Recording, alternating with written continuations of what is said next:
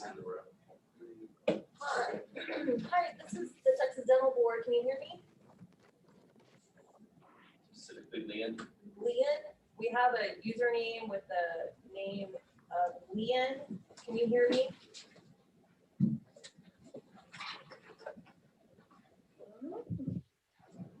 We're trying to determine if you are commenting today during committee meetings. You could just please let us know so we know when to call on you.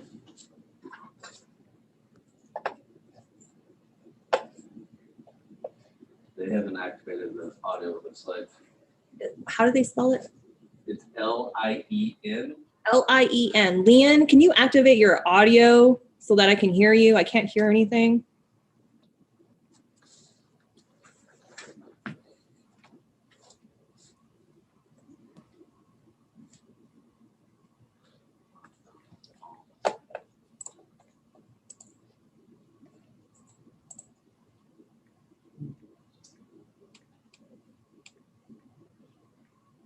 I can put them in the breakout room and try to chat with them. Okay. And when they go ahead and get the breakout room started.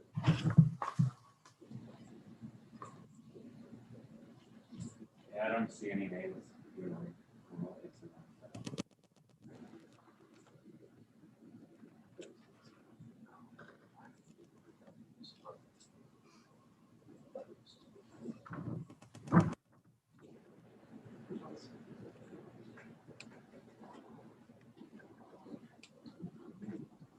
Wait.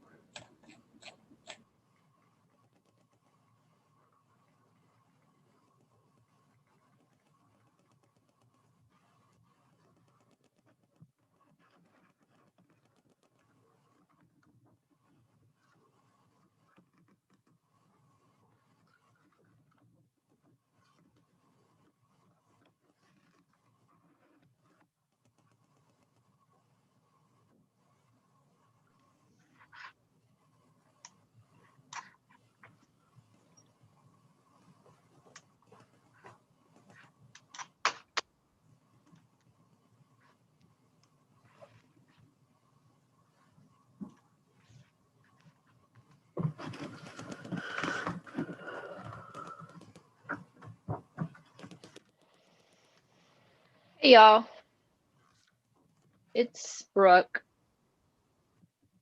I have a feeling you're on it, but I'm pretty sure we don't want to be streaming live on YouTube for this guy.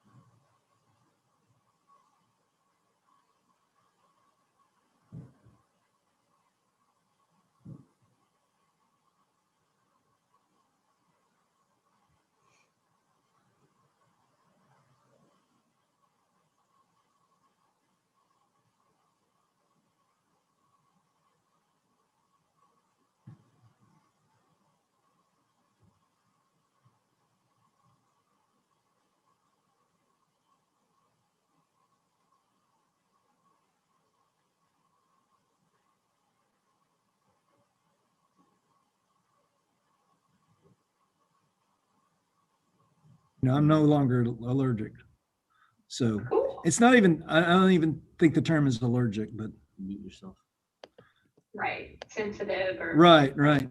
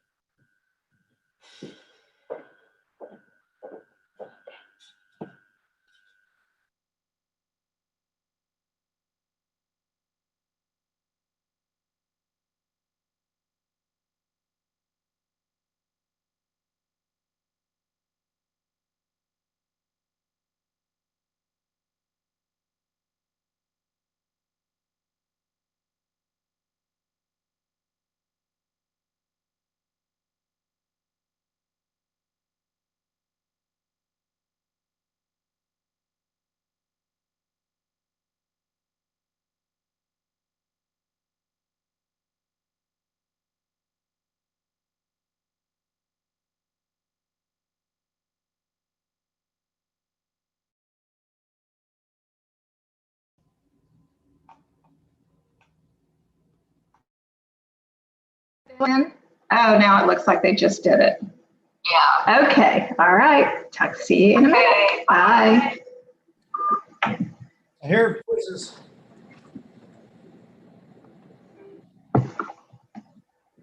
Sound like Dr. Melcher.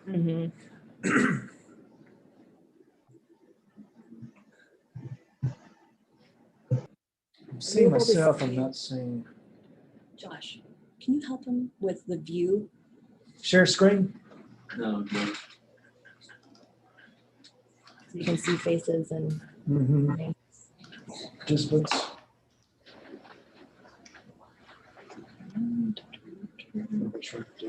Just see all the participants. Oh. Gotcha. You need to wipe off her camera.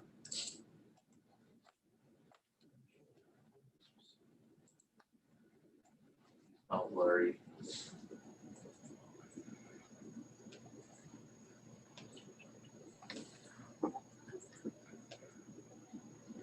I look like a ghost. Can you wipe off your camera? I did. I don't know what happened. Looks like I fell in the water at the beach. Have the gallery view? That's better.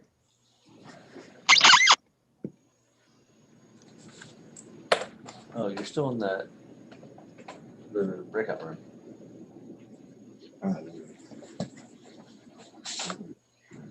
And then from there, now I should say more. View gallery. Got it. It'll also be up on the screen down here as soon as I close that window.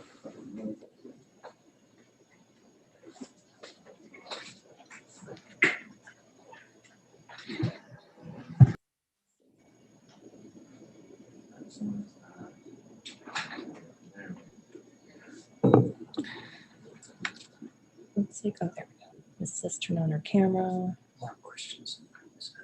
I'm not sure who that is. Looks like everyone's in and we are live. Okay. All right, good morning, everybody. This is the licensing committee meeting of the Texas State Board of Dental Examiners. It is December 10th, 10:02 a.m. And Dr. Kirsch, would you like to start?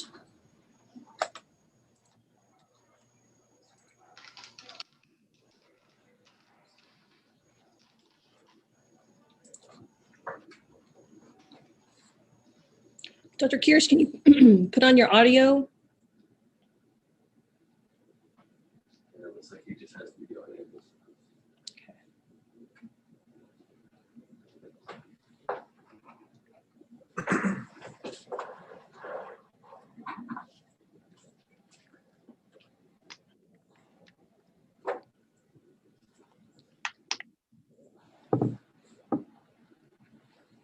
Connecting to audio.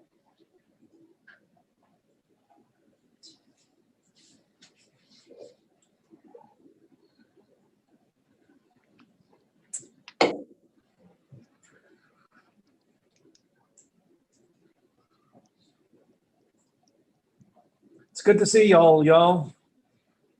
I miss y'all. I miss y'all too. How's South Texas doing? Are they Great. having a peak? Are y'all having a peak as well with COVID, or y'all? No, I think right now we're pretty steady. I mean, we're just holding steady, fortunately. I was worried that after the holiday we were gonna see a peak, but not yet. Good. Good morning, Dr. Kirsch. Are you working on it? Could somebody help Dr. Kirsch? He's having some challenges. He's talking to somebody. Does he need to pull out and retry it? It looks like You just, he activated. Hello? oh, there we Are go. you there, Dr. Kirsch? Who is this? Who is this? Hello? Hello. Who is this? Hi, this is the Texas State Board of Dental Examiners. We're having a committee meeting. Who am I speaking with? Is that his son, maybe? I think you got the wrong phone number. Okay, you can go ahead and hang up. Thank you. Thank you, sorry. Somehow Kirsch's phone is attached maybe to his son's iPad, or his son's using his iPad or something. Dr. Kears, your son may be having, can you hear me, Dr. Kears? Thumbs up, thumbs down? Yeah, because it was his that was talking, so that must be his son. Gotcha. That's weird. I don't know that he has a son, a young son. Do you want me to send him a text message? Yeah, let me give him a call. Do we all, good morning, everyone. I'm noticing on the gallery here, do we have a public member, a Mark Christensen on the line? I believe we do. Yes, Dr. Melcher. Okay, so is it time for public members already? Or are we meeting? I believe Allison is just listening in. Oh, okay, gotcha. Thank you.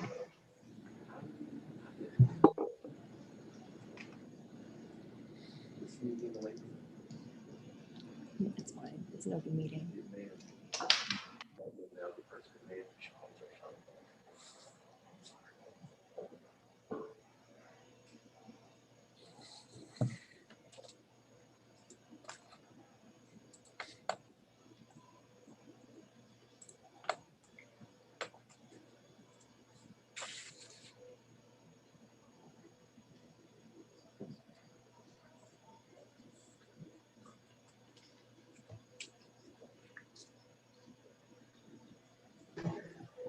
Letitia, I like your background.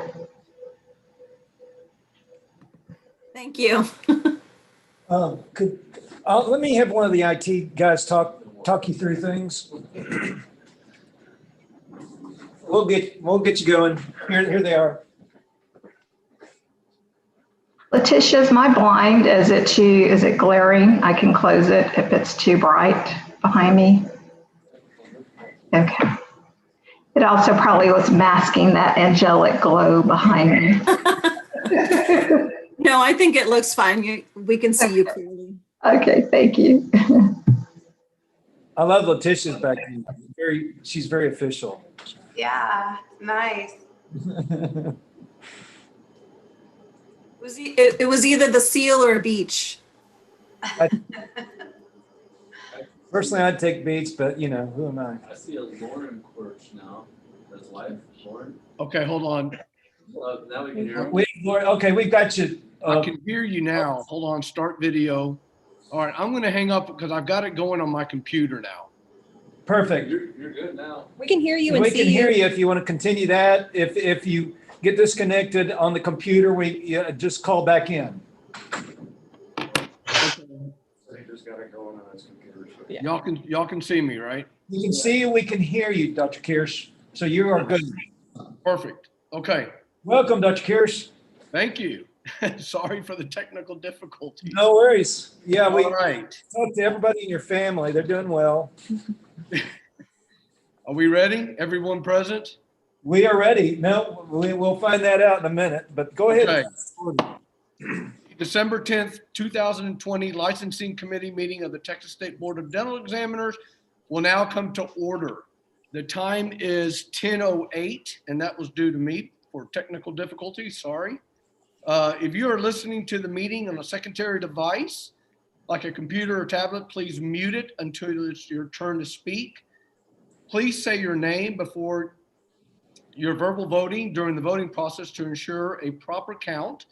And I will also announce the names of board members when addressing them by first and second motions. All right, the mission of the Texas State Board of Dental Examiners is to protect the public health and safety and promote high quality and safe dental care by providing enforcement, licensing, peer assistance, and related information services to licensees and their patients. And I'll call on Ms. Studdard to do the roll call for us, please. Miss Lois Palermo? I had to get my mask on. I forgot I had to wear a mask. I'm here. Miss Surprise. Ms. Catherine Sisk, Present, without a mask. Dr. Melcher, Present. Dr. Burke, Present. Dr. Kirsch, Present. and Dr. Tillman. Here. We have a quorum. Perfect. Okay, I'll turn this over to Ms. Mendez. I believe we have a presentation today from the Commissions on Dental Competency and Assessment, CDCA. And I'll turn it over to Ms. Mendez. Hi, good morning, board members. Ms. Beeler reached out to the Texas State Board on behalf of the CDCA and was interested in providing the board an update to their exam. And I think they're on the line, right, Dan? I believe that would be Miss Beeler. Yes. She's joining right now. She should be in.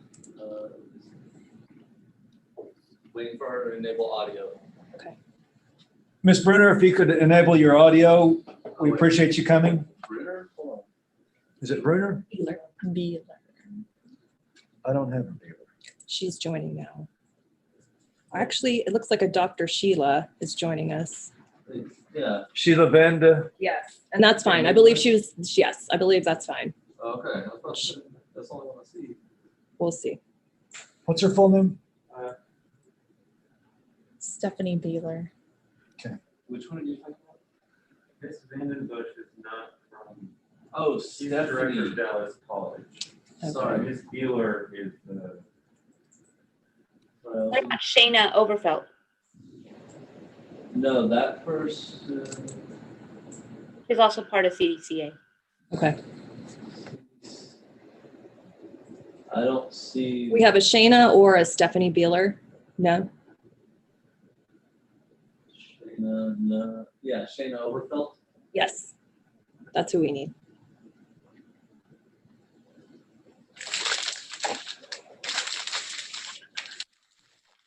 Okay, Shayna Overfelt is on. Hello? Hello. Hi, I'm actually Shayna Overfelt representing the CDCA. Stephanie arranged this meeting, but it's myself, and you should see Dr. Guy Champagne also here in the waiting room to present. What was his name? Guy Champagne. Okay, hold on one sec. Okay, we're getting him. Just 1 minute. Thank you. So I'll say while we wait for Dr. Champagne to connect, I'm a Texan as well. So when I heard Dr. Tillman say, I miss y'all, I hadn't heard the word y'all in quite some time. So it was a quick flashback to being back at home. Dr. Champagne. Good morning. Are you ready for us? We are. Okay, great. Can I share my screen for the presentation? You have a copy of it, but it would be nice to be able to do that. Are we going to be able to limit this to about 10 minutes? Or is it Absolutely. gonna okay. Absolutely, yes. All right. That would be great. Thank you. And I'm very respectful of your time. Let me introduce myself really quickly. Guy Champagne. I've been involved in testing for about 28 years now. For those of you who don't know, what you see behind me is the Naval Academy. So I have to say, go Navy. That's the way to start this for Saturday. Anyway, am I able to share my screen? Okay, I'll do that.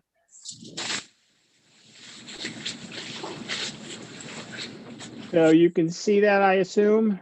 Yes, we can. Okay, great. And I'll be very quick. We will keep it to 10 minutes.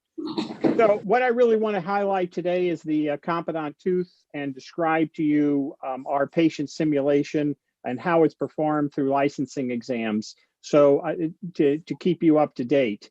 Just to give you a quick review, in fact, this is already, the PowerPoint we sent you, this is already out of date. 31 states accept the Confidant exam for their licensure requirements, and about 14 of those exclusively accept the Confidant. They don't accept the other mannequin-based restorative exams, and for some of the reasons that I will show you. You can keep up to date on this in real time because on the CDCA website, this map is there. It is interactive. It will tell you whether it's temporary or permanent, and it's updated daily in case you wanted to know. Because of your time, I'm not going to go into one part of the presentation, which I think is important, and that is why do we have psychomotor exams? If we have time, I'll circle around to it. But the reality is dental boards are being asked to not accept, to limit it to a OSCE-based type of exam. And there are lots of reasons why that is really an inappropriate request. In fact, most of the arguments are specious at best, and sometimes false and misleading at worst. And I think there are significant responses that dental boards need to be aware of. But when we get to the Confidant tooth, I want to emphasize this was not a response to COVID. We started this process over 3 years ago. Our goal was to develop a simulated tooth, something that reproduces the human tooth for dental boards that wanted to have a non-patient based alternative. Our goal was to develop a superior clinical simulation, sort of like advanced cardiac life support. It's superior to testing on a patient because you can increase the variability. And that is the key word on the Confidant. The problem when we evaluated existing platforms is mannequin-based restorative exams were a technical exercise that you would do in D1 or D2. They're uniform. That is a problem, and patients are not. So we evaluated every tooth on the market, including, quite frankly, the teeth that are being used by other testing agencies at this point. We found them to be inadequate. We found them to be inadequate because, first of all, the caries was uniform. The placement was generally uniform. It didn't have the variability of not only caries, but tooth to tooth. The tug back was not realistic. It was manufactured, and so that was really what caused those limitations. And it did not demonstrate the progression of disease from decalcified dentin to, frankly, carious dentin, which had tug back, to sclerotic dentin, which might be stained and look like caries, but is not caries. The enamel was too soft, and restorations couldn't be finished in the same way. So when we were developing teeth, we wanted to answer that. And so we started on a process. It took 3 years. That process has since been patented. Accidental does not use it in any other tooth that they manufacture. But what we have developed is a tooth where we can place a lesion anywhere we want to any extent we want, and it will vary plus or minus 0.5 millimeter tooth to tooth, and will demonstrate variability in the makeup of the caries. So we have stained and unstained caries. We have sclerotic dentin and stained and unstained. We have decalcified dentin.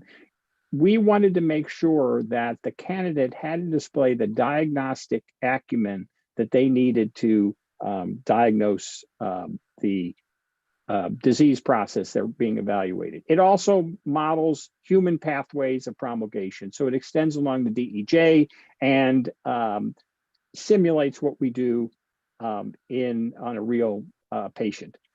Now, the ADEX exam, this is just one component. I just want you to make you aware of that. There are 5 separate components. The transcript is reported independently. And so each one is scored independently, but this was the patient-based portion, so this was critical. This is what the Confidant tooth looks like. There is a discrete DEJ. It's anatomically correct.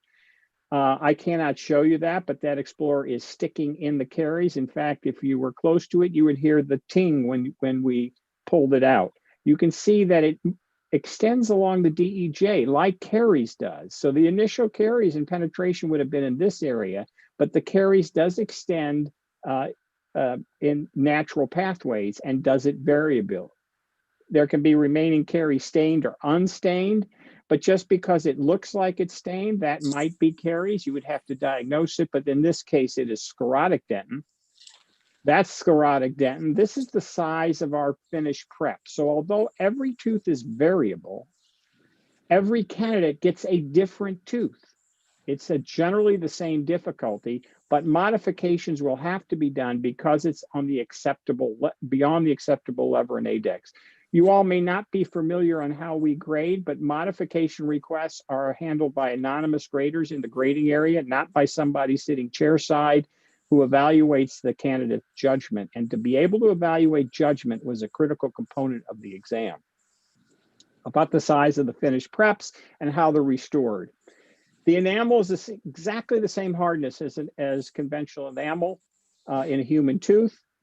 During the examinations, we found the same errors. Overextension, that's not accidental because it's soft. Unrecognized exposures, as you see here. This dentin is sclerotic. That is not, does not exhibit tug back. Another exposure, adjacent tooth damage. Remaining caries, this is carious. Remaining caries in different areas. So the caries does not extend as one glob, so to speak. It's not injected into a void. And of course, this outline form leaves much to be desired. There's caries remaining here too. It's not stained. You have to make a diagnosis. We have the variability in human teeth. There's caries remaining here. It is right here. And again, without an explorer, you would not know that. You can't tell visually. In fact, we found all the areas, remaining caries, especially unstained, because a lot of dental students don't see adolescent patients. They haven't treated that type of caries. We saw open contact, debonded restorations, wrong tooth. In fact, all of it. It gave a more uniform challenge. No one could self-select what they thought was an ideal lesion. It wasn't chosen by the candidate. They can't discuss it ahead of time. Everyone requires judgment. I'm going to go through quickly these slides because the consensus is in. The examiners, which during this process, about 30% are faculty, all felt that these simulated human teeth. In fact, a lot of the comments were that if I were blindfolded, I wouldn't know which one it was. I think it's important to understand how did this perform in real licensure examinations. Just to give you a little background, the CDCA tests in 51 of the 67 dental schools in the United States, and we test 65% of the graduates in the United States. So this is a healthy cohort. What is unique is a lot of these took a patient-based exam on one procedure and the competent in another. So we had a cohort, we had basically a control group to compare the performance at. Caries remaining, that we found it higher in the competent tooth because of a variety of reasons. They wasn't self-selected. It was a larger lesion than they potentially would have treated. And of course, the unstained caries. Because caries extended beyond the acceptable level in all three axes, they had to do modifications. That's critical because the highest failure rate are the people whose modifications were all denied. They showed poor judgment. The highest pass rate, of course, if all your modifications were granted. And if you had a mixed granted, ungranted, you were in the middle. Why is that important? Because it demonstrated that judgment was evaluated. It affected your outcome, but was not the only factor because people with all modifications accepted still failed. So psychomotor skills, the ability to translate that judgment clinically, is not just exhibited by the proper judgment, but if we don't evaluate judgment, it was not acceptable to ADEX. We did not want a laboratory exercise.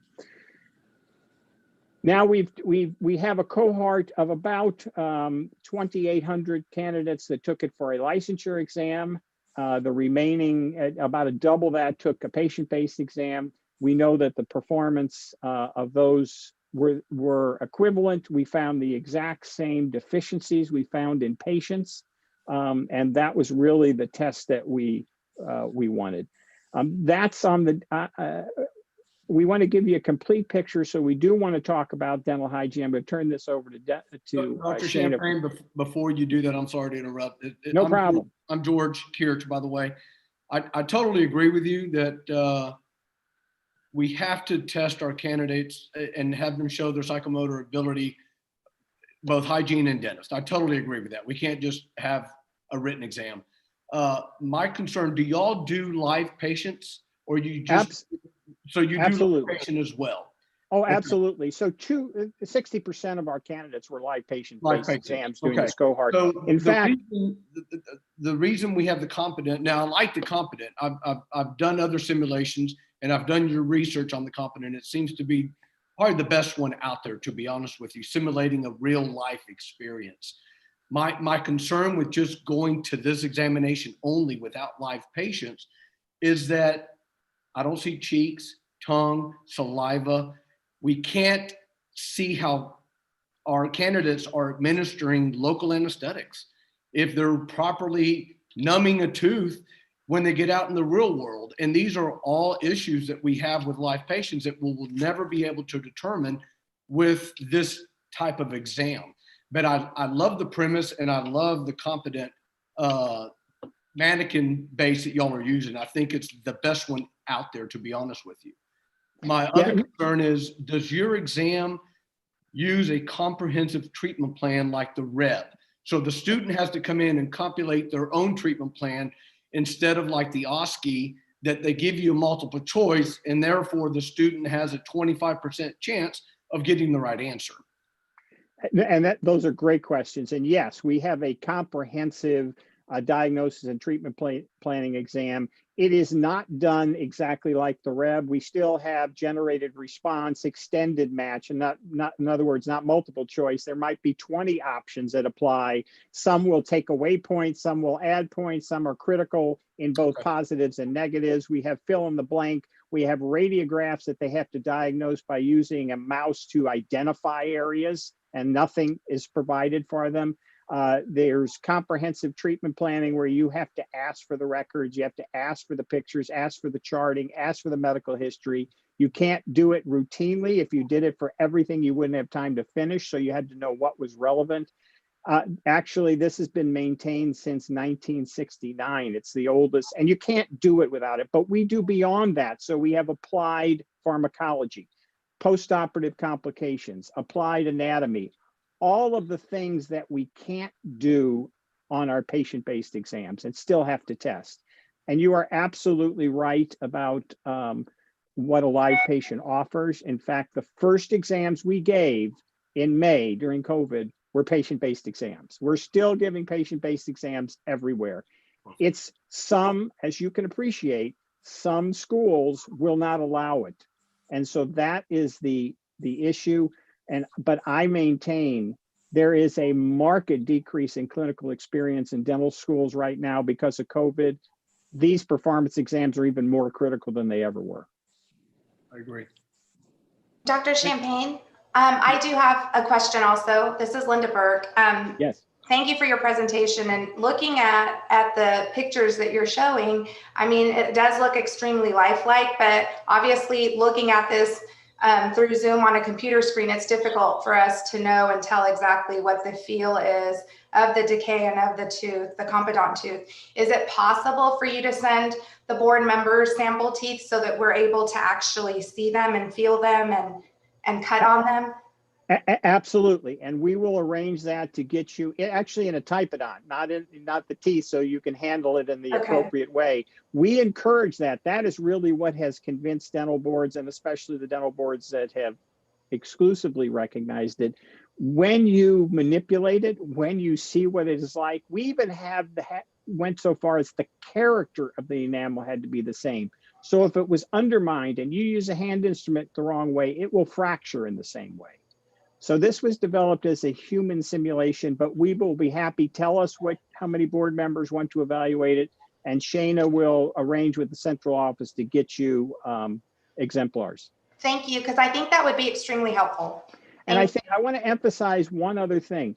The variability is the issue. So when we tested this with 600 students at 6 dental schools, they all knew they were doing 8 mesial. All knew it. Performance didn't increase because no two competent teeth are the same. The caries isn't the same. The mix of caries and sclerotic dentin, whether or not there is a justified exposure or not, all of those things vary tooth to tooth, and that's what's critical. Could you elaborate on the hygiene aspect of this exam? Pardon me? Could you elaborate on the dental hygiene aspect of the I'm going exam? to turn it over to Shana to do that. Yes. So thank you all, and I will quickly go through the hygiene exam as well. So this year, we also had patient-based and mannequin-based dental hygiene exams. In March of this year, when COVID hit, we had dental boards accepting a mannequin-based hygiene exam, and no testing agency had one ready to go. So our job as a provider of licensure exams on behalf of the state dental boards, we had already been in the process, but quickly ramped it up in order to put together something that would try to do what Confidant did.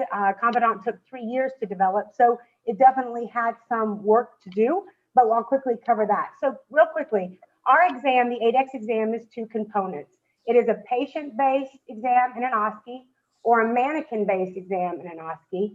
And then additionally, some state boards for 2020 opted to accept the OSCE only due to schools being closed. Dr. Champagne, I'll let you, you've got control of the slides. So the first thing I'll quickly show you is, our map for dental hygiene. Let me quickly give you the numbers there in case you're interested. For our patient-based mannequin exam, we have 46 states that will accept the patient-based mannequin exam. For 2021, the mannequin-based dental hygiene exam was accepted in 31 states. For 2020, I'm not sure if I said that correctly. For 2021, 19 states have already made the decision to accept a mannequin-based hygiene exam again. And so again, same map on our website, we're keeping that updated. Next slide, Dr. Champagne. Dr. Kirsch had asked about the OSCE. This is the OSCE for hygiene. So these are the actual components that are covered in the OSCE. One of the important parts I want to point out is that there's 27% of the OSCE focused on intra and extraoral exam for dental hygiene. So any combination, whether it's mannequin or patient-based exam, we accelerate the intra-extraoral exam process through our OSCE in the same formats that Dr. Champagne was discussing. Alternative item types, it is not just an A, B, C, or D selection. We are asking candidates to make critical thinking decisions and choose their answers based on those decisions and not just here's for, all the above. So we have a very thorough OSCE. And real quickly, it's 115 questions for dental hygiene, 150 for dental, and those are the graded questions. Next slide will just be our quick scoring content. Again, we did about 400 patient-based exams since June, once things got back up and running. We've done 400 patient-based exams. This is our criteria based on that. We do have schools in Texas taking the 8X dental hygiene exam. So those schools are offering, and those students are taking both components. So that's nice to know that these students are doing both. Mannequin-based exam, we are the largest mannequin-based dental hygiene testing exam. We tested almost 29,000 dental hygiene students across the country in 136 dental hygiene schools. So we have definitely tested it. We have marketed it. We knew and figured out quickly its needs for enhancements. So the 2021 model, which I don't think I have this in here, but I'll quickly, oh, I do. Go ahead, Dr. Champagne, next slide. The 2021 model, the enhancements that will be made, some of these were made because the manufacturer couldn't make them for 2020. But in 2021, the calculus will not be black. In 2020, it was. It will be more of a natural color. It will be different than the enamel color, but it will be not, it won't be black. The teeth, what we found this year in that 2020 model, off the shelf, if you will, was that the teeth were soft. And so we have now asked Dental to manufacture it with a harder tooth surface so that when the candidates are scaling, they are able to tell the difference between the calculus and the enamel of the dental hygiene model. The calculus for the CDCA exam is placed specifically where we want it, in the amount at which we want it. So we are able to tell them where we want light, moderate, and heavy calculus. So that will be upon our creation as far as how many qualifying surfaces of calculus we'll have in a quadrant. And then what we found this year as well is the exam was able to use a Cavitron. You could use a Cavitron on the mannequin. You will be able to use it in 2021. Along with that, students were able to put enough pressure in scaling that they would sometimes pop these teeth loose. That was a manufacturing issue that has now been corrected for the 2021 models. And then my last slide here just quickly shows, as a proud Texan myself, we did serve 101 dental hygiene graduates of Texas dental hygiene schools. And because we test all over the country and 51 dental schools across the country, I did try to find those Texas residents in dental school. We have 328 dental candidates that I could track back as a home state of Texas that took the ADEX mannequin or patient-based dental exams this year. So, Miss Overfill, this is Lois Palermo, and I'm kind of a visual learner.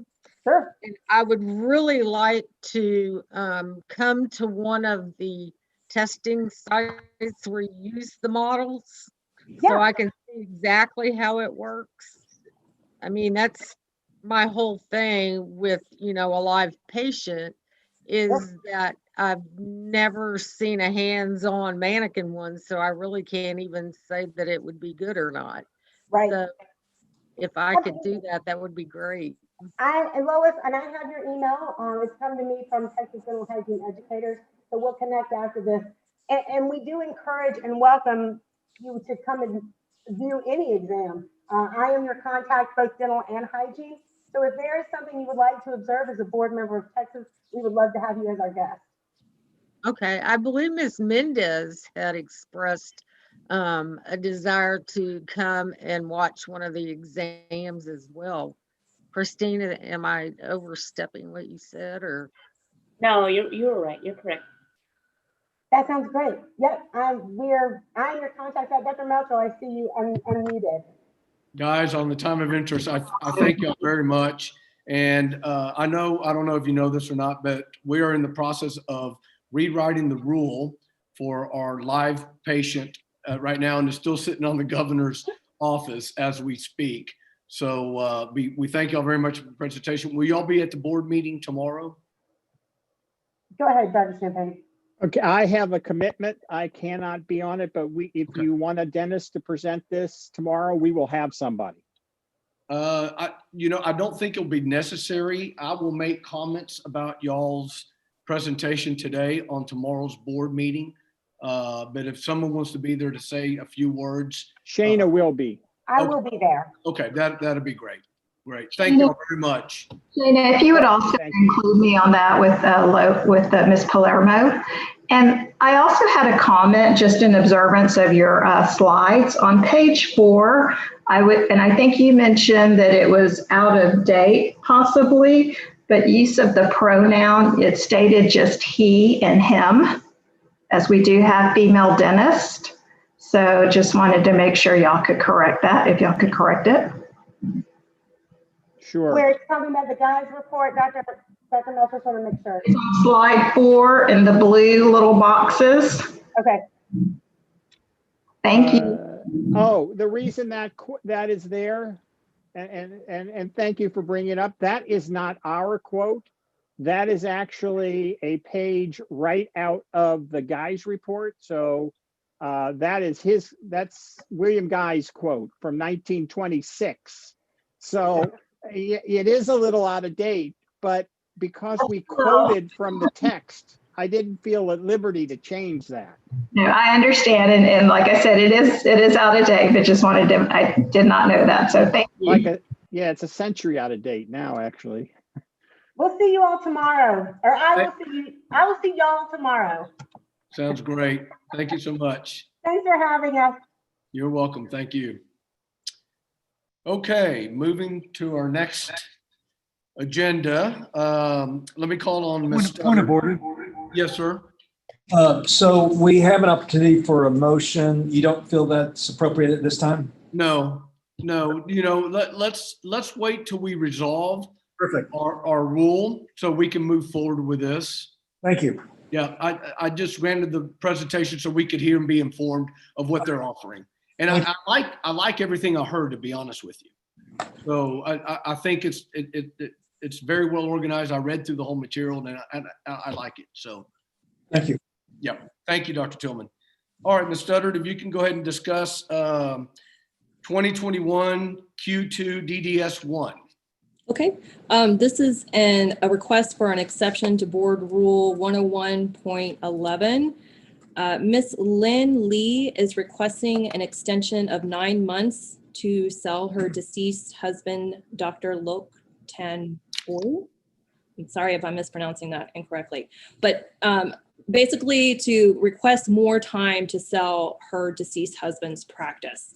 And the dentist passed away on November 29th, 2019. And Ms. Lee is requesting 9 months from the date of November 29th, 2020. And if her request is approved, her new deadline would be August 31st, 2021. And we have an attorney who's representing Ms. Lee, Mr. Tran Nguyen. Can we get him on the call? Lynn, is it L-I-E-N? Yeah. Okay, that was. Mhm. All right, so Lynn is back as well. You want to let her in? Yeah, Obviously. let's let them both in. I don't see the other guy. Okay. What was his name again? Nguyen, Tran Nguyen. Oh, okay. That's how you spell it. Hello. Hello. Hello. Welcome. Thank you.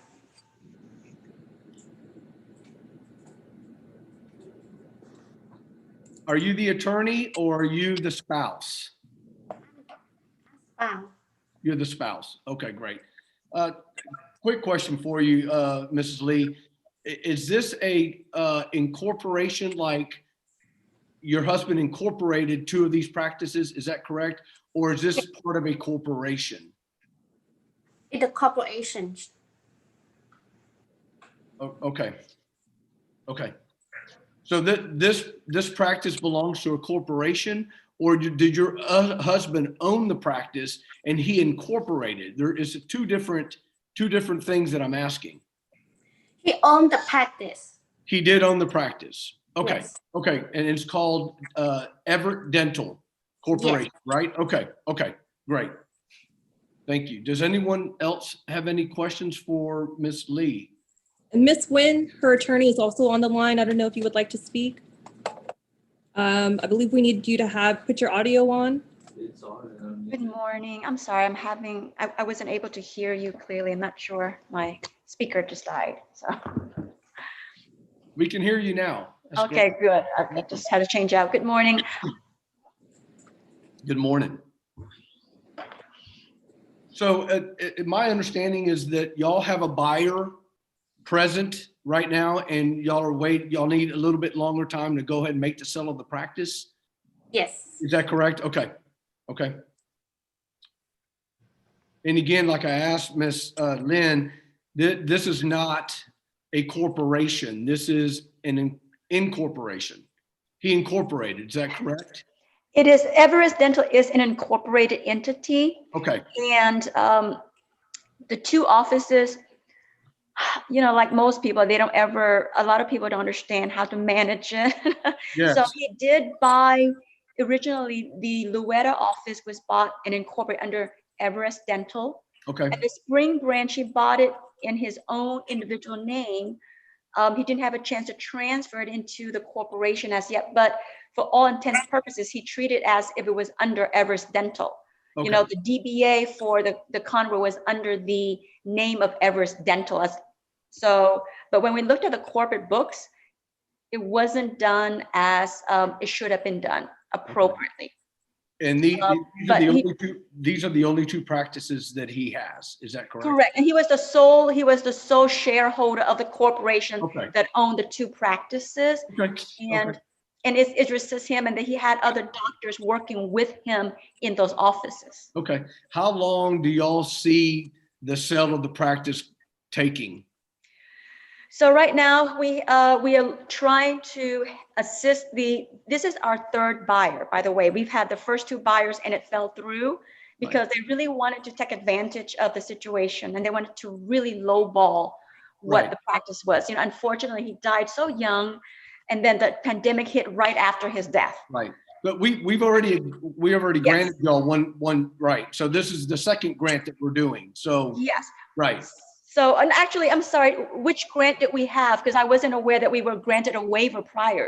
So automatically by law, there was a 1-year waiver after his death. Is that what you were talking about? Yes, Okay. yes, yeah, Thank you so much. I wanted to make sure.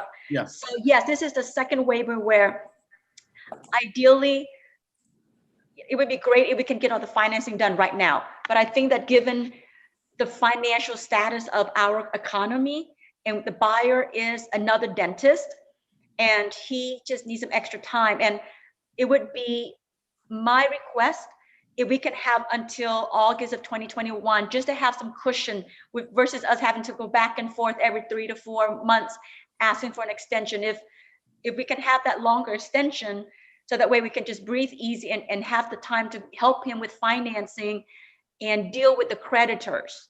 Okay. That is what I am helping Ms. Lynn. I am a probate attorney, and this is my specialty. And I am also board certified. So and given that it's a dependent administration, you may or may not know that it just takes longer in a dependent administration than otherwise in an independent administration. So from experience, I'm sure you can appreciate that I just needed some extra cushion for my client to be able to allow the buyer time to get his financing together, do the due diligence, keep the practice open, and then help us deal and negotiate with the creditors who have been also playing hardball. Okay. Is the practice running right now with associates? Yes. Lynn? Yes, it is, right? There's 2 doctors. One is full-time. Okay. He's been licensed since 2008, and the other one, so Dr. Tuang Zhang, he is the full-time dentist at which location? Both location or just Louetta? At both location. Okay, so he alternates between both locations full-time. And then there is another doctor, Dr. Long Do, who has been licensed since 2002, and he practices 1 day a week to kind of ensure that, you know, the percentage of clients that we're allowed to see that he's available for that and help out with that. But we do have staff in place. The staff that was there with Dr. Bui is still in place. Miss Ling, who is also my client and his widow, she has, you know, she's the manager of both offices.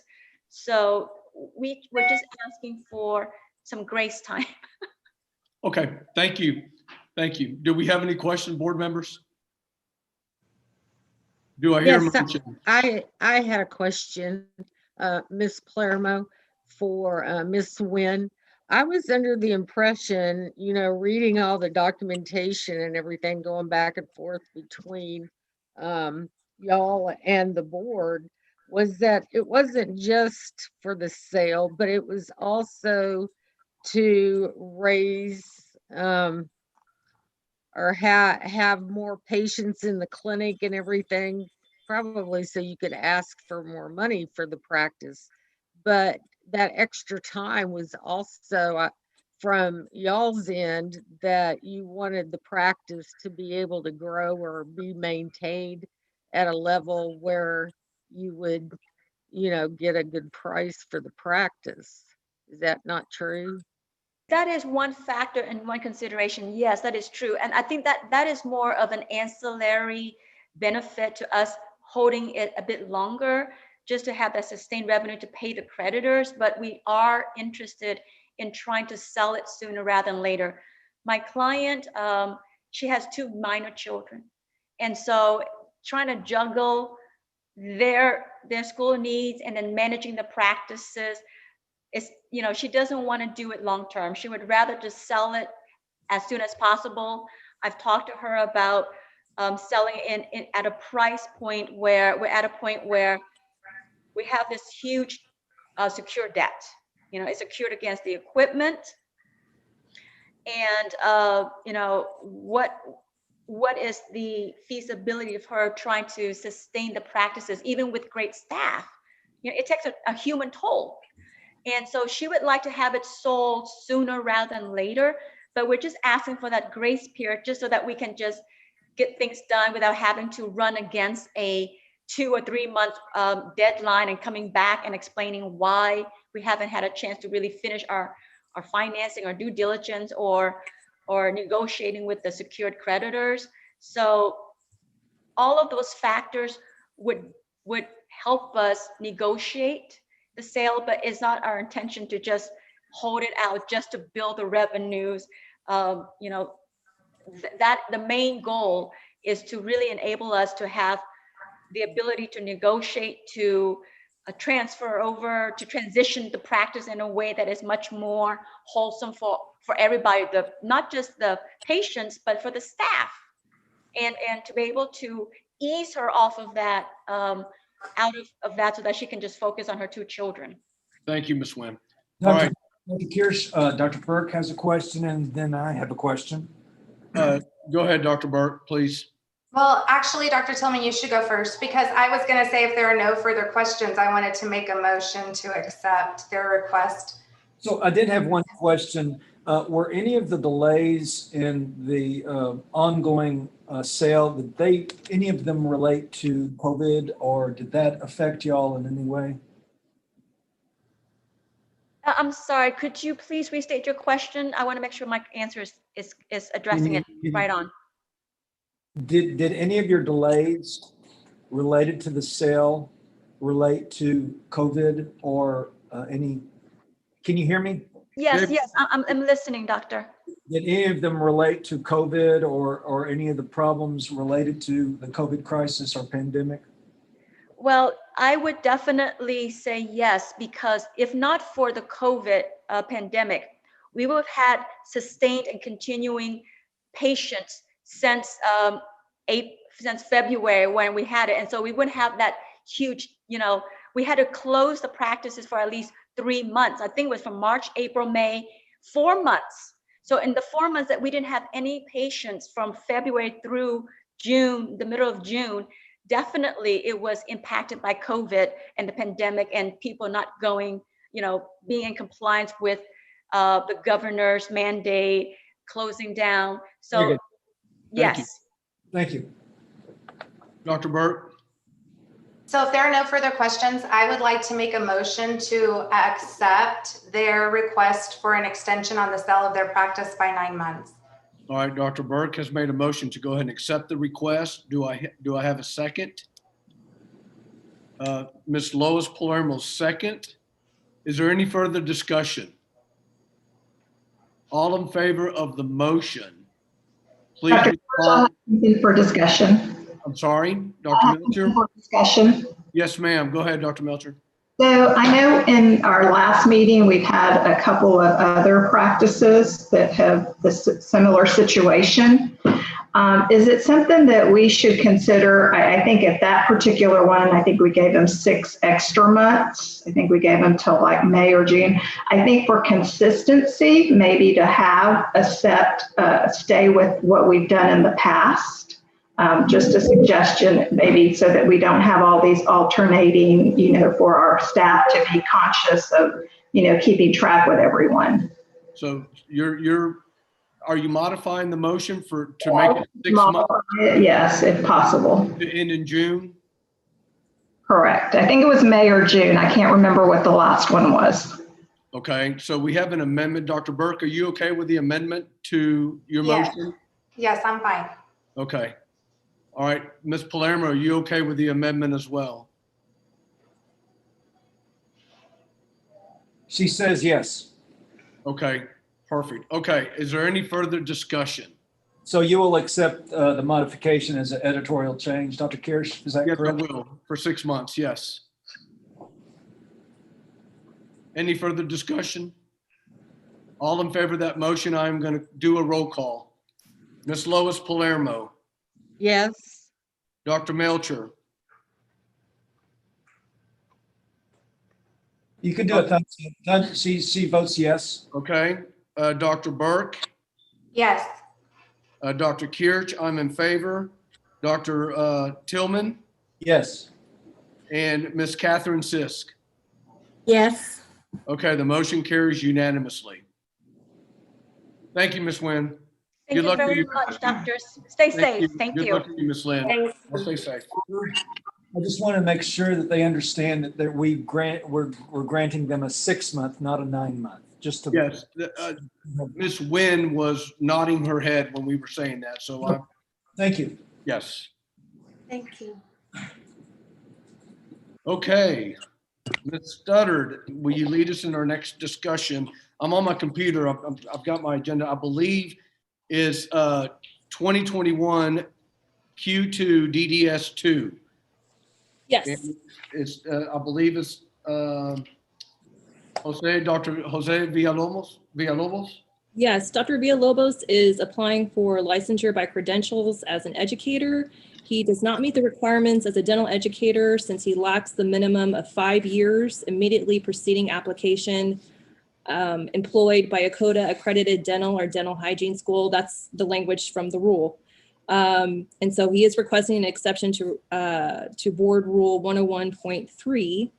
He was the director of maxillofacial prosthetics from August 2014 through September 2019 at Air Force Postgraduate Dental School and Clinic at Lackland.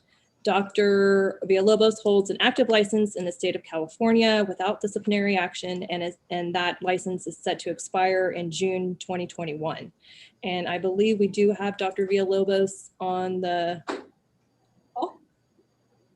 So Lauren, I'm misstuttered, I'm sorry. He is, he missed it by about a year, is that correct? So if we're counting from August 2014 to September 2019, I believe that's correct. Is that correct, Christine? So almost 4.5 years? Yeah. Okay, okay. So if he had worked another half a year, this wouldn't even be an issue, is that correct? Right, he would have met the practice He requirement. would have met all the qualifications. Okay, great. Thank you for clarifying that for me. Okay. Is he on board where he can speak to us? I believe so. I think we're getting him on right now.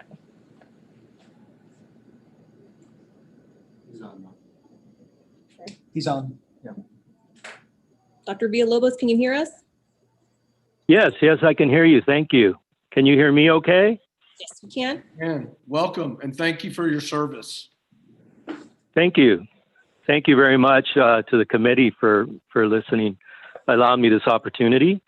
I sent Ms. Carbajal a couple of documents that she told me she would provide for the committee members. One of them was just a general letter of who I am, a little bit about myself. And the other is a timeline of the process. I went through old emails and records on the process since I retired, which is October of 2019. And so basically, I retired from the Air Force after 30 years, and I'm a board certified prosthodontist. Although I practiced 30 years in the Air Force, nearly half, 14 years, I spent in San Antonio, Texas, because Texas is the mecca of dental education for the Air Force. So I spent those years not only training here in my specialties, but also as a member of the prosthodontic residency staff at Lackland Air Force Base, and as the program director for maxillofacial prosthetics, which is a joint DoD program, which I served at the Brooke Army Medical Center, which is the largest hospital in the DoD, actually, in San Antonio. And I spent 14 years, like I said, here. I have 5 kids. 3 of them were born in San Antonio, settled in the area, going to school here. And so we want to call Texas home. What my biggest point, I guess, is my timeline. I retired in October 2019. And if you look at the timeline, I think a month later, I think I'll pull it up myself. I called the Texas board to find information, and I got the information on the steps to take. And so from there, I went to the PBIS, the background information service. They did an extensive service. Dr. And both they, yes. Can I ask you a quick question? Sure. If you had known that if you had worked 6 more months, and this wouldn't even be an issue, would you have worked another 6 months before retirement?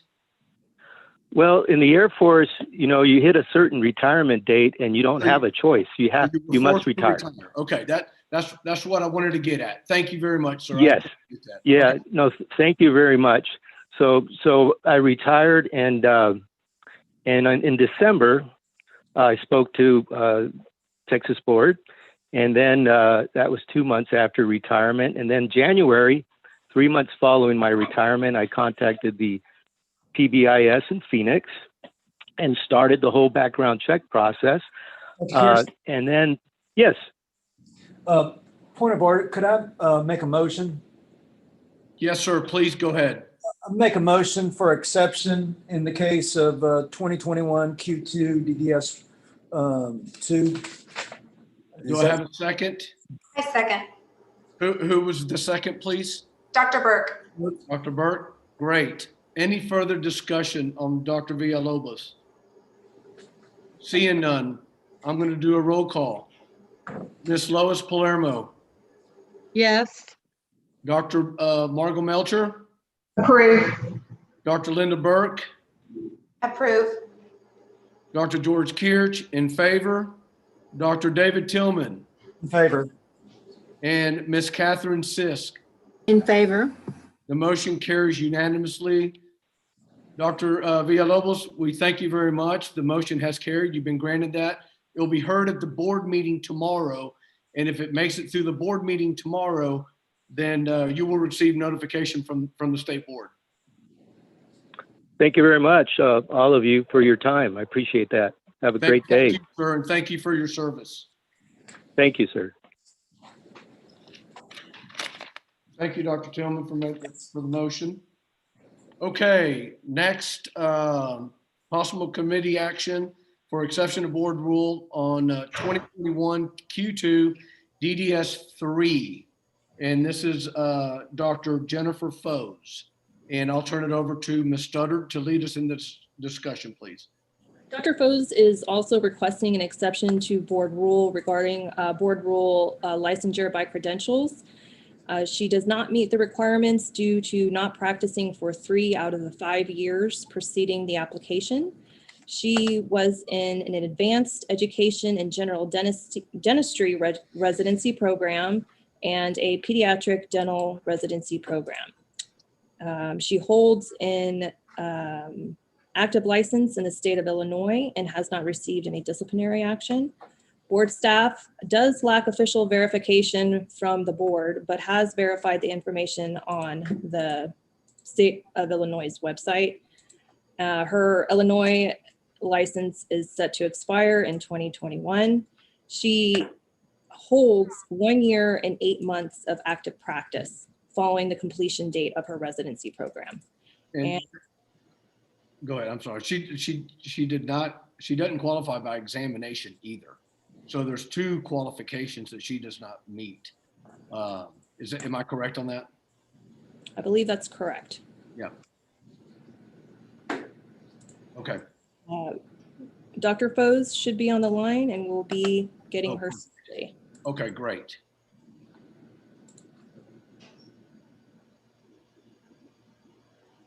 Is she on?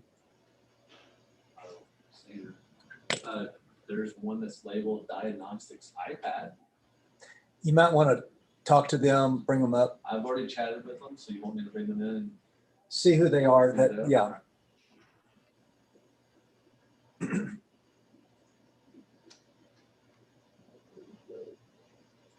They're connecting audio, that's what they say. They're in. Hi, we have someone labeled as diagnostics iPad. Can you please identify yourself? Hi, this is Dr. Foes. Hi, great. Okay, you are, the committee is ready to hear what you have to say about your request. Okay, thank you. Yes, I wanted to thank you all for your time this morning, and thank you for allowing me to present my case to you. My name is Dr. Jennifer Foes. I am a board certified pediatric dentist, and I am currently licensed in the state of Illinois. I am requesting a Texas dental license via exception to board rules because my current circumstances do not meet the qualifications for licensed by exam or licensed by credentials.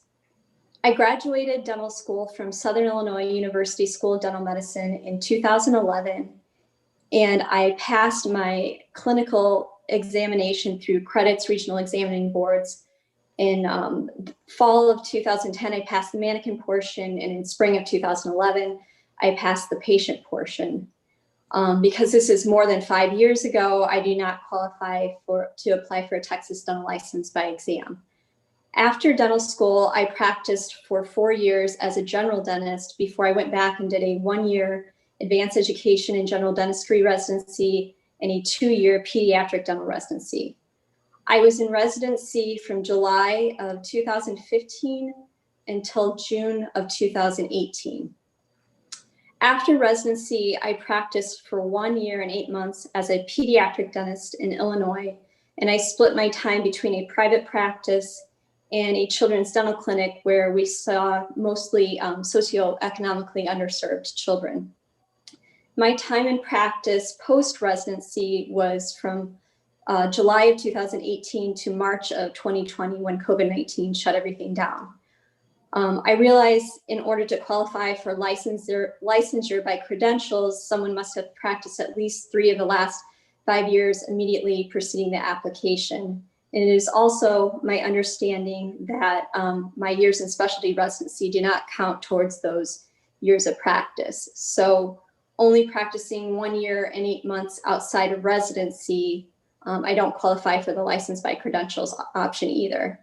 And I understand that my years in residency do not count towards the 3 to 5 required years, but I did see a full schedule of patients 5 days a week during those 3 years. And in addition, I practiced for 4 years as a general dentist prior to going back to doing the AAGD and pediatric dental residencies. My mother lives in Spicewood, Texas, and I also have my sister and her family that lives in Texas. My mother's had some recent health issues, so it is my hope to be able to move down to Texas permanently and start working here so that I can be closer to her. I am asking that you consider and hopefully accept my request for a Texas dental license via exception to board rules. I thank you all for your time, and I greatly appreciate your consideration. Thank you, Dr. Foes.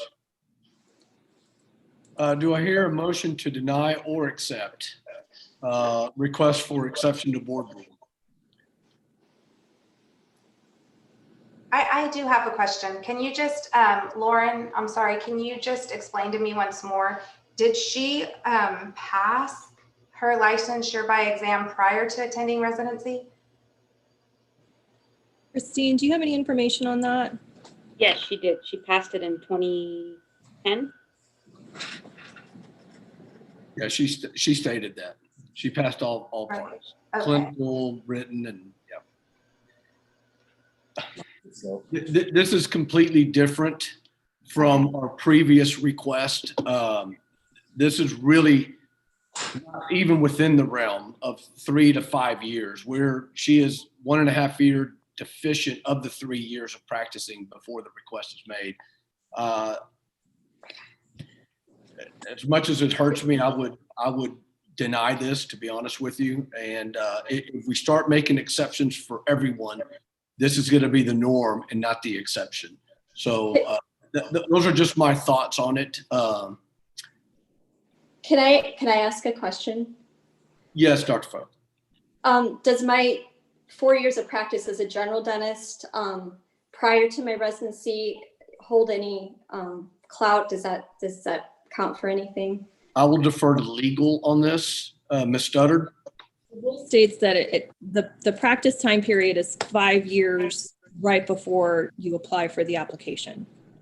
So she practiced for 4 years, then when did her residency, and now she's applying. So we're like 8 years removed or 6 years removed.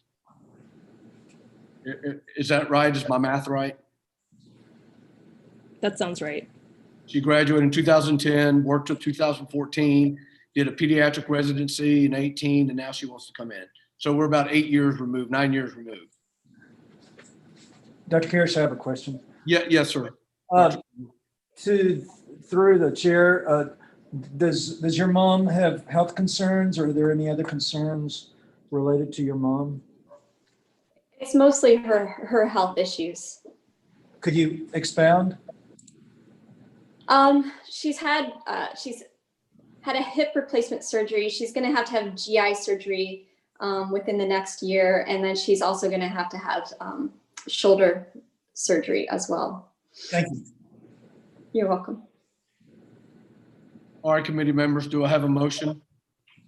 Dr. Hirsch, Yes, Dr. Melcher. according to our rules, I will make the motion to deny the request. All right, I have a motion to deny by Dr. Melcher. Do I have a second on that motion? I will second it. Dr. Tillman seconds the motion. All right, I will do a roll call. So Dr. Melcher made a motion to deny the request for exception to board rule for Dr. Foe. Ms. Palermo? She's off. You're off. Ms. Palermo? Just a second. You're muted, Lois. There we go. So if I vote in favor, then it's. You're voting to deny. Yeah. Okay. Then I approve it. Okay. Dr. Melcher?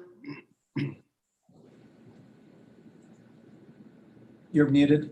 She votes in favor. Okay. Dr. Park? In favor.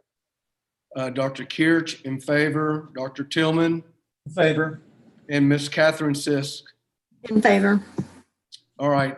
The motion carries unanimously. Dr. Foe, this will be presented to the board tomorrow, and you're welcome to come tomorrow and speak to the board as well. This is just a committee recommendation. It's not a board vote. Okay. So you'll have an opportunity to present it to the board tomorrow. Okay.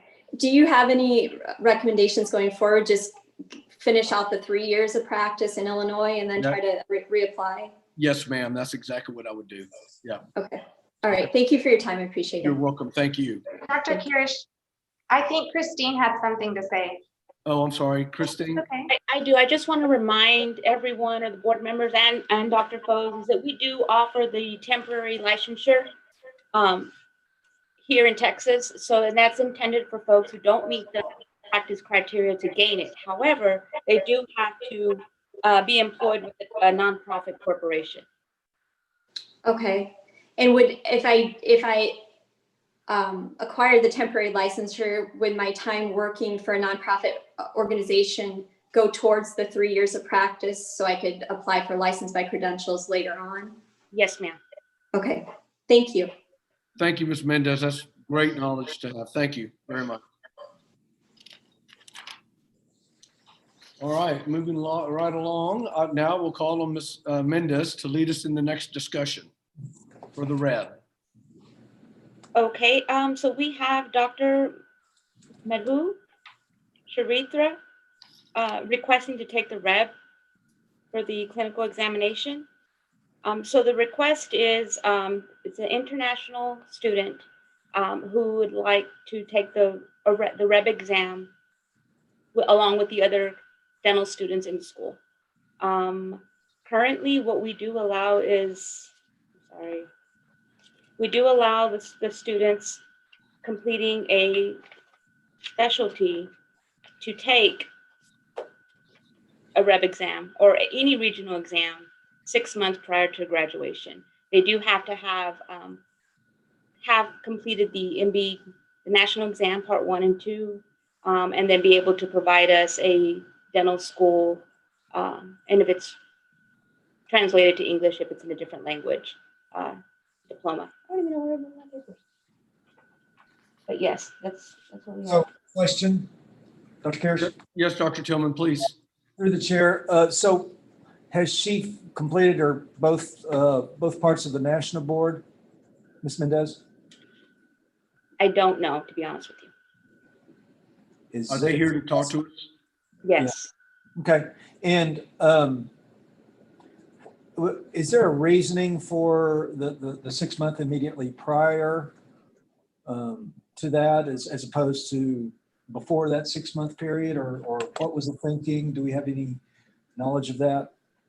So internally, so when I started back in 2015, folks requesting to take the regional exam had to wait until they completed residency to be able to apply to take any regional clinical board. Back in 2017, with the previous leadership here, we made an internal process. We changed that to 6 months before they complete the program to be able to take a regional board. Thank you.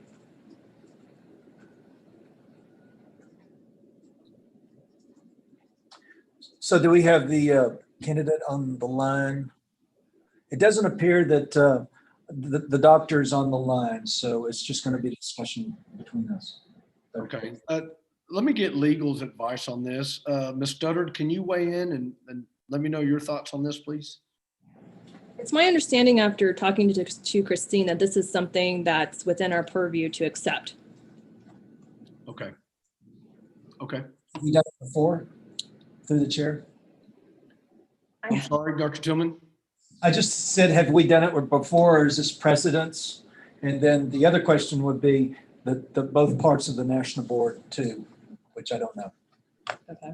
Okay. This is the first time I've seen this specific issue on a committee meeting or a board meeting agenda.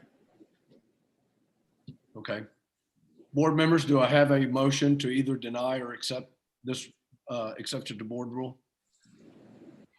Dr. Kirch, Dr. Meltzer. No, not, this isn't a motion. I just have a comment or question. Yes, ma'am.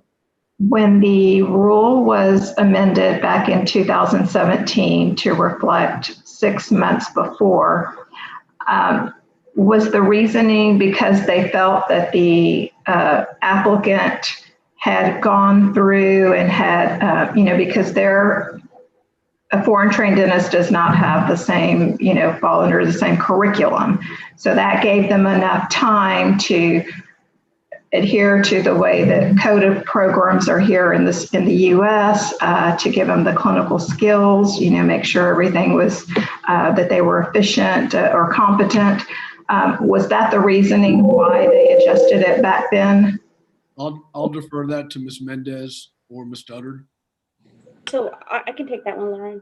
Okay. So Dr. Melcher, just to clarify, there were no board rules changed. It was just an internal process that we changed, we updated. I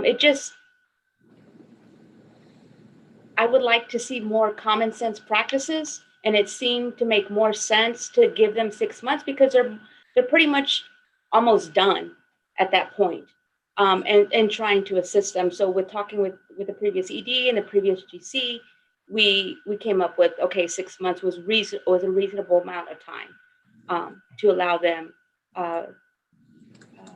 the request to, or grant them the request to take a regional clinical board. And so the rule that we actually were going based off of is 101.2B4. And then we also have a URL on our website that gives the information to these students to be able to apply to take a regional clinical board. Thank you for that clarification, because I know being in an academic setting, I've had a few foreign trained dentists that are in some of our specialty programs that have approached about, applying for this as well. And, I've told them, well, this is what our rule is. And again, if we want to set precedents, fine, or if we're willing to be flexible and judge each candidate, differently, because not all programs are, some are 1 year, some are 2, some are 3. So, there's a variance there. So if we're going to do it, we should do it for all. And so I don't know. I'm just throwing this out there. Yeah, I'm kind of in the same agreement as Dr. Melcher. Again, I'll defer back to Ms. Studdard on this. Lauren, you don't see a problem, or if you think this is going to open floodgates, then we'll, someone needs to make a motion to deny it. I'll leave it in your hands. I don't know enough to really make a comment on this. Dr. Kirsch? Yes, sir. I'd make a motion to deny. Okay, perfect. Thank you. Motion to deny by Dr. Tillman. Is there a second? Ms. Palermo seconds. Ms. Palermo seconds. Okay, I will do a roll call. So we have a motion to deny Dr. Madhu Sharista. I don't know how, I'm sorry if I'm butchering that name, to take the Reb clinical exam not within anything, just to take the clinical Reb exam. So Ms. Palermo, In favor Dr. of the Melcher, motion. Dr. Melcher, I'm going to abstain. okay. Dr. Linda Burke, Four. Dr. George Kirch in favor, Dr. Tillman, In favor? and Ms. Catherine Sisk. In favor? We have 5 in favor and we have 1 abstaining. So the motion carries. Okay, Ms. Mendez, I will call on you again to talk about Texas State Technical College and their nitrous course.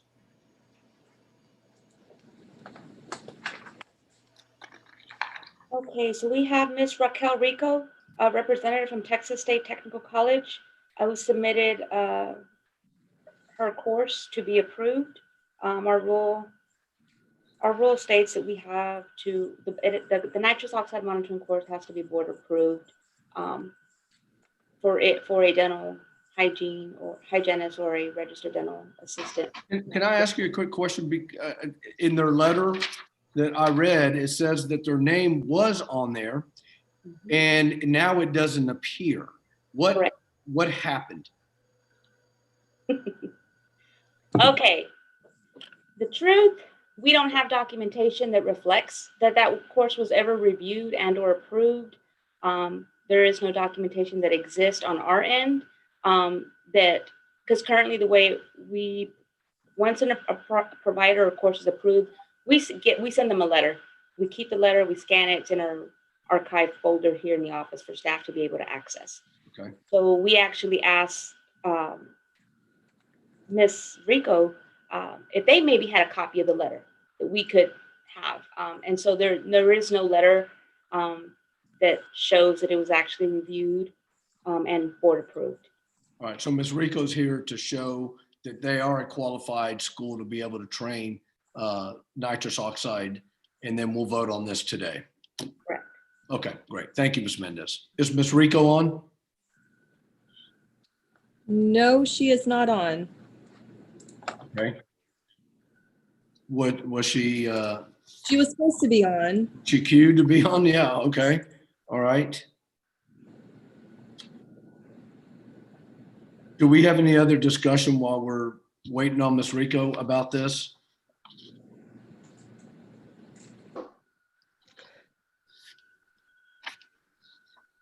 Do we not have access to old files or anything? Christine? We do have access to some files, but unfortunately not all of them. Not this one. Okay.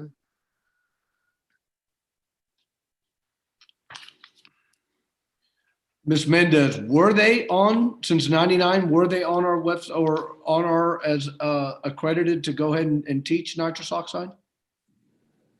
I don't have that information with all the changes that we've made.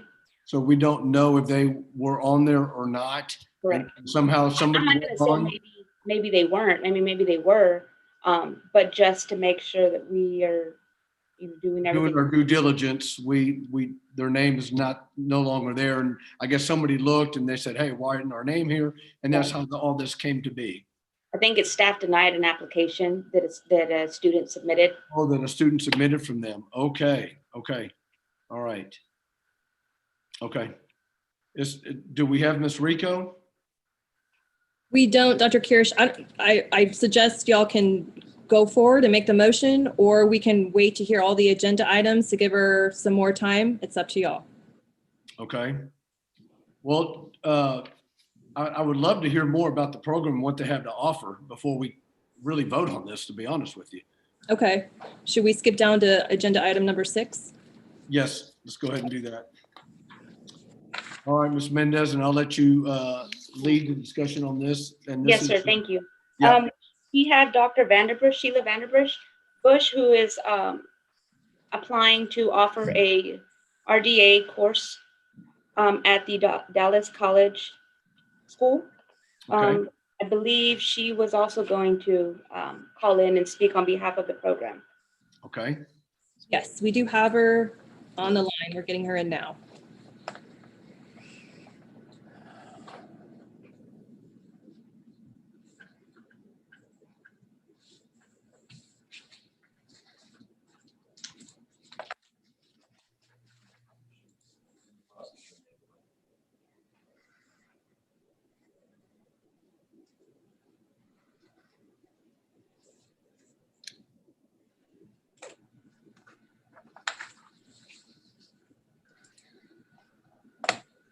See her. Dr. Vanderbush?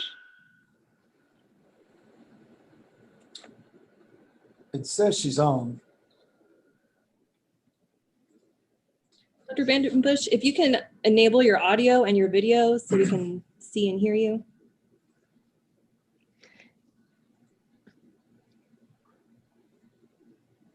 Can I just ask a quick question?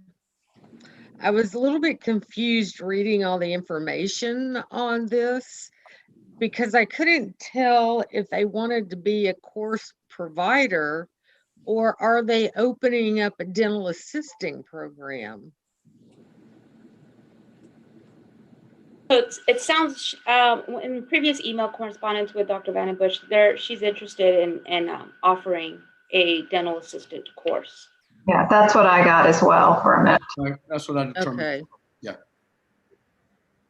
I did have some questions regarding the tests that they're giving.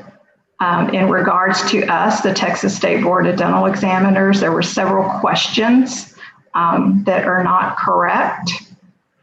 And so I, would definitely say anything applicable to Texas State Board.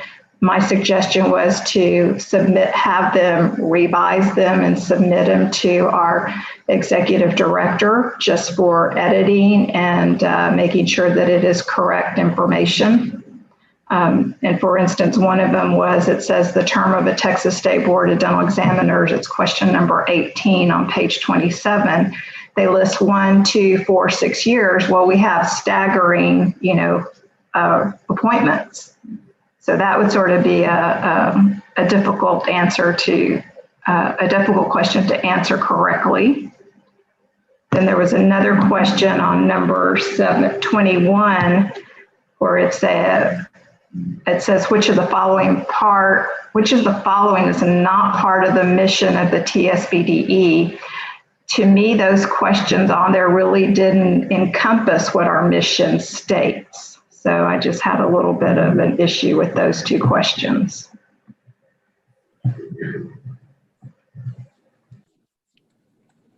Do we have her on the line? On the line. It says she's on the line. She hasn't responded, so she may be away from the computer. I don't know. She just enabled her mic, so she should be able to talk. Go ahead and Dr. Vandenbush. You can go ahead and speak to Dr. Kirschen and the committee. Are you there? Yes, this is Dr. Vandenbush. I am for Dallas College, though. Okay. Is that what you're asking? Yes, for the RDA course. Yes, I appreciate the board looking at our application. Dallas College wishes to provide qualified RDAs to meet the workforce demands. And I'm just here to address any questions you may have. I believe Dr. Melcher had a couple of questions. I don't know if you heard her while you were. No, I did not. I'm sorry. Dr. Melcher, can you repeat your two concerns, please? Sure. Looking at your test questions, there were a couple that pertain to the TSBDE. One of them in particular was question number 18 about the term of a TSBDE member. Yes. Staggering appointments. So I feel like the options for the correct answer, I feel like that just needs to be reworded. Also, the other one is 21, question 21. It was something about not part of the mission, and I just sort of felt the two options, or then you had A and B. Again, it really didn't fall in line with what our mission statement says. So my suggestion was that any TSBDE questions that you would want to put on your test, if you would just please submit them to our executive director just for their review, just to make sure that the content is correct. I appreciate that. It was my oversight to not do diligence on that. I apologize. Do we have any other further questions for Dr. Vanderbush? All right, is there a motion to either accept or deny Dallas College to request for approval of becoming a registered dental assistant course provider?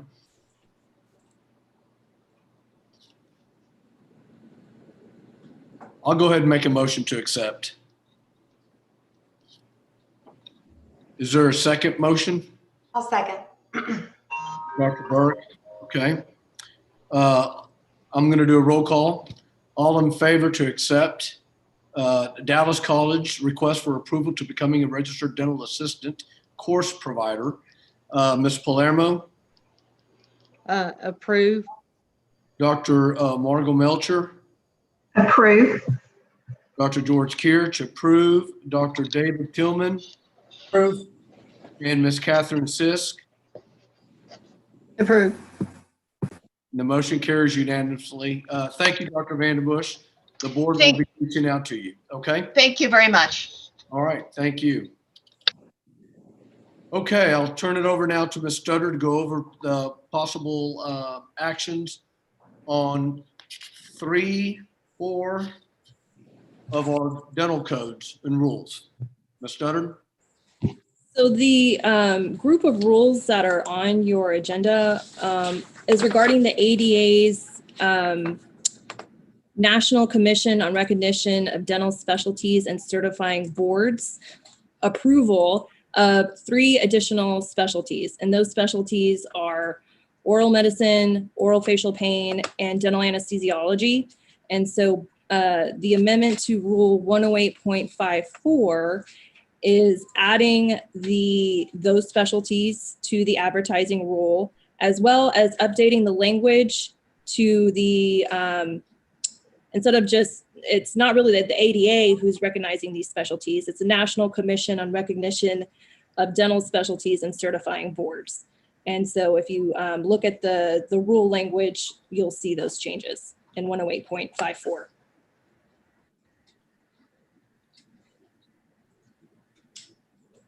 Lauren, is this something we have to vote on, or is this something that's already been voted on Yeah, this is the first time this is being presented to you, so you would have to make a motion to approve. to accept it? Okay, okay. I so move, make a motion to accept. I second. Modification, if I could, just to be clear, Dr. Kirsch address these separately, beginning with 108.54. Right, just we're going to vote on each one independently. Yes, sir. Okay, thank you. So this is 108.54, changing the language for the specialty advertising. Thank you. Okay, so Dr. Kirch made the motion, Dr. Burke, second. Is there any further discussion on this rule? All right, seeing none, let's go ahead and vote. Ms. Palermo? Approve. Dr. Melcher? Approve. Love the puppy. Dr. Burke? Approve. Dr. Kirch, approve. Dr. David Tillman? Approve. And Ms. Catherine Sisk? Approve. Great, motion carries unanimously. All right, next is oral medicine, code 119.10.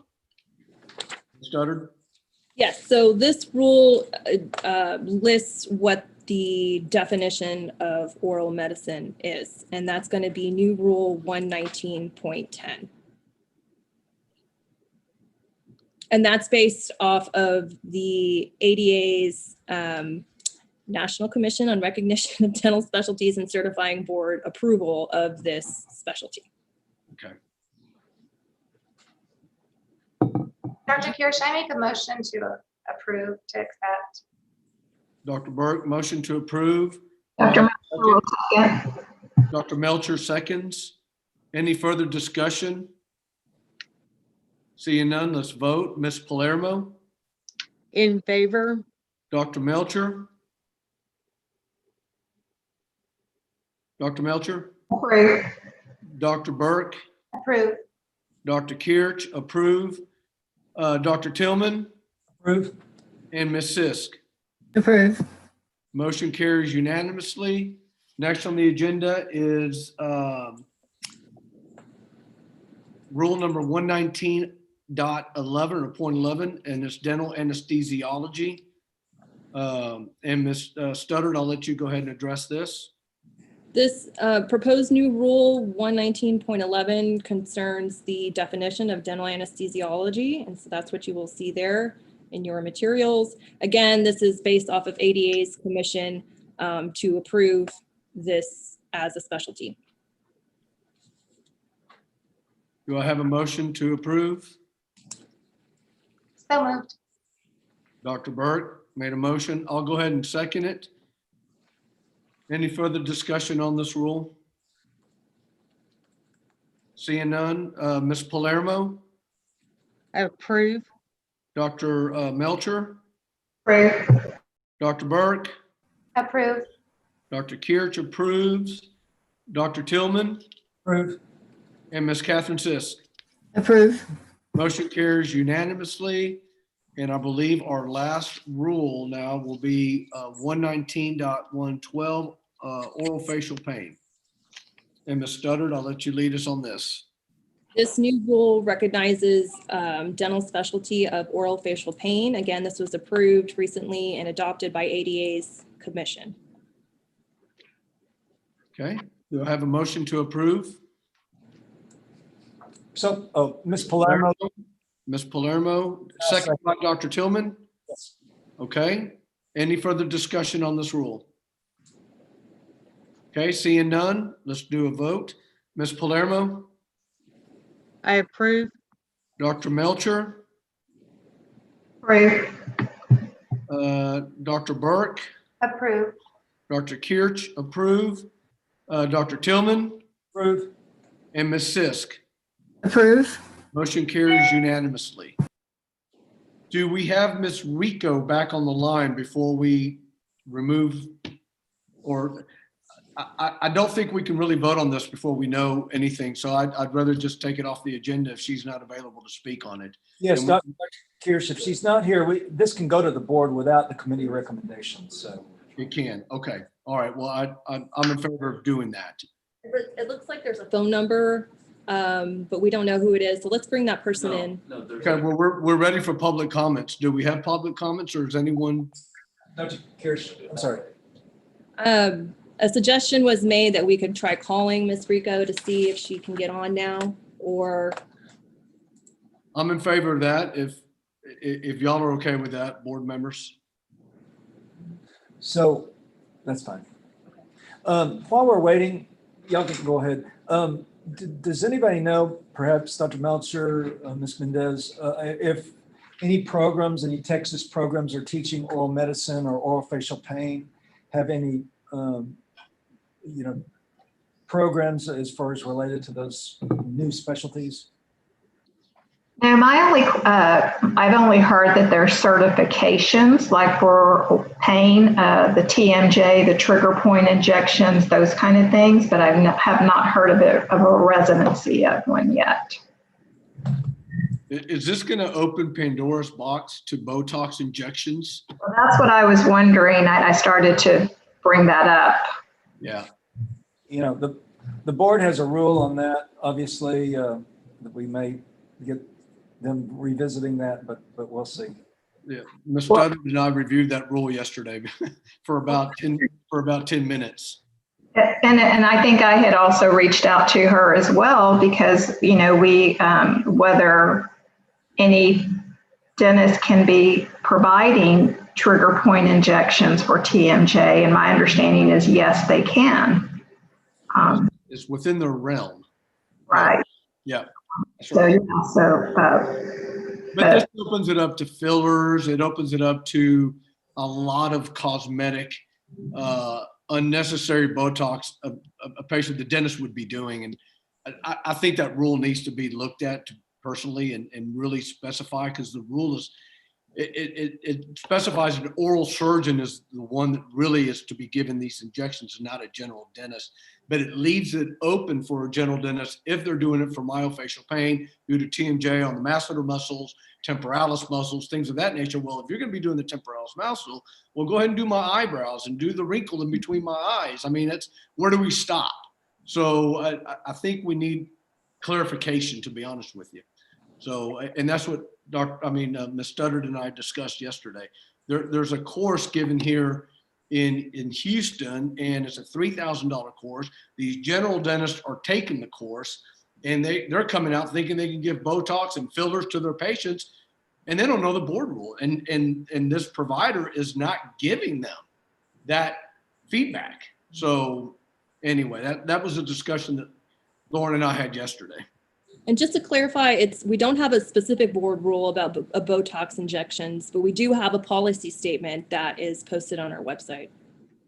Oh, it's a policy statement, not a board rule. Thank you for clarifying that. Thank you.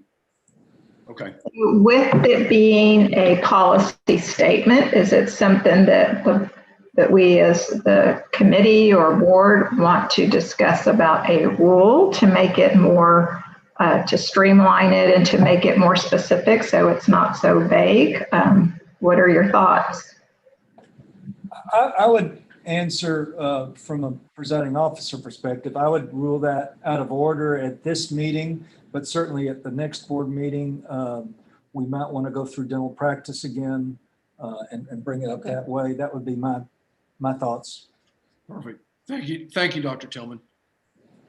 While we're waiting on the line, do we have Ms. Rico, or do we have any public comments? We do not have. No one else. No, Diane Rose, but I believe she's for the TDA. Yeah. No, we don't have Rico That's public comment. or any public comments. Okay. She's just on the line. She's not asking for public comment. Ms. Rose. She's just on the line. Okay, that's fine. Yeah. I didn't know if she needed No. to say anything else. I do have an announcement, and it's not an announcement. It's I did receive a report from Credits, and it was interesting to see their member states. They have 18 member states. 5 of them, and this is a dental hygiene report, 5 of them require live patient only, not mannequin. It was just interesting to see that out of the 18, that 5 of them will not accept a mannequin. It has to be a live patient for the hygienist exam. I thought that was pretty interesting. Just wanted to throw that out there. Does anyone have any other comments? Seeing none, do I hear a motion to adjourn the meeting? Dr. Melcher makes the motion to adjourn the meeting. Dr. Melcher, I'll second that. Dr. Kirch, all in favor by hands? That's unanimous.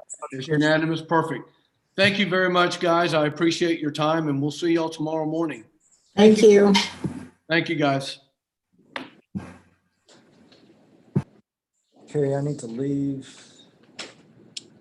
Yes. Okay. So a little bit behind, but What are you saying the time is for the end of the meeting? I have 11:43. 11:40. Thank you. Yeah, a little bit of time until 12:30. Okay, yeah. Yeah. Very good. So I will stretch my legs. I will too. Okay. Yeah.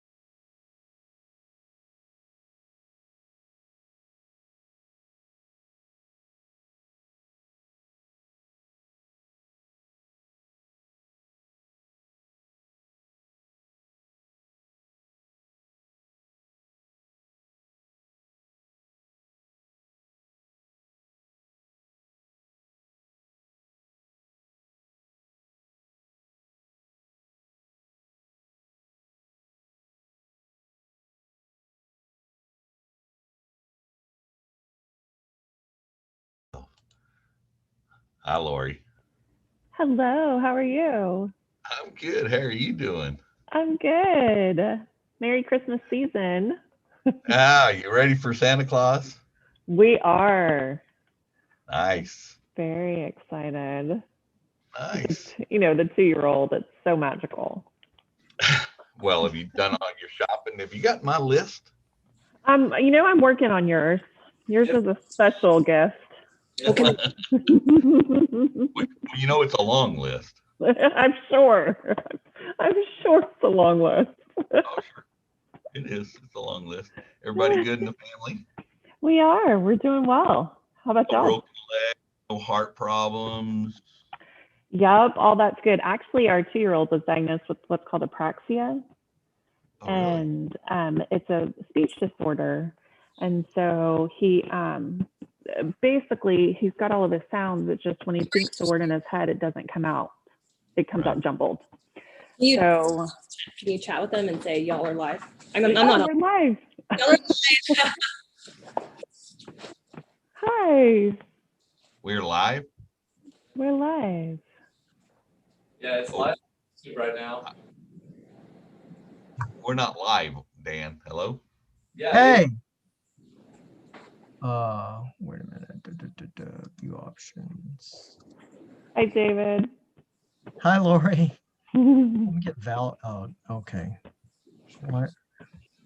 So our audio is live, just not our video feed. Is that? All For of it is live video. on YouTube. Okay, guys. I can't pause the YouTube feed. You can pause it. Do not pause the YouTube feed. So Oh, okay. here it's live. Okay.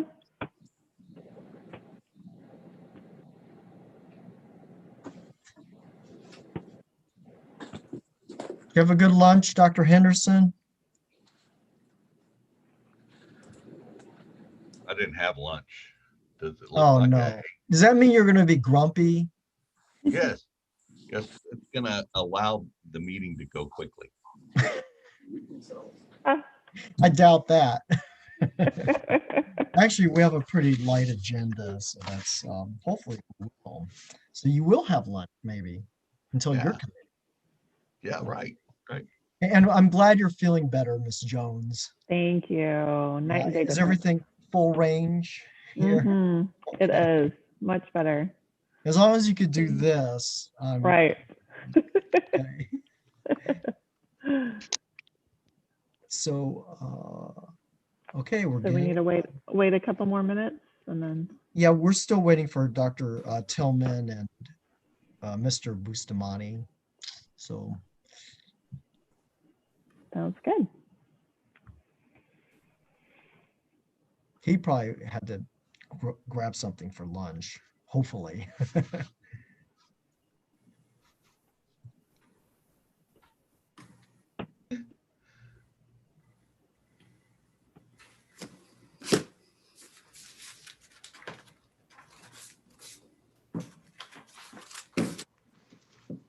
Letitia, your board seal scares the crap out of me. Why is It looks that? like it's about to eat you up. It is big.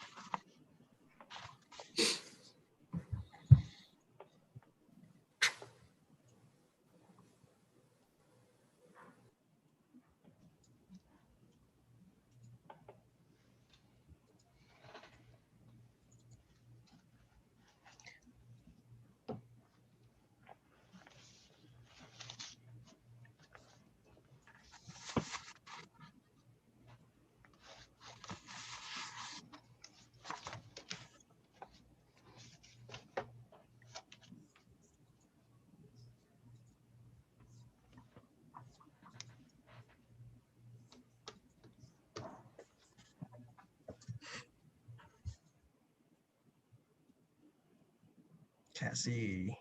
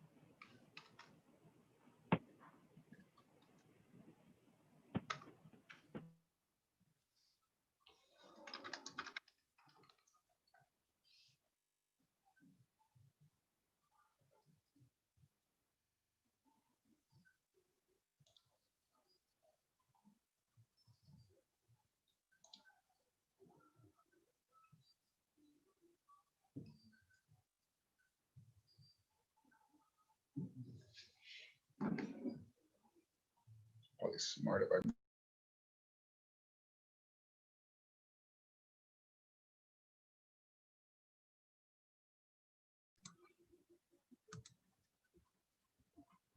So we are just waiting for Dr. Tillman.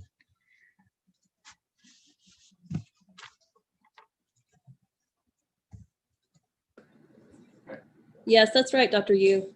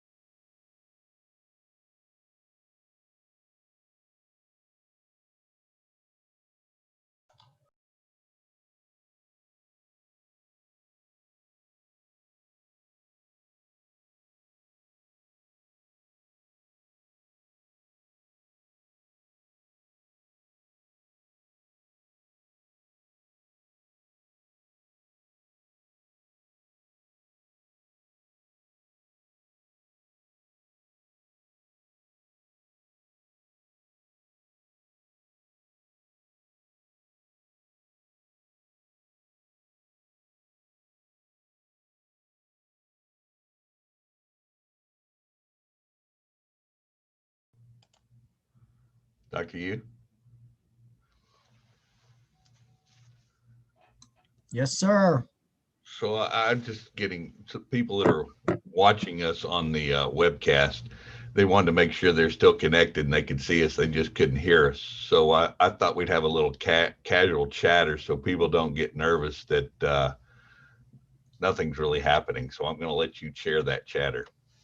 Yeah, and we have a chronic splash screen of 10 minutes. So if they could just keep hanging on for 10 minutes, it's like an infinite 10 minutes. It doesn't count down. It's a loop. It's a loop, like this year. Like this year. Are there any announcements that has nothing to do with this meeting that we can? Actually, Dr. Tillman just stepped in, so he's logging in now. Oh, great. Thank you. Sorry. Oh, you're fine. Help me out, IT. I'm just inept.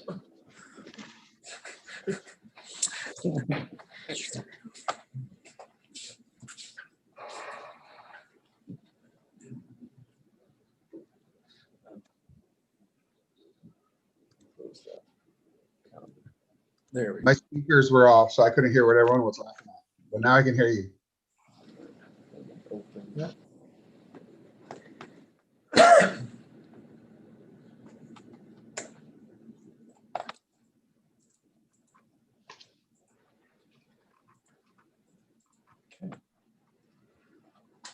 Gosh. When it accepts, it's going to ask, do you want to join with audio? Just hit the X on that next window. That way it does not connect your audio. Right, right. The X. Yeah. And then the X again. There. And then just turn on your video and then, or actually it already. There it goes. Okay. All right. Okay, you guys ready? All right, so the call to order, it is, it's the December 10th, 2020 Dental Practice Committee meeting of the Texas State Board of Dental Examiners will now come to order. The time is 12:39. So I wanted to remind the board members to, if you're listening to the meeting on a secondary device or a computer, tablet, make sure to mute it until it's your time to speak. Also, if you don't mind saying your name before your verbal vote during the voting process to ensure proper count. And also, I'll try my best to announce your names when addressing you for the first or second motions. So the mission of the Texas State Board of Dental Examiners is to protect the public health and safety and promote high quality and safe dental care by providing enforcement, licensing, peer assistance, related information services to licensees and their patients. So I'd like to call on Ms. Studdard to call roll and confirm that a quorum is present, please. Thank you, Dr. Yu. Ms. Lori Jones? Present. Dr. Brian Henderson? He's here. Present. Mr. Rodney Bustamante? Present. Dr. David Yu? Present. And Dr. David Tillman? Here. We have a quorum. Thank you, Ms. Studdard. So let's move on. Our first agenda item is discussion and possible action on reasonable fees dentists should charge for copies of CT scans, cone beam CT scans. If Ms. Studdard could lead discussion on this topic, please. So staff recently received correspondence from a Texas dentist named Dr. Ford requesting clarification on how much dentists should charge patients for a copy of a CBCT scan, since it's not really specified in board rule. And so he proposes that the board specify a certain fee in board rule. And he proposes that the fee should be $80 at a minimum. Dr. Ford reached out to TDA, so we do have Ms. Diane Rhodes from TDA on the line for any questions. But this is just to get a discussion, maybe get some guidance on how much dentists should be charging for copies of a CBCT scan. Any comments on this? if not, I'd like to have Diane Rhodes get on the line with us. Hi, good afternoon. Can you hear me? Yes. Yes. Yes, Dr. Ford reached out to us as well, and I appreciate the committee for taking this up on their agenda. I'd just like to add, it might also be helpful because we have received this question quite a bit about instances in which there is a CBCT scan. What parts of that scan must be copied if the patient is requesting it? Is it the entire scan or just the sections that the dentist was using in order to help diagnose and make treatment plan decisions for that patient?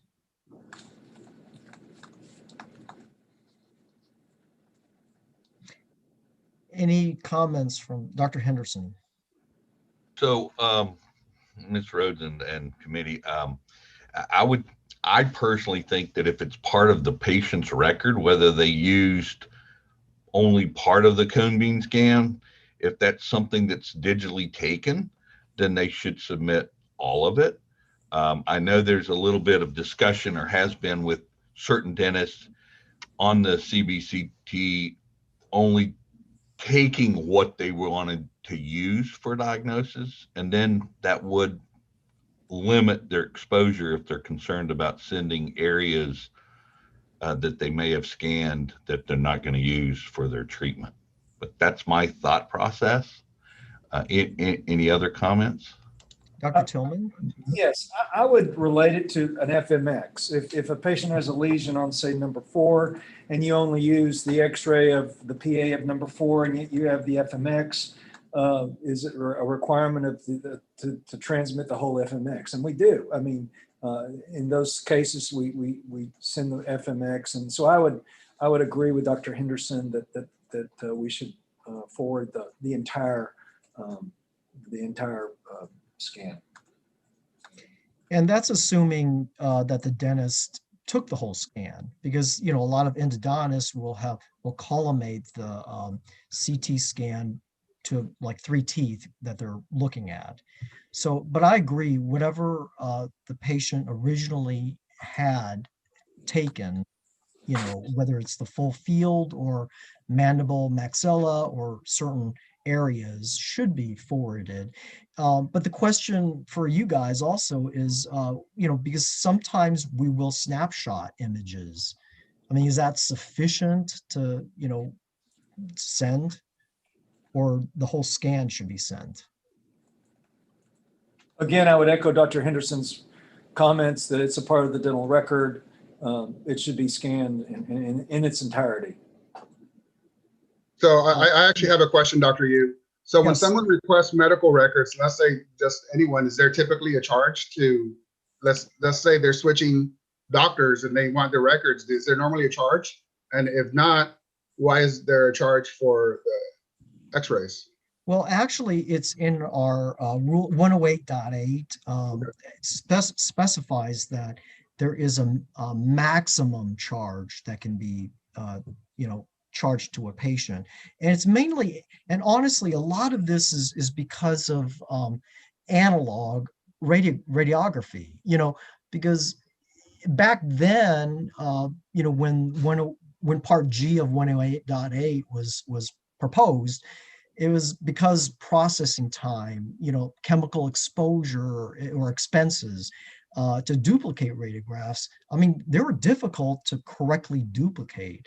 But these days we're doing digital. So, there is legally a limit that can be charged based on our rules. Like, for instance, a panoramic radiograph can be charged up to $15.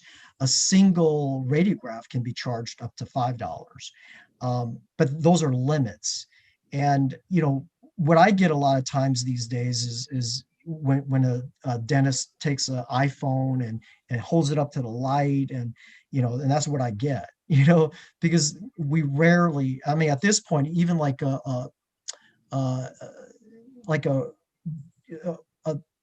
survey by Dumoulin showed that there is 66% of dentists that are using digital radiography now.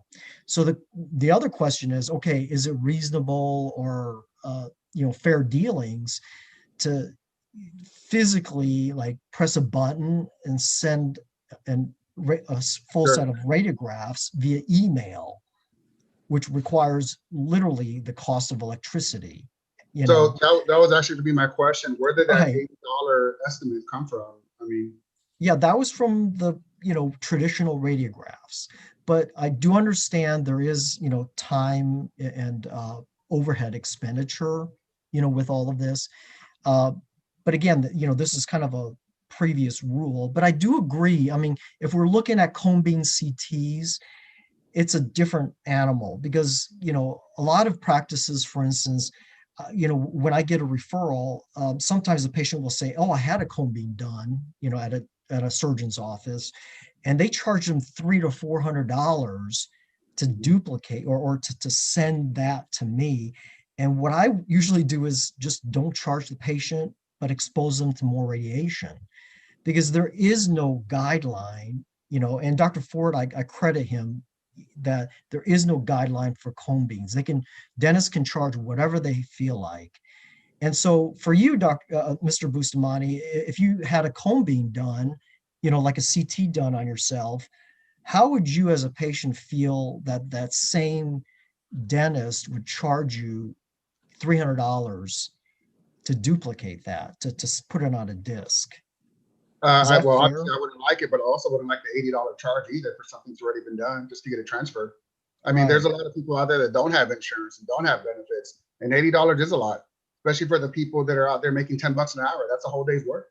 Well, You know? and considering that you paid before, I mean, you paid Exactly. it to start with, and that's kind of my issue with it. But at the same time, it is in the rules that they can charge a maximum amount, So, and the question is, do we revisit these fees or, but I do agree that we need to set some sort of not maximum or not a minimum for CT scans, but a maximum.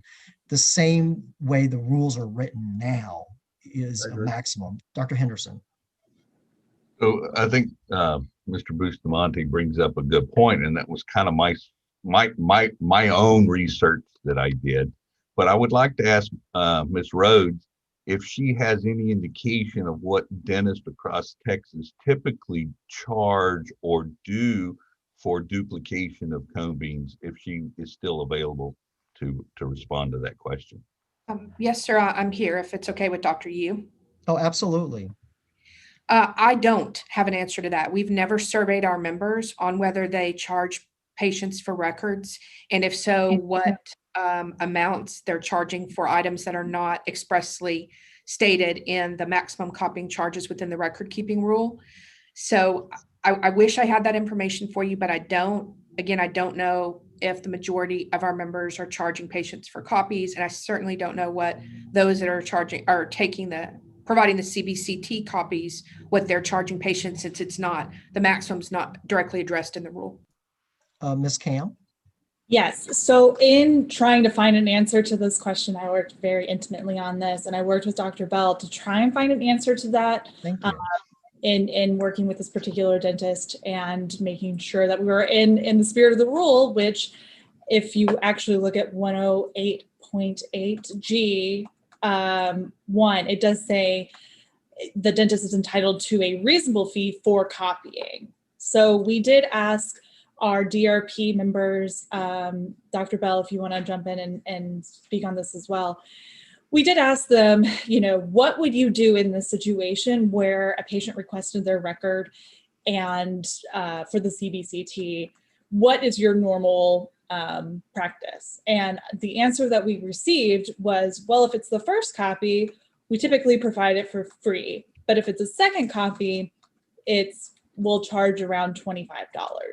So I do question whether or not this particular number that they've come up with is having to recover some of the costs that they're afraid that they won't recover from the patient, even though they're still entitled to that cost, versus what is a reasonable fee for the copying. And that's, just the time, having the disc, that sort of a thing. And I understand it can take quite a bit longer than maybe just copying radiographs onto a disc, But it is the copying fee, not we need to make some money off of this patient fee. So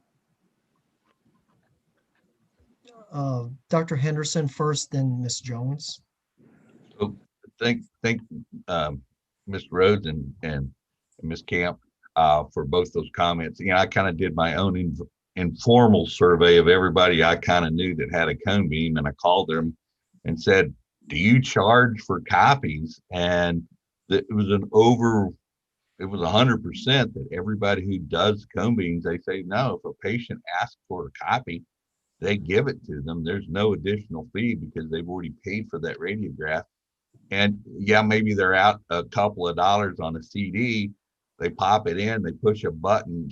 It's no time. And once you started, it took 20 seconds. And a lot of them say they just email them to the patient. And then it's always in the patient's email. So yeah, I don't know that $80 it can be justified. In my opinion, it's actually easier because most people are doing the digital panel already, and $30 seems to be probably a reasonable number, even though it probably was written years ago. I still think $30 is probably a reasonable fee for copying and sending of these records.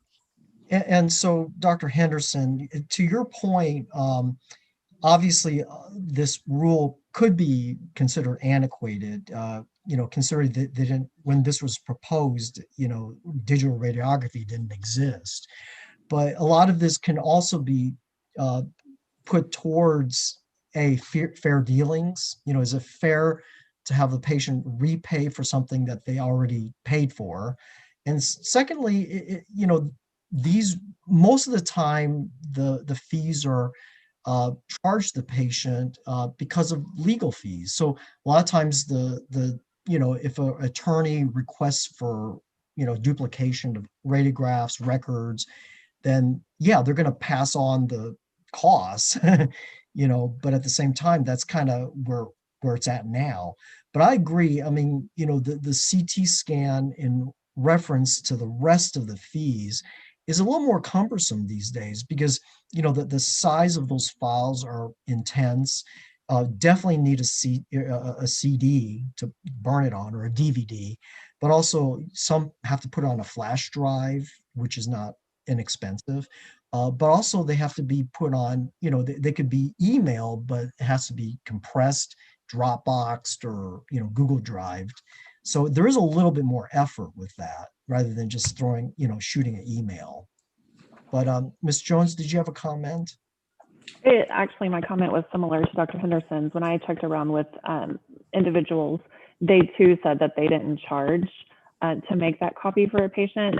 It was more out of the norm to make that copy. Like if they didn't have that all the time. They weren't seeing that constantly. Another thing that I found was that if, some people just refer out for the CBCT and then the patient's already getting the copy on the disc. So they're coming back once they take that x-ray, they're actually getting that copy on the disc already. So with that. So, I mean, there's services that, are already doing that, giving that to the patients for no additional cost. So I'm not sure, I can understand maybe a minimal cost to cover the cost of the CD, the disc, the employee time to do that. But I'm not leaning towards the $80 mark. Dr. Henderson again. So I thank you, Ms. Jones. Well done, well stated. But I wanted to maybe lead this discussion a little bit just because Dr. Yu brought up the copying for legal. If you get subpoenaed for your records by an attorney, I believe you can charge whatever you want because it's not for the patient. So and I may be misspeaking, but that's my opinion by my personal attorney, because you're not supplying that copy to the patient. So if someone wanted to charge $80 to send it to a potential lawyer, I think you probably could do that. Any comments with the attorneys on that? What? Nothing. That's something that I would have to look into if you want me to verify that. I would say that there's a really fine line there, and that's because it depends on who the attorney is working for, right? I think if it is the patient's attorney, they're effectively requesting that on behalf of the patient, and I think you could run into some problems there by charging whatever you wanted. But again, our rule does specify the patient, so it's certainly a gray area, one that Lauren and I could talk about at a later time and get some clarification for y'all. And, the way I think as a committee, we need to make a recommendation to the board. And I do see, for me, I see an issue because as I said, I've had some patients come and request CT scans from, either out of state or standalone CT centers, and they're being asked to pay for, $300 to $400 for copies, and where they already paid for these CTs to be taken. So I do see that we should probably set some sort of maximum, with this, as we've done with other forms of radiography. So do we have any kind of motion or proposition for some kind of, and just bring it out to the stakeholders, see what they think? Dr. Henderson. Make a motion that we add the language CBCT into our existing rule. And what is your maximum? It would be our existing rule at $30. I mean, radiographic duplication in our existing rule, just add the language CBCT in there. Ms. Camp first. I do want to clear something up about that $30 number. That number was the reasonable fee that this particular Texas dentist came up with, and not that we explicitly wanted to sign off and say, yes, this is the number. The question was this a reasonable fee? Would the board consider this a reasonable fee? So I do want to clarify that we haven't said, as the legal team in dealing with this, like the number has to be $30. I thought Dr. Ford said, minimum is $80. That's what he said. And I believe Dr. Henderson was getting that $30 number based on the fact that that is the amount that Dr. Ford ran by us prior to giving that fee and based on the information.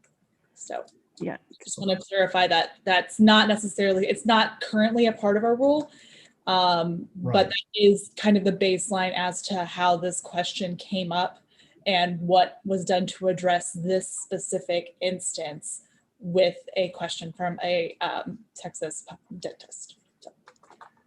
Okay, so Ms. Jones first, Dr. Tillman, then Dr. Henderson. Okay, Ms. Jones.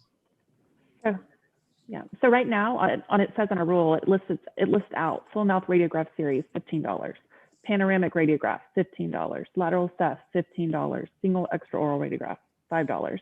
So would we just be adding in under, I guess it's 108. 108.8. G3, and then we'd add an F and say CBCT. Do we want to keep it at $15? Do you want to do $25? Do we want to do $30? It actually lists out the actual x-ray and the... I think the motion that Dr. Henderson made was $30. So that's what's on the floor now. Okay, so we'll just list F, CBCT. But we didn't get a second. I can second it for discussion. Yeah, we're good. Okay, thank you. Dr. Tillman? So I don't have a problem with us looking at this fee and specifically. I don't even have a problem with us looking at all of our fees just to kind of recalibrate everything.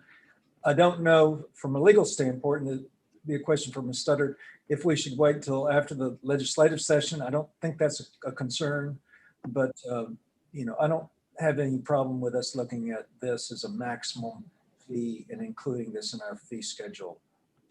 So Dr. Tillman, are you saying that, maybe stakeholders can present this to the legislators and kind of, give us some guidance about whether we should do something with 108.8?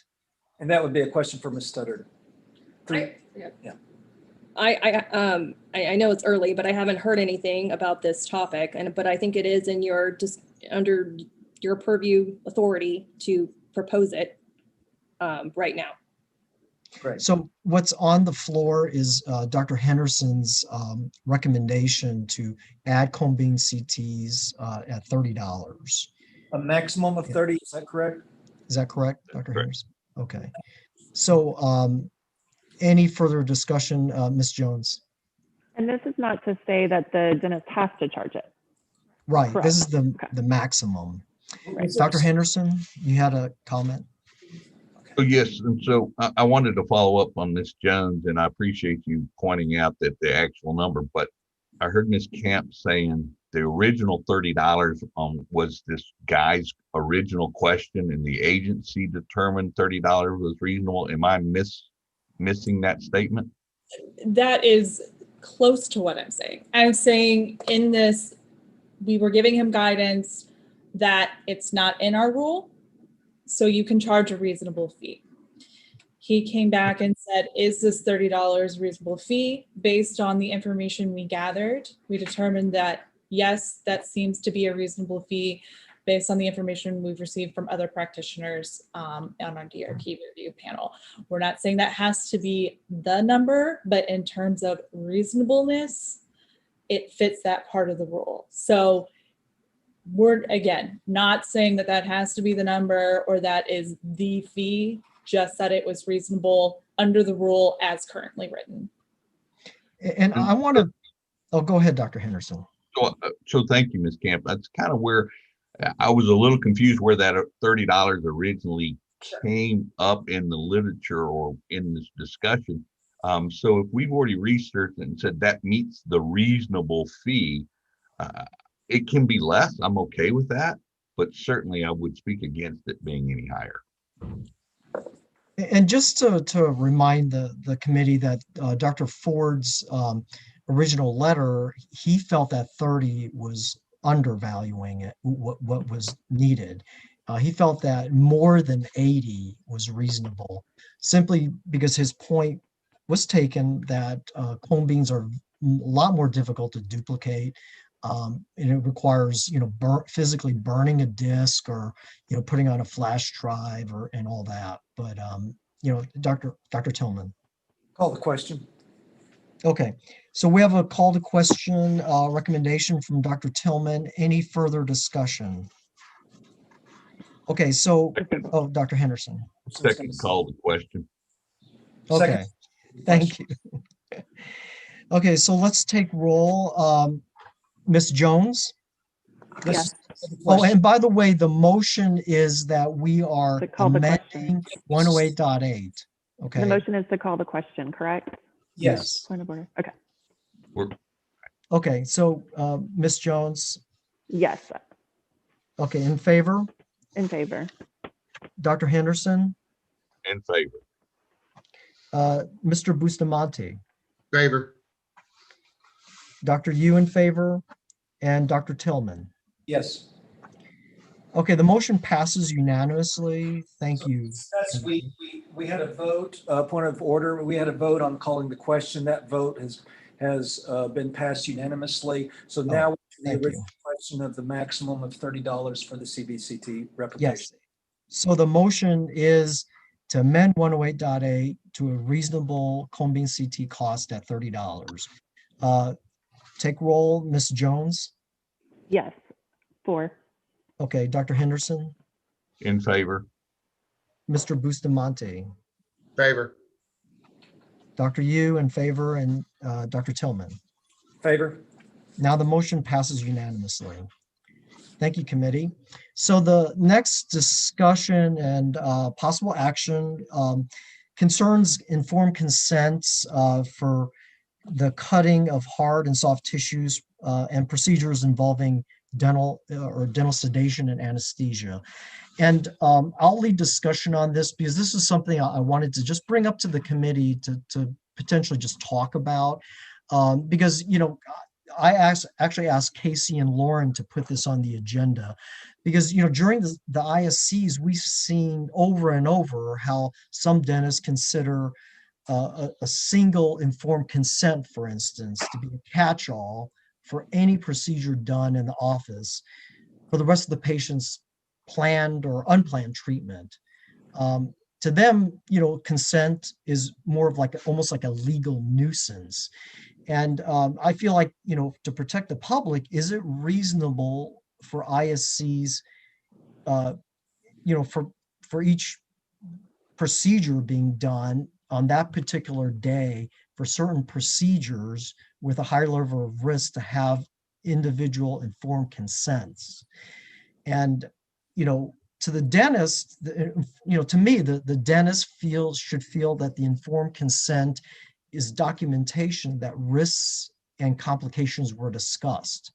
To the patient, informed consent helps to raise questions that they may not have thought of, or that they didn't know what exactly was planned to be done during that procedure. So, you know, to have a blanket, and we've seen this in our ISCs, to have a blanket informed consent for all the procedures for the future, you know, to me, that's not the spirit of informed consent, which is, you know, part of 108.7. So wanted to kind of have a conversation with the committee about this, because to me, it's an issue. Because is it informed consent good enough to just be signed the day the day of the new patient exam, and that covers the rest of the patient's career? So any thoughts, Ms. Jones? I do not think that just a blanket general sign informed consent when you come the first day covers it at all. I don't think that's the intent of our rule. And I don't think that's a good practice, standard of practice for the dentist to be doing that in their office, especially for the patients and safety of the patients. Patients don't even, you know, when you're in the dental world, you live that, you breathe that, you know what's happening, you know the questions to ask. But for a layperson as a patient, they wouldn't know to say, oh, you know, there could be this problem when I have a crown done. There could be this when the root canal is done. So just a generic, you know, I give consent for every treatment should not be our standard. Mr. Bustamante, in your view of informed consent, do you expect it in every dental appointment, or, you know, every procedure that's done?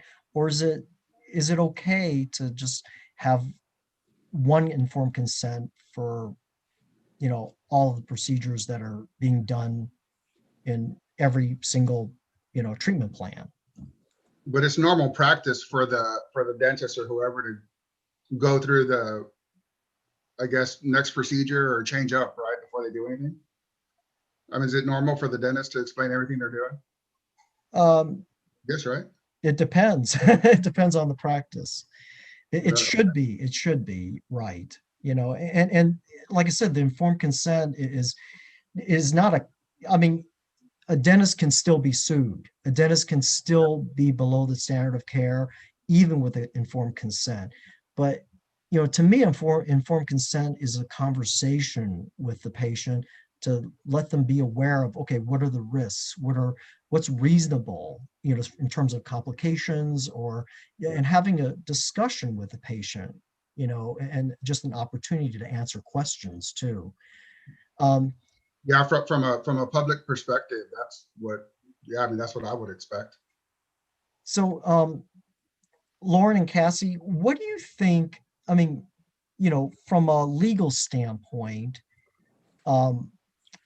is a blanket informed consent, you know, that covers all the treatment plans, does that serve as an informed consent? Well, I mean, as you stated, how we handle these cases at ISC is that the informed consent should be specific to the procedure. And so in our rule regarding 108, regarding informed consent in 108.7 says that, let me just pull it up here. Because it doesn't specify that it should be I for have it. each procedure.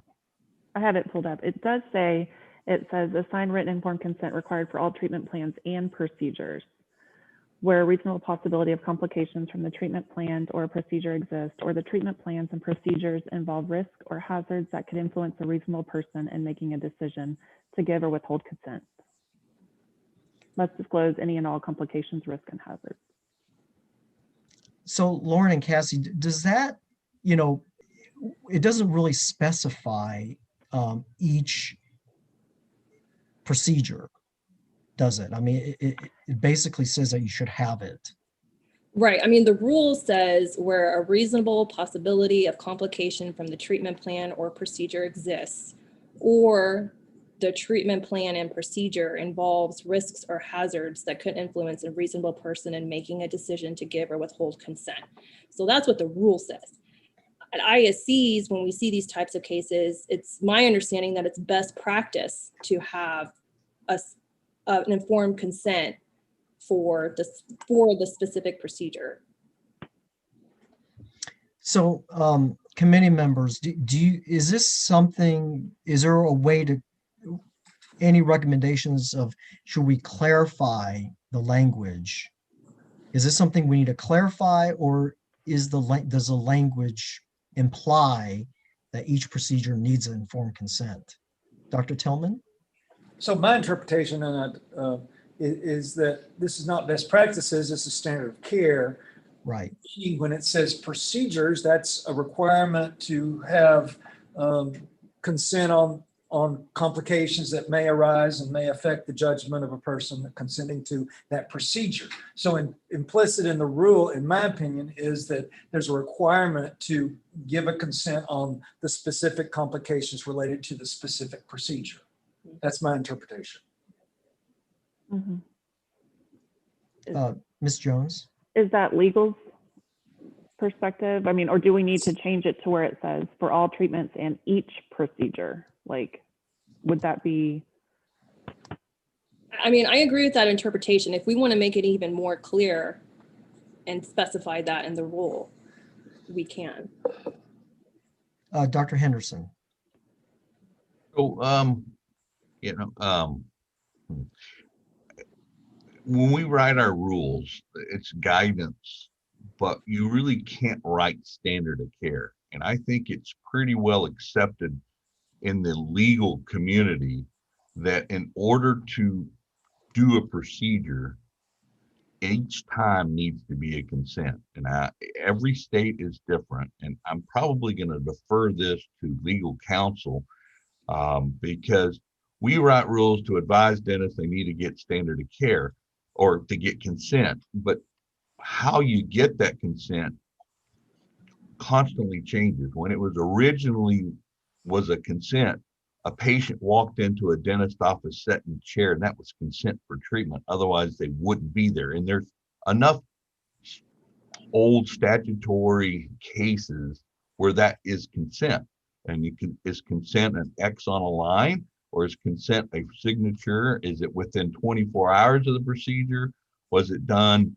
So all of this, in my opinion, unless legal can tell us that we're having a dramatic problem, I think we see in ISEs that the DRP people identify when the consent is not done in an appropriate manner based on standard of care, rather than rewriting a rule. Now, if we need to update the rule, then I think this is perfectly fine, but I'm going to probably defer this to Ms. Studdard, and maybe she has a comment. No, that's a good point. We do defer to DRP regarding informed consents. Dr. Tillman? So I would just make a simple recommendation to legal to review this rule, hearing the comments of committee members and to compare, look at other states, and to make sure that the rule is stating our desire. And if it's not, perhaps bring forward some better wording or a recommendation. Was that the appropriate, Chair? Well, Ms. Jones made a recommendation, not a motion, that maybe to present this to stakeholders, for instance, about changing, written informed consent is required of all treatment plans, and this is the addition, for each procedure where reasonable possibility of complication, et cetera. So adding for each. Is that correct? Ms. Jones? That's just what I mentioned. Just, I didn't know if that's the direction that legal counsel needed or, but I could go either way if you want to do a wording or if you want to research it and see what other states. So I'm hesitant to change the wording of a rule if we don't have data that suggests or highly recommends that there's a problem. And so if we could have legal look over this, and if there's a need for some wording, certainly Ms. Jones could, she could bear weight on the wording of that. But sometimes when you change the wording, you're adding more challenges, more unintended consequences with a simple word change. So I just want to make sure that we're measured on our next steps. Lauren and Cassie, should we go ahead and make a motion to add for each and see what legal, if you guys can kind of look into it and see if that's. Yeah, that would okay. be sufficient. Ms. Jones? Or could we just make a motion for legal to look into it and bring back, report back to us at the next dental practice committee meeting? Mm-hmm. Great. Okay. So that's where we stand now. Does this? Yeah. Okay. So we're gonna have legal look into some wording to make the 108.8 more specific, or 108.7 more specific on informed consents. So point of order, Ms. Jones brought a motion. I seconded it. I guess the next step is further discussion, or if we had a vote. Any further discussion? Dr. Henderson? You're muted. Can't hear you. The mic's off. I would like maybe to repeat the motion so I can know exactly where, because I've heard multiple suggestions. Dr. Tillman, you want to repeat that motion for us? Jones. Oh, Ms. Jones. Sure. It's just it's a motion to have legal look into 108.7 regarding informed consents to see if there's a need to specify the language more. And Dr. Tillman second, correct? Okay. Thank you. And I would support that motion as was stated. I personally feel that we should let the lawyers, if they think there's a problem and they can advise dentists or a way to put in a rule to help eliminate some of the problems we're seeing. But if they feel like the standard of care is already there and we already kind of have a rule that talks about it, it's hard to legislate standard of care. And so I agree with deferring to legal if there is any needed language change. Yeah, and it also gives us legal, some maybe direction to make sure that there's no legislative issues on this. So, okay, all in favor of the motion, show hands. Unanimous, thank you. So next on the agenda is the committee recommendation on the proposed rule published from September 11th, 2020. And this is in reference to 111.5, electronic prescribing waivers. And I'll have Ms. Stutter lead discussion on this. Yeah, so this rule was proposed at the last board meeting. And so now it's up for adoption. There was a law, House Bill 2174, that required practitioners to e-prescribe controlled substances. And so the law allows for prescriber waivers which may be renewed annually if the prescriber is experiencing economic hardship, technological limitations not reasonably within the control of the prescriber, or other exceptional circumstances. And so this rule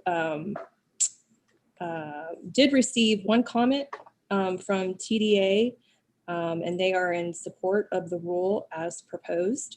And no changes were made to the rule as a result of the comment.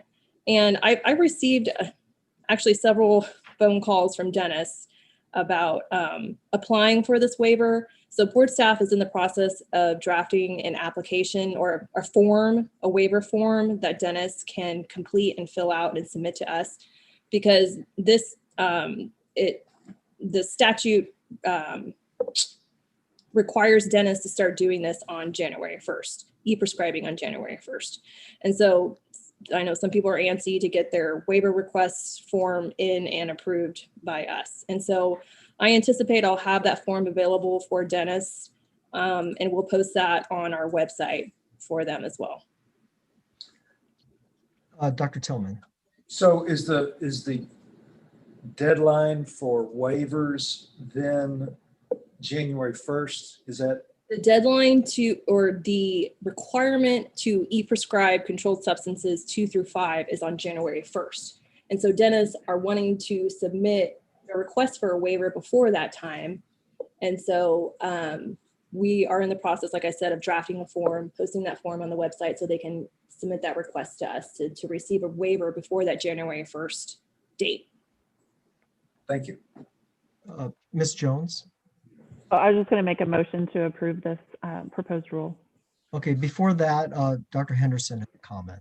No, that actually takes precedence. Oh, okay. I'll second the Okay, motion. second motion by Dr. Henderson. Further discussion? None. Say none. Dr. I have a discussion. I wanted to, we're going to post that on our website, this form. What area under the website so people will know where to find it, or will it be a free floating on their general topics? Do you know, Ms. Studdard? I don't know yet. We really don't have a form section, and I know that's why I'm just anticipating an issue. And I just wanted to point out that Dr. Tillman raised a question. Dentists can apply for this after January the 1st, but the people who want to be, they can maybe not need it until March and submit an application for the remaining part of the year, if I'm not mistaken. That's true. Do you have any indication of what the turnaround time is versus the application before you get the exemption? No, I don't.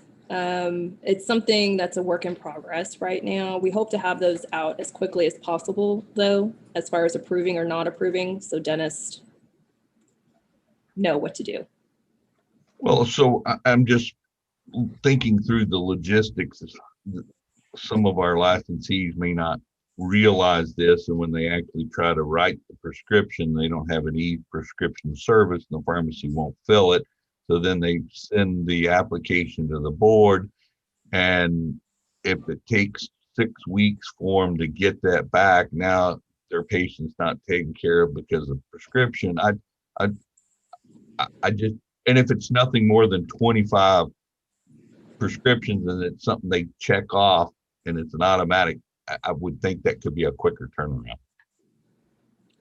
Yeah, and we're aware of that. And Casey actually and I are in the process of figuring out who's going to be reviewing these applications and approving them. Right now, Casey mentioned that she would probably ultimately be approving or denying them.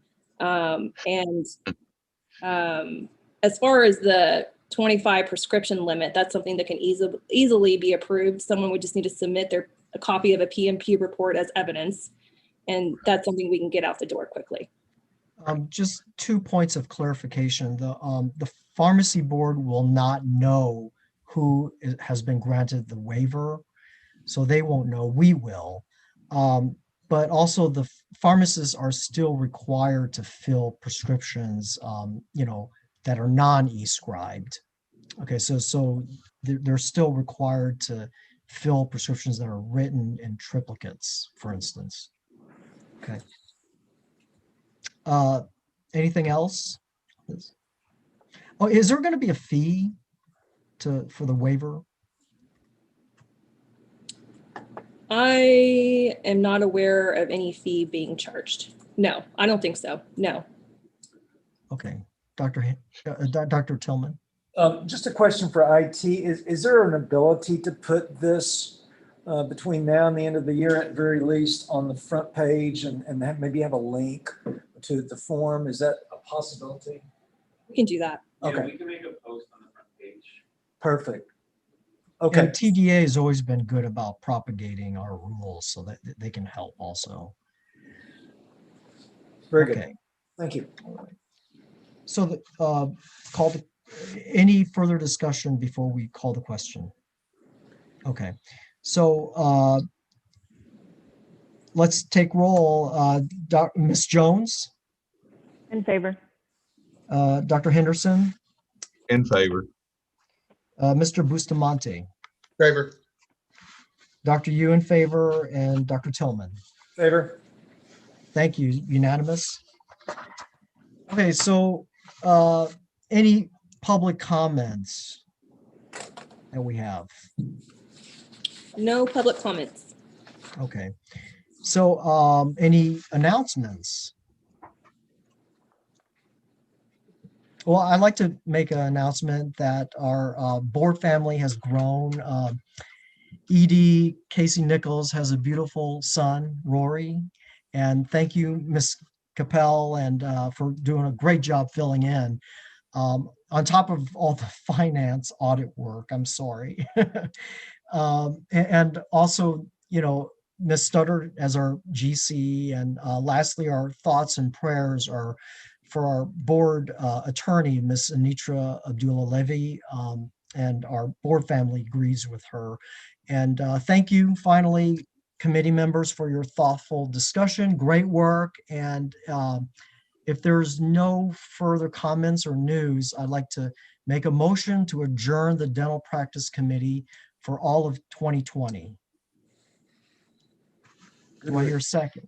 Okay. I'm making a motion.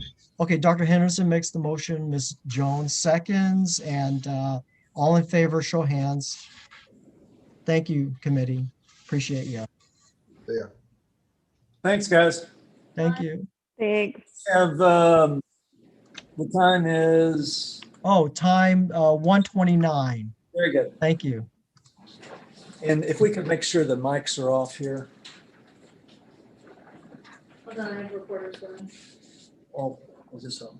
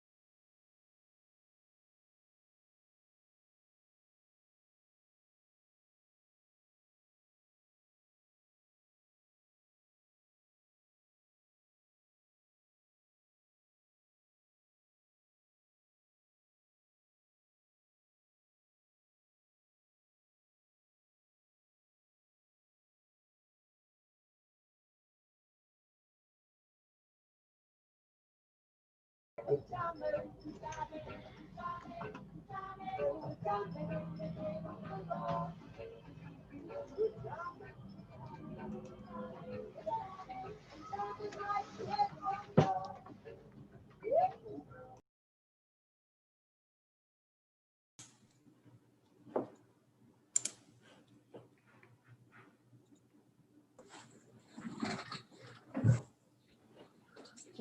where's the name? Okay.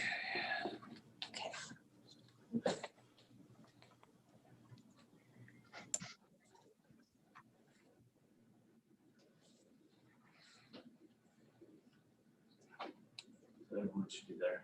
Okay.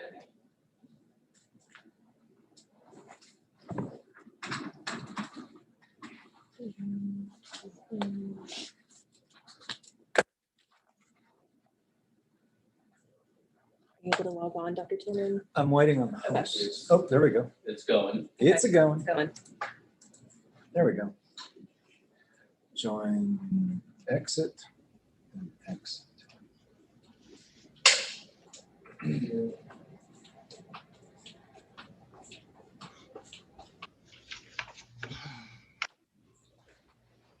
I have an ability to mute or not? As long as you do it that same way, you just hit the X's, you don't need a mute. Oh, okay. That's telling it not to activate the Gotcha. audio Okay. part, since we're Perfect. using these as audio. I'll figure this out about Friday afternoon.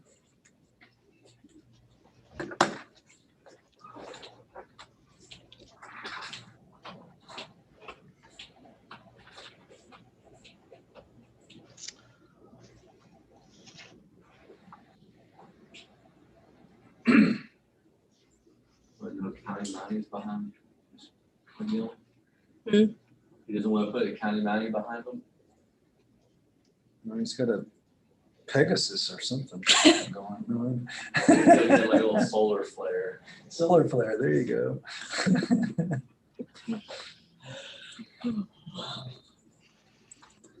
Had to put something on the back of that wall. I'm surprised it's not the Canadian flag.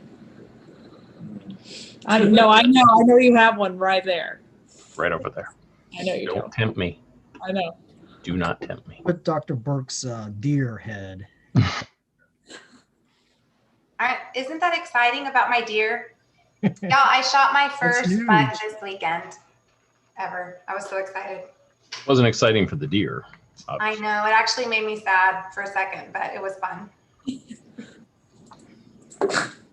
Okay. Perfect. It's perfect weather for hunting. Dr. Henderson, I believe we're live, so it looks like we have everyone. If you'd like to start.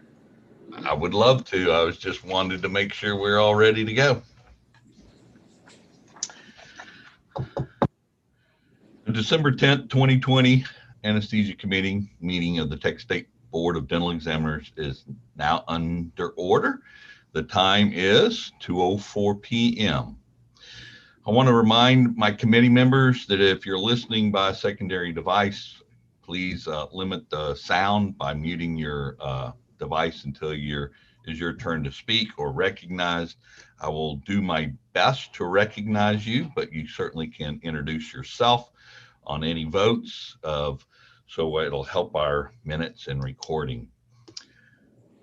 The mission of the Texas State Board of Dental Examiners is to protect the public health and safety and promote high quality and safe dental care by providing enforcement, licensing, peer assistance, and related informational services to licensees and their patients. Ms. Studdard, would you please verify a quorum by roll call? Yes, sir. Dr. David Yu, Present. Dr. Robert McNeil, Present.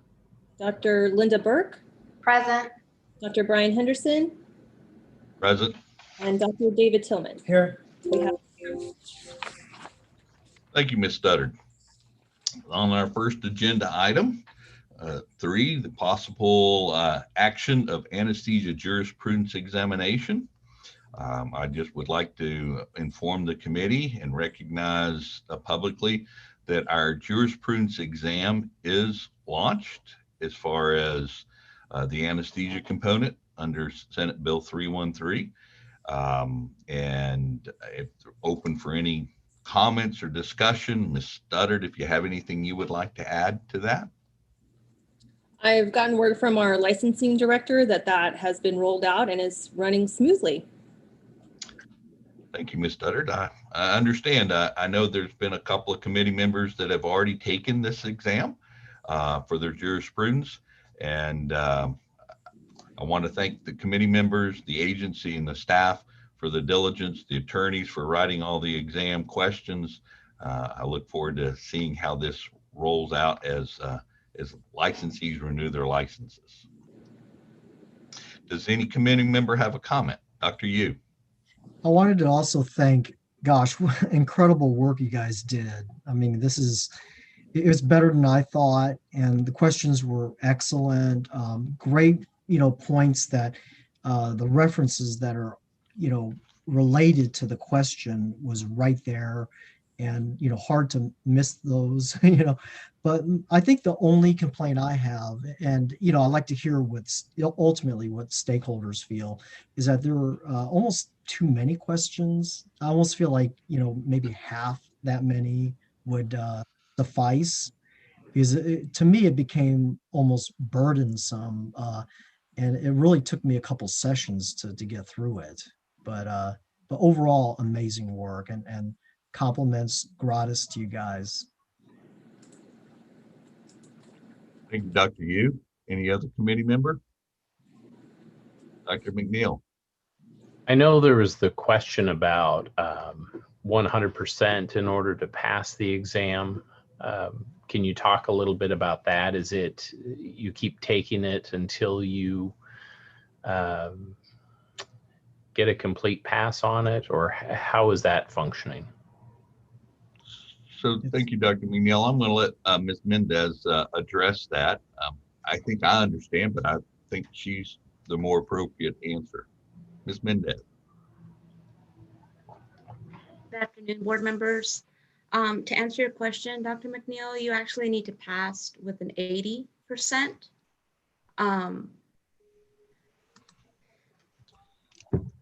We actually incorporated dentist general questions into the anesthesia, so that way the dentists who hold sedation permits don't have to worry about taking two separate jurisprudence. So it's all incorporated in one, which is probably why, to answer or to add to Dr. Yu, he said there was almost too many questions. There's 100 questions.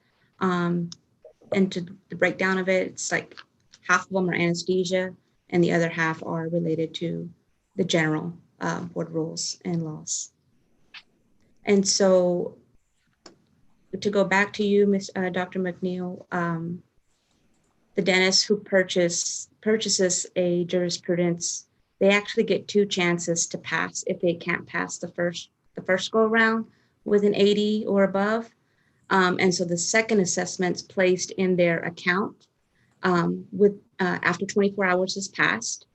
And if they fail the second time, then they do have to pay again. Thank you, Ms. Mendez. Dr. McNeil, further discussion. So just to follow up on that, if someone's a level 1 sedation permit holder versus a level 4, are you saying it's the same exam or different examination? It's a different exam. To be more specific, we actually narrow down those questions based on permitted levels of sedation.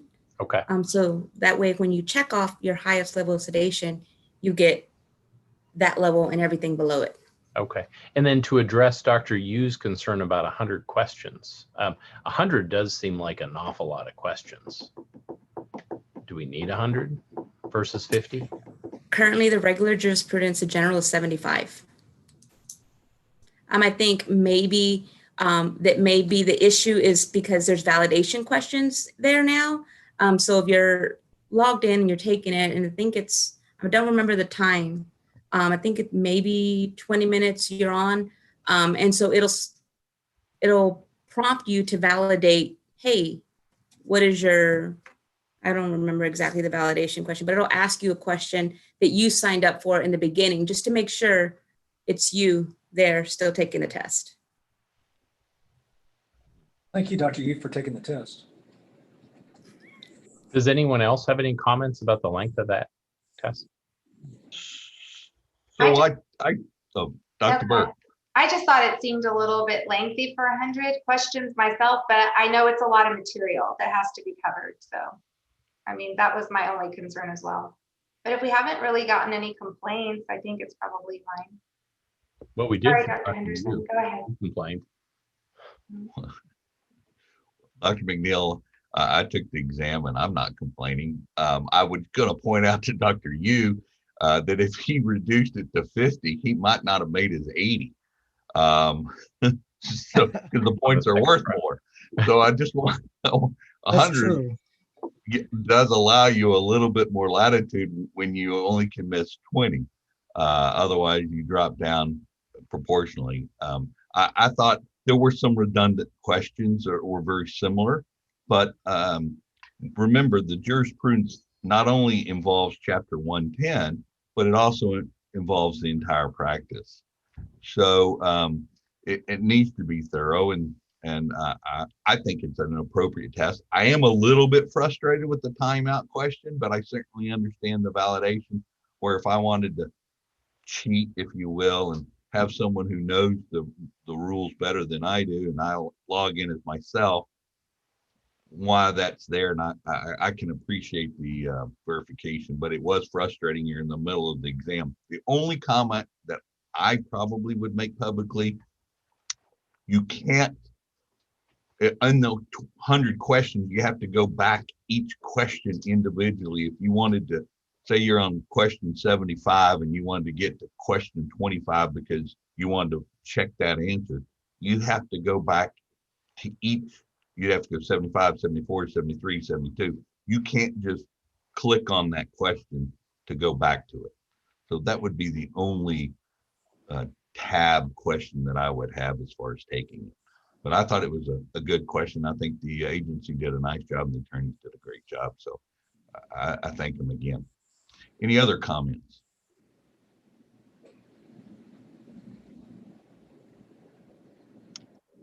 Good. Thank you, committee.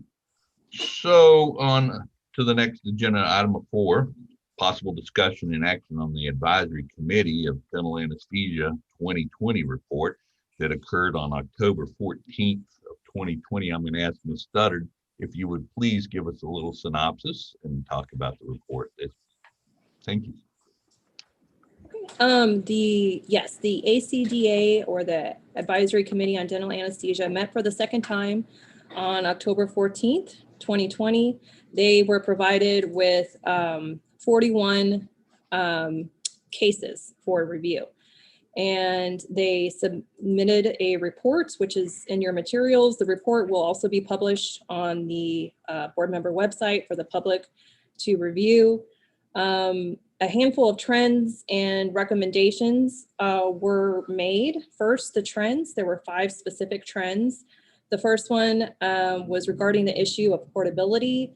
Portability didn't appear to have any relationship to adverse events. The second trend was related to the administration of benzodiazepines. The internal administration of benzodiazepines prior to dental procedures for anxiolytic purposes did not appear to have any relationship to adverse events. The third trend was regarding local anesthesia. Even local anesthesia can have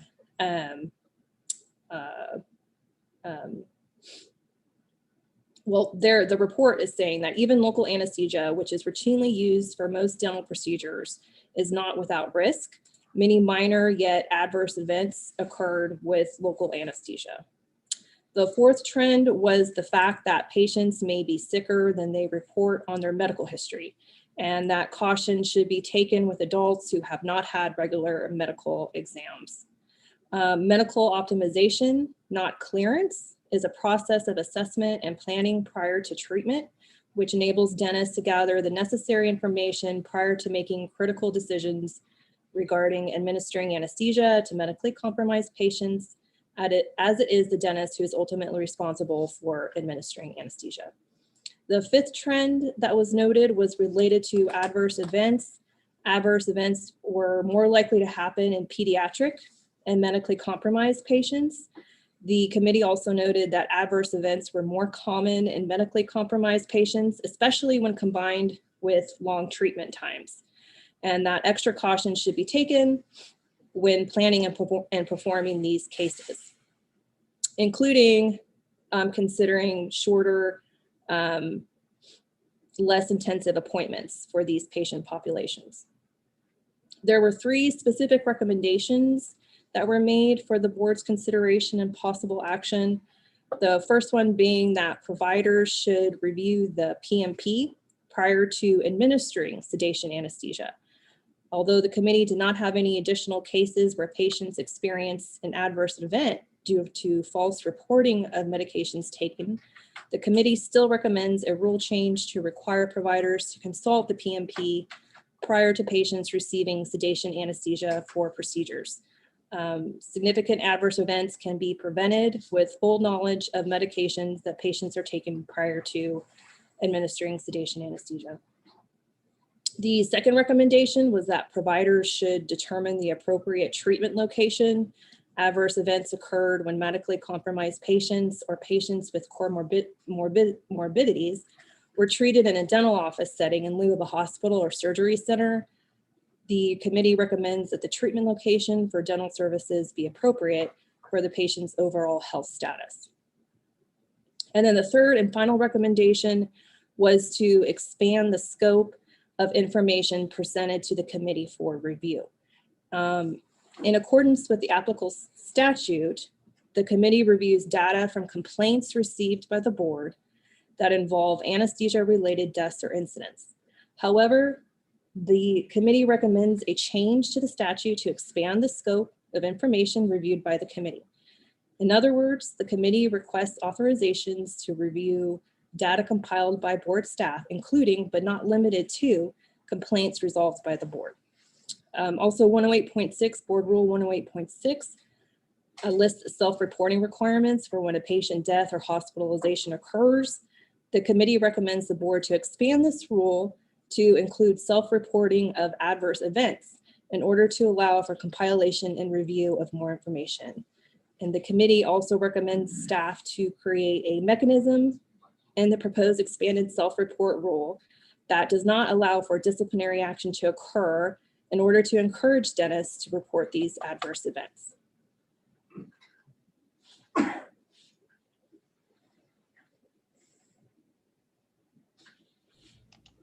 Thank you, Ms. Studdard. Committee members, comments on the Advisory Committee on Dental Anesthesia report for 2020? Dr. Yu. Thank you, Dr. Henderson. And I don't know if we should talk to Lee or Brooke or Dr. Bell. I'm questioning because the last committee meeting, there was what, like 14 cases that were looked at. And this time there's 41. And I know the last meeting included the fiscal year, 2017. Is it just kind of a shorter period of time back then that they were looking at mishaps and, anesthesia issues, or is it just more cases?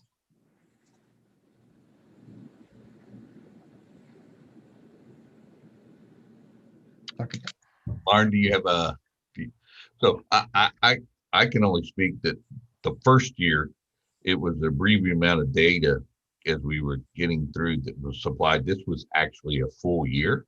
So I would probably discount that, but that's only me speaking. I would rather have either Dr. Bell or Ms. Studdard to address that as far as the number of cases and the time frame.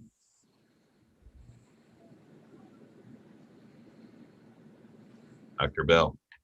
Dr. Bell? Yes, thank you. The way I understand it, the set of data will grow as the years go along, where eventually we're looking at a group that by number alone will provide a lot more meaningful results and trends than perhaps that first little set gave us.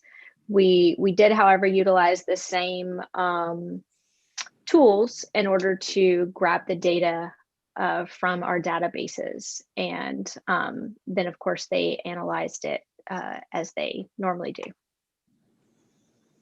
So the 14, let's say, cases, they are not included in the 41, or are they? I do not believe they're included. But just in terms of, as they were analyzing the new cases, they, in my opinion, were kind of keeping in mind the trends from the last set as well. And so again, I believe their report will be more comprehensive as we go along. Now, in terms of why there were a few more cases than the previous year, I believe that that is just because either DRP is just identifying them that way more frequently. Perhaps it's just higher on everyone's radar. But in terms of our tools that we use to grab the data, it was the same as it would have been the previous years.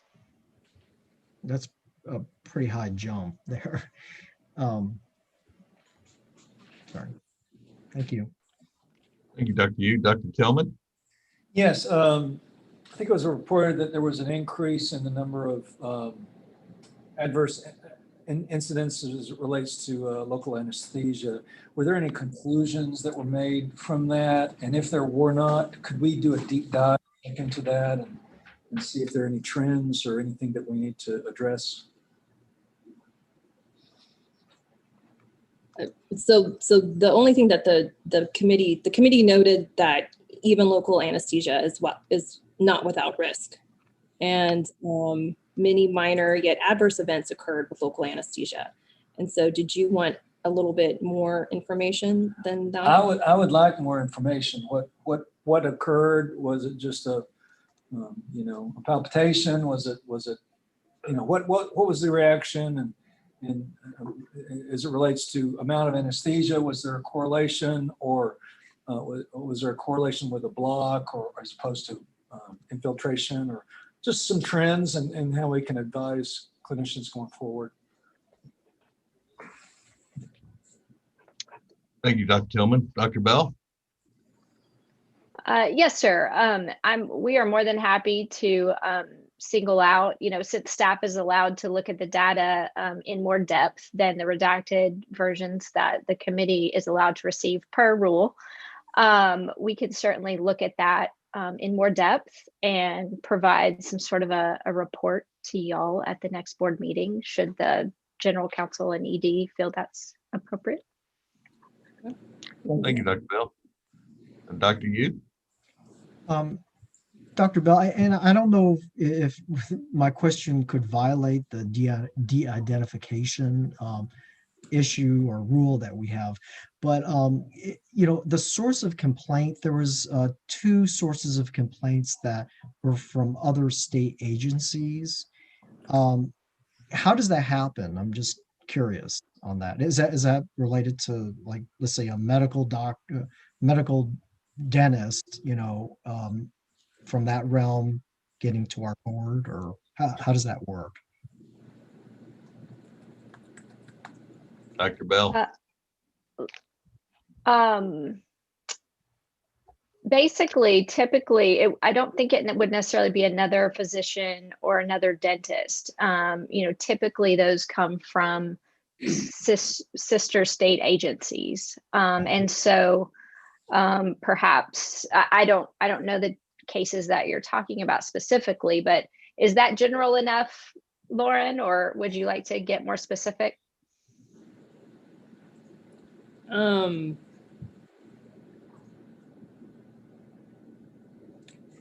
That's all I need. It's okay. I just wanted to know where that was from. Oh, I was just Thank you. thinking of the confidential aspect of our files. Sure. Yeah. So, Dr. Yu, next time we do an IC, I can explain some other state agencies that might be a situation. Dr. Tillman? So I had informally asked about the rotation of anesthesia committee members. So if we could have staff look at that, and then if there is a rotation, if we could put out a request for applicants as we know that, that would be appreciated. Thank you, Dr. Tillman. Dr. Berg. Thank you, Dr. Henderson. Dr. Bell, I just wanted to make a comment under the recommendations. I don't know if it's something that we should consider or have the committee consider, distinguishing between our adult and our pediatric patient population. The first recommendation on checking the PMP prior to administering sedative agents, I feel would be cumbersome for pediatrics. And I don't think I don't think we're gonna have a lot of findings, in other words, but that was just something minor, but something that I noticed. And I thought maybe the committee could kind of think about that. But I'm grateful for the report, and I know a lot of work went into it. I just was a little leery when I read about checking the PMP on pediatric patients every single time before administering a sedative agent. I can see the importance on an adult, but not so much on a child. But that's my only comment. Thank you, Dr. Burke. Dr. McNeil. Thank you, Dr. Henderson. I was a little rough on the initial first report that came out for lack of detail. And, you know, this is a hard working group of individuals that are on this committee, and I'm certainly thankful for their work and what staff is doing to help support them. And in general, I think this report's moving in a better direction, but there's still a lack of actionable data. If we're being requested as a committee or as a board to make certain rules, we just don't have that data to sort of back it up. And I share some of the concerns as Dr. Burke had just sort of listed. Would it behoove us as an anesthesia committee to have for our next meeting a representative from the anesthesia group, or perhaps in the era of Zoom conferencing, to invite all the committee members so we could ask certain questions? Is that something that would be feasible? Ms. Stutter, do you have a thought process about that request? No red flags right now are jumping to my mind, but I can look into that for you, Dr. McNeil. Thank you. Dr. Yu? I'm not sure what Dr. McNeil's requesting, but I think, you know, in our blue ribbon panel, we were privy to a lot more information, as in, you know, the types of mishaps, you know, what cases had anaphylactic reactions, and you know, kind of like a specific count of the types of adverse events. Is that what you're referring to, Dr. McNeil? Through the chair, Dr. Henderson, speak. Yes, Dr. Thank you. McNeil. You know, that's exactly what I'm talking about. And part of it is, you know, we have the initial report talked about a long surgical time having some sort of impact on negative outcomes. This lists it again. Well, what is that? Is that 2 hours? Is that an hour and a half? Is that 5 hours? Is it in having data to say, okay, we had 41 M&Ms, let's say a proportion of those are mortalities. There was 5 cases that were over 5 hours in length that resulted in mortality. Then that gives us as board members and committee members here more information to kind of work on. And we just don't have that. I appreciate this from the standpoint, and we had it sort of with the initial dialogue with this group getting set up as far as what information they got versus what information board members received. And I know statute comes into play on that, but I think there's a real negative consequence as us as board members are not privy to having an extensive amount of information here, especially as it relates to things such as mortalities. Yeah. Thank you, Dr. McNeil. You know, and I don't want to misspeak either, but as a board member that sat on the board when the Blue Ribbon Panel was created, and as a member that we wanted to continue by having the ACDA fill in where the Blue Ribbon left off, I believe the same information that you both received on the Blue Ribbon Panel is the same information that they are currently receiving because we felt it was strong enough of the information. So maybe they're just not quite massaging the data because they don't have quite the same number of cases, but now we're getting enough cases where they can maybe look at that. Now, I'm not here to defend them. We certainly can call them in if Ms. Studdard says it's a good deal as a committee to hear about their explanation, but I want to let both of you all know that when we created the ACBA, we, in statute, give them the same information that you all received when you did your report. Dr. McNeil, Dr. Tillman. Yes, through the chair, maybe a question with Dr. Bell. That, do you feel like the committee understood the expectations of the board, and do you feel like the committee responded to those, or would it be better moving forward? I know typically the committee meets somewhere in June, but after that initial report, perhaps have a meeting with either the presiding officer, the head, the chair of the committee, with us, with the anesthesia committee, to just make sure everybody's paths forward are clear and what the expectations are. I'm just curious your thoughts there. I would leave that to Ms. Studdard to decide if, and of course the chair, and of course you, to decide what's best. I would say to your first question, I believe they did understand their charge, and their data is what they have to analyze is different. The blue ribbon panel couldn't actually read the DRP reports. And I believe, Ms. Studdard, am I correct in that those were able to be provided to the anesthesia advisory committee? Is that correct? So how we gave the blue ribbon panel the data is I went through personally all the cases and translated that narrative type of a report into more data points that then the panel was able to analyze, the blue ribbon panel. And so it is a little bit different. I do believe the blue ribbon panel had more minutia to work with. Because again, they have the DRP report, but they don't necessarily have the whole case file, where I was able to put in data points from the whole case file for the blue ribbon panel data. And I really do believe they're doing the best with what they have. I believe that it is a limited number of cases, and it's very hard to identify trends when you only have a few to work with. Now, I'm sure they would appreciate the feedback,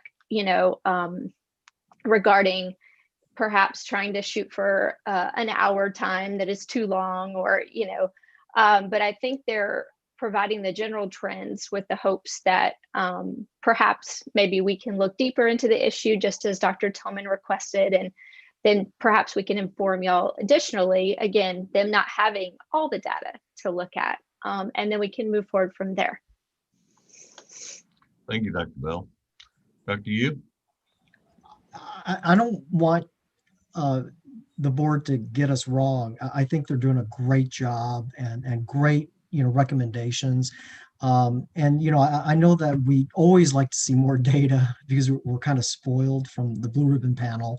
But, I think my only criticism of the report, and it's not really a criticism, is that, there were a couple things that were touched on in the first report, like how much the length of the procedure. And I agree with Dr. McNeil, like, okay, what is the length that we're starting to see issues. But and also it seemed like polypharmacy was dropped from that report to this report. And I just recommend, if they identify specific, issues, that it should continue. And if polypharmacy in the next group of cases is not an issue, identify it, or bring up the fact that, hey, it's still an issue.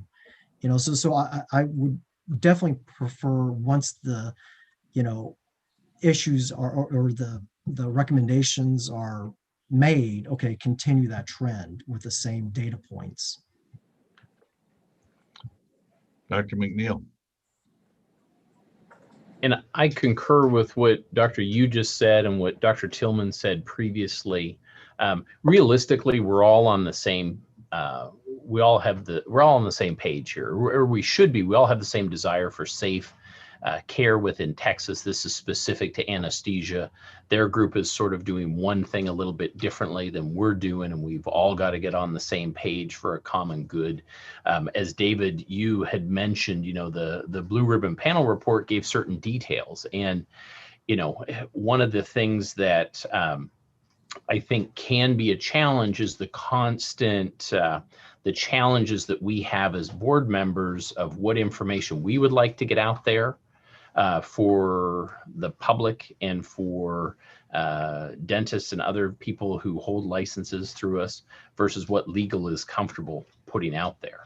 And I know that we're trying to have de-identified information, but there's I think there's a negative consequence. Like if we don't have the ability to say 3 of the 41 cases involved X, and to really give us some good, once again, sort of actionable data points. I get what Dr. Bella is saying, we still have a small sample size, and so it can be difficult to have conclusions.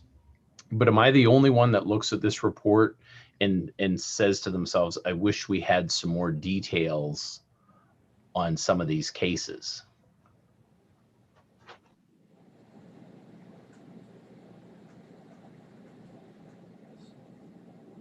I guess I am. I don't mean to take over this along with Dr. McNeil.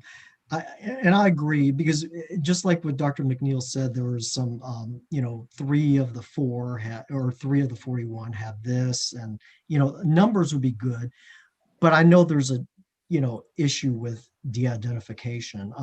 And something to bring, light, I think we should have a discussion with the chair's permission about the recommendation about self-reporting mishaps. Is there a potential legislative issue with that in terms of the statute? In terms of, so in terms of the statute, yes, their scope is limited. So if they wanted to broaden their scope as far as what information they're reviewing, that would have to come legislatively. So we really can't do anything as far as the committee or board goes with that. Thank you, Dr. Yu. Dr. McNeil. Just a point of order on what Dr. Yu just asked. Are you saying that as a board, we cannot make rules based on their recommendations? Is that what you're asking? Okay, that wasn't the question. Okay. No, I think we can certainly make rules as long as it doesn't conflict with statute. And I think that's what Ms. Stutter was clarifying. It's in statute. On a number of their recommendations are something that we cannot do anything to change without changing the statute. I just wanted the committee, again, I agree with Dr. McNeil, Dr. Tillman, Dr. Yu, Dr. Burke. We're all in agreement that these are steps to gather information to help us regulate problems and situations that develop anesthesia and dentistry. And it may not be exactly all the data points, but I think they could probably write this report to the point to give you the data points that you all are looking for. It's not that maybe it's just that it's not written in the areas that you might have an interest in. And so that would be the advantage of having someone, maybe the chairman, meet with us on the next committee meeting to help let everybody say what they want. I just looked at their typical pie charts, and I found that 30% of the cases that they looked at were local anesthetic and nitrous only. And that's a pretty significant number if you just, it was created because people were dying of general anesthesia, but in reality, 30% of the cases they looked at were local anesthetic and or nitrous. And 30% were moderate sedation. That's either oral or parenteral. And 40% was under general anesthesia. So it doesn't really say who they were It did talk about portability, so they do give you that information on as far as portability, but it doesn't really define some of the other questions you ask. How long is too long, and how sick is too sick? And so I'm sure that's information that they could give us when they look at that, because I'm sure their ASA classifications and duration of time and all that, it may not be, it's just not something they're giving back to us. But I may be misspeaking too, because I'm not on that committee. Dr. McNeil. And Dr. Henderson, that's a perfect point that you just sort of brought up. With the local anesthetic issue, obviously as dentists, we're doing that all the time, and we don't know, is it an overdosage with local anesthetic? Is it a syncopal episode during injection that was part of what led to a hospitalization?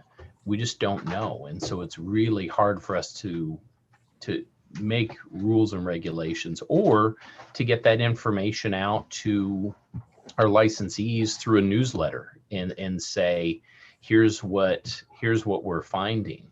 That may be something, either from the anesthesia committee here or from this group, just being able to put some information in the newsletter beyond the report with some highlights of what they're seeing trend wise.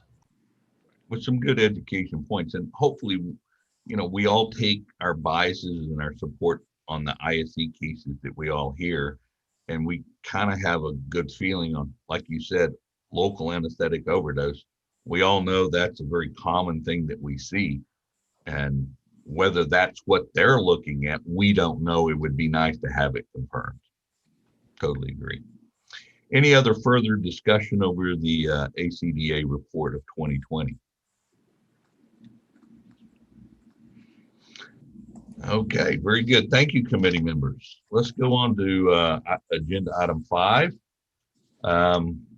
Ms. Studdard, would you please lead us on the discussion of the stakeholder meeting that we had on October 5th, 2020?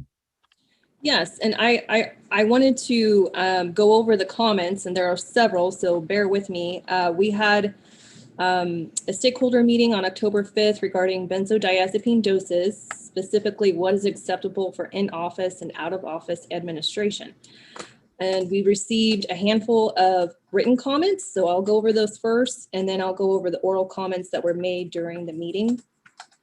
The first written comment that we received was from Dr. Ernest Luce. He stated that if there are, he submitted a written comment.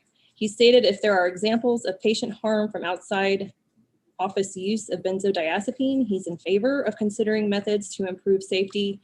In the absence of examples of harm or near harm, he's not in favor of altering the rules away from ADA guidelines or FDA approved package inserts. The next written comment that we received was from Dr. Chad Evans. Dr. Evans stated he was opposed to the board creating additional authority as it relates to sedation, as sedation was already recently addressed by the board. He believes there's no need for additional sedation authority, especially if there isn't evidence of a threat to the public. Third comment we received was from Dr. J. Littlefield. Dr. Littlefield is opposed to eliminating a dentist's ability to prescribe triazolam outside of the office before a visit. His reasons for opposing a rule change include there appears to be no evidence of adverse outcomes. Patients will get more anxious if they're required to sit in the office until the drug takes effect. Unintended consequences can occur, such as patients will be given alternative drugs with longer half-lives. He suggests in lieu of eliminating a dentist's ability to prescribe or administer preoperative medications, the board require that all dentists who prescribe triazolam preoperatively or at the office must have a sedation permit. Fourth written comment that we received was from Dr. Radwanski, who submitted a comment on behalf of the Texas Academy of General Dentistry, or AGD. The AGD isn't aware of evidence of patient harm attributable to the prescribing or administration of benzodiazepines for anxiolysis, either in or out of the office. Dentists are already required to follow standards of care for all prescriptions, whether they are prescribed out of the office or administered in the office. It's AGD's position that there shouldn't be additional regulations on the prescribing of medications. Next written comment was from Dr. Stephen Britton on behalf of the Texas Society of Periodontists, or TSP. Dr. Britton stated he's not aware of reports related to patient safety using benzodiazepines. He stated rules allowing for prudent use of sedation techniques already exist. He stated it will only limit the ability of safe providers to use their own clinical judgment for each individual patient. The TSP feels there's no need to consider a rule change at this time. Dr. Patel submitted a written comment. He stated with the clear recommendations of 1 MRD for anxiolysis versus 1.5 for minimal sedation, he doesn't see a need for further regulations. The Texas Dental Association, TDA, submitted a written comment. TDA stated they're hesitant about the board taking any regulatory action that deviates from the dosages approved by FDA and found in FDA-approved drug labeling. TDA understands that the non-sedation administration of anxiolytics and analgesics by dentists without a sedation permit is allowed by law, but does present a unique situation for the board to regulate. TDA is open to future discussion and deliberation on this topic if data-supported patient safety concern warrants it. These discussions should potentially include defining anxiolysis in statute or board rule to give dentists a clear understanding of when anxiolysis may become sedation requiring a permit. Additionally, TDA is open to future discussion and deliberation on whether the board should amend Rule 108.7 to define the generally accepted standard of care and minimum requirements when dentists without sedation permits administering let me start this over here. They're open to amending Board Rule 108.7 to define the generally accepted standard of care and minimum requirements when dentists without sedation permits administer benzodiazepines for anxiolysis. TDA also understands that for most benzodiazepines currently on the US market, their use for preoperative sedation of dental patients is off-label, although it is professionally acceptable. The dosages recommended by the manufacturer for indicated uses, as well as the MRD, appear to continue to be safe when used in dentistry, especially in the context of the recently revamped sedation permit rules and an increasing emphasis on patient monitoring and rescue should an emergency occur. There were several oral comments made during the actual stakeholder meeting held on October 5th, the first one being from Dr. David Roberts. He stated if there is no evidence of patient harm, then no regulations are needed regarding this topic. He commented that he agrees that Halcyon is not an anxiolytic drug. Dr. William Steinhauer, on behalf of the Texas Academy of Pediatric Dentistry, he stated the standard is that a dentist should not administer drugs to children for sedative purposes outside the dental office. And he also asked that the board to prohibit dentists from prescribing benzodiazepines to children for out-of-office administration. Dr. Britton, on behalf of TSP, reiterated his written comments and also discussed the maximum recommended dosage requirements for minimal sedation. Dr. Radwanski also reiterated his written comment. Dr. Canfield made an oral comment at the meeting. He stated that all sedative or anti-anxiety medications should be administered in office only and should be administered by a dentist with a sedation permit. All patients respond differently to medications. What's anxiolytic for one person is sedative for another. He commented that Halcyon is not labeled as an anxiolytic drug. And Dr. Evans also appeared at the stakeholder meeting and he reiterated his written comments. Thank you, Ms. Studdard. Committee members, comments about the stakeholder meeting?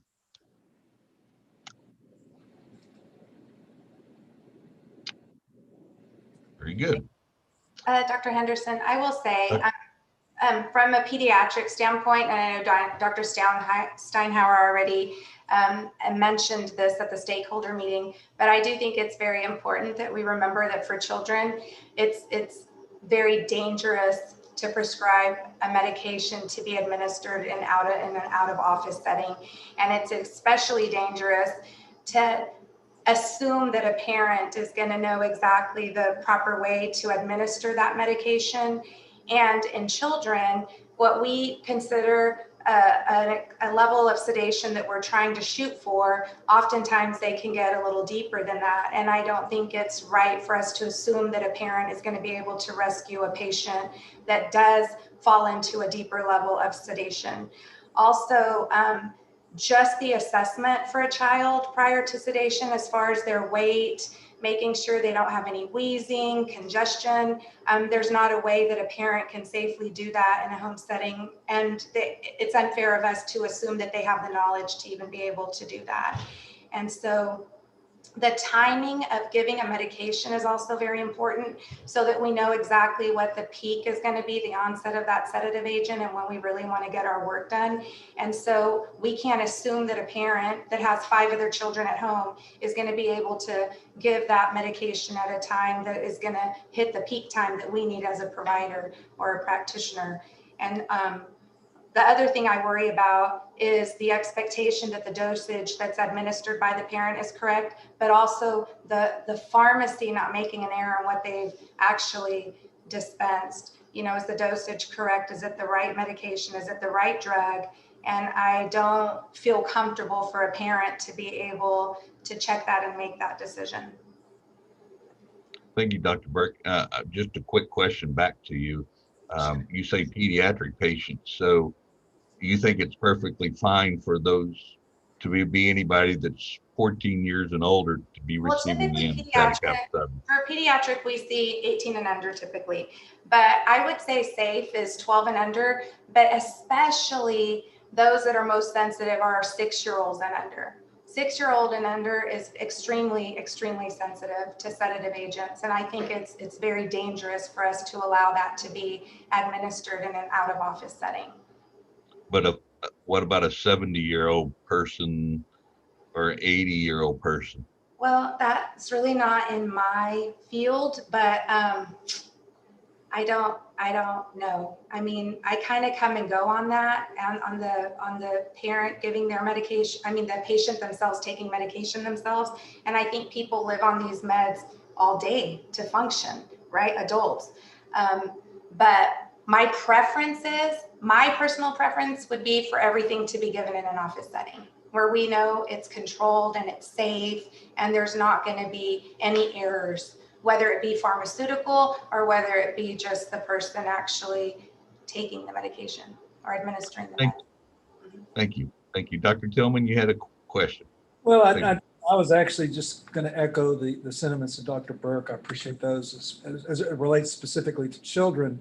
And I would define children under 12 years as we, I think, have been previously noted. I also appreciate the comments of their stakeholders that any kind of regulation or consideration for legislation or rule or judgment would be data driven, even as it relates to geriatric or the medically compromised geriatric patient. My question would be, if we have a patient that reports an adverse event and they end up in the hospital, do we have a specific question related to sedation? Was a sedative given, just to make sure that we gather all that data as it relates to a medical adverse event? Or has that been a part of the requirements? I guess that would be for legal, through the chair to legal. Well, I'm thinking just our self-report of our hospitalization rule. Right. And can you ask that question again? Is there a requirement for the clinician to disclose? Of course, the medical, they open their dental record, so we have an ability to see if something was prescribed. So that would be the way to make sure that we gather that data. Right. So, we pull the hospital records and the dentist records. correct. Right. Yeah. Okay. I just, if they gave it to them as to help them sleep or whatever they report, that would have to be reported into the dental record, and that would be our way of gathering that information. See if there was, say, an adverse event subsequently, that we made sure that was a part of the data. But if it's in the dental record, then that would give us that means. So, thank you. Thank you, Dr. Tillman. Well, as a Dr. Yu. If the chair will allow, we have a legal team's modification of the staff's proposed rule of 108.7. Can we have staff, summarize that for us? Sure. Thank you, Dr. Yu. We can. That's actually our next agenda item, and I was just wanted to make sure the committee understood what happened at the stakeholder meeting before we got into that on the agenda item. So I'm going to take a little precedence and just give you all as chairs. I listened to Ms. Studdard's report.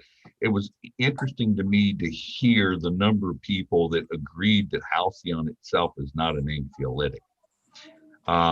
And so I'm thinking, as you see the proposed rule, we're going to define that it's probably not considered an anxiolytic based on most of the testimony that occurred at the stakeholder meeting.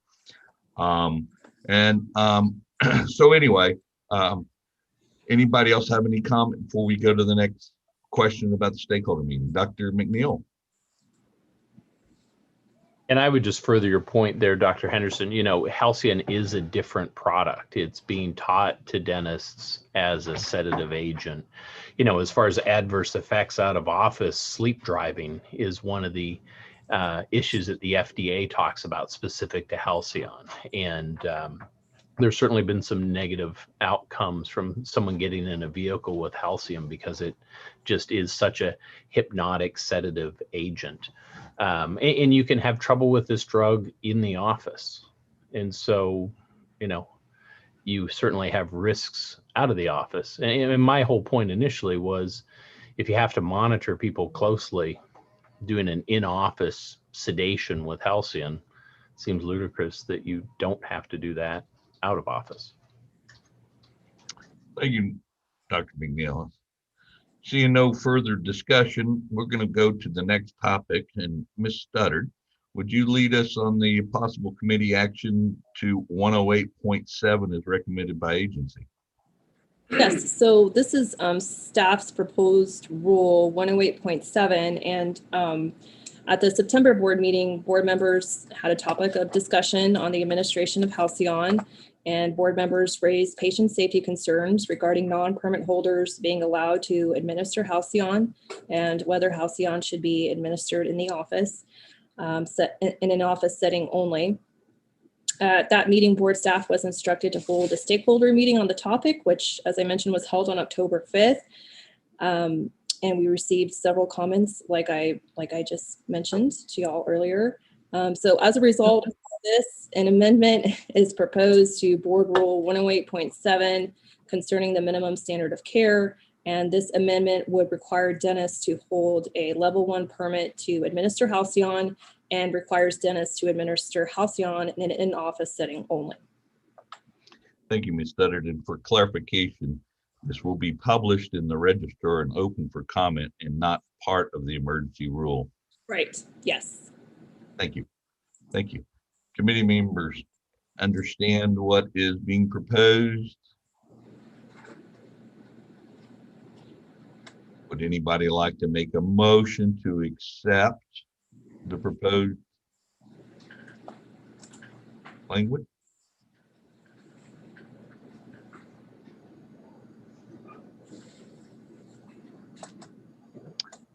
Dr. McNeil. So moved. Is there a second? I'll second. Dr. Burke seconds the motion as written and proposed by staff on 108.7 to add discussion. Committee members, any discussion? So I'm going to lead a little discussion. I would like to add a little language change to the existing rule. I would like to have it include the word prescribing. I have my own that I've written out because it's not only administering but prescribing. So if a dentist wanted to prescribe Halcyon, I would prefer that it would also be prescription and administration. I also have a little bit of reservation about the in-office setting only. I think there could be an exemption for an in-office exception, but I'm willing to go with the committee if the committee feels strongly that we can do that. I would prefer to say the word should be administered in the office. And then if someone chose to administer it outside, they had to give a reason. I can think of some special needs patients possibly who are so combative that they won't get into the office without medicating them. So I'm just throwing that out there before we have stakeholder comments, or we can send it out like it is and see how it bounces down the road.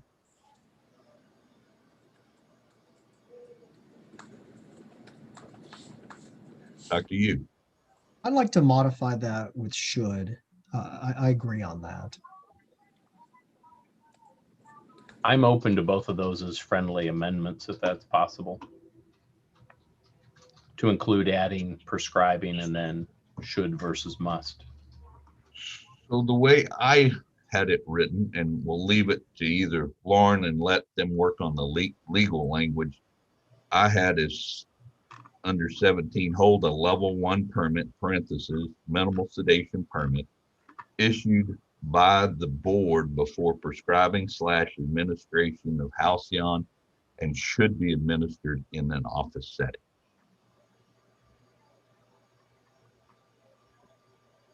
Okay, I think I got that. So hold a level 1, you said, and then put the minimal sedation permit in parentheses.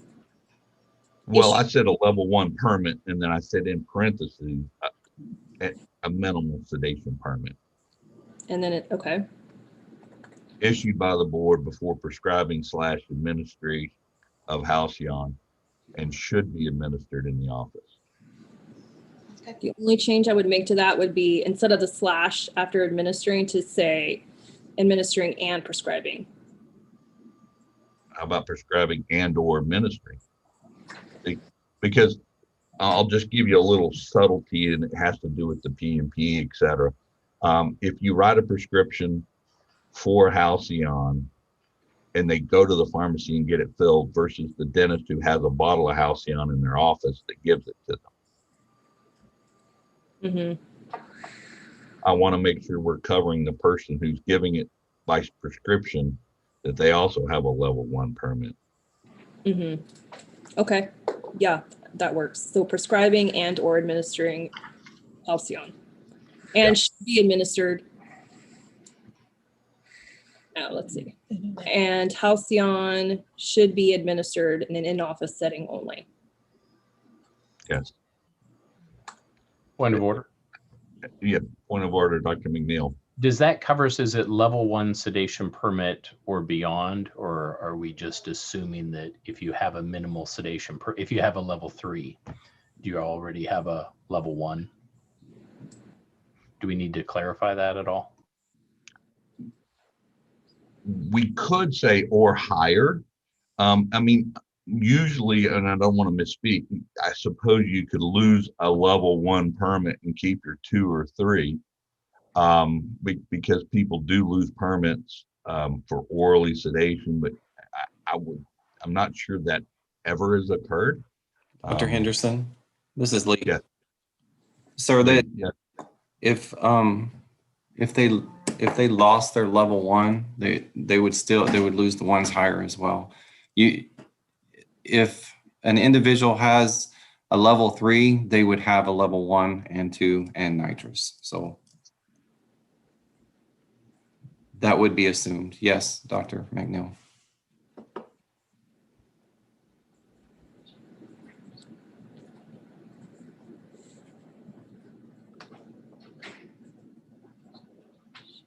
Ms. Camp or Ms. Studdard, do you have any thought process on that language, or is it too wordy?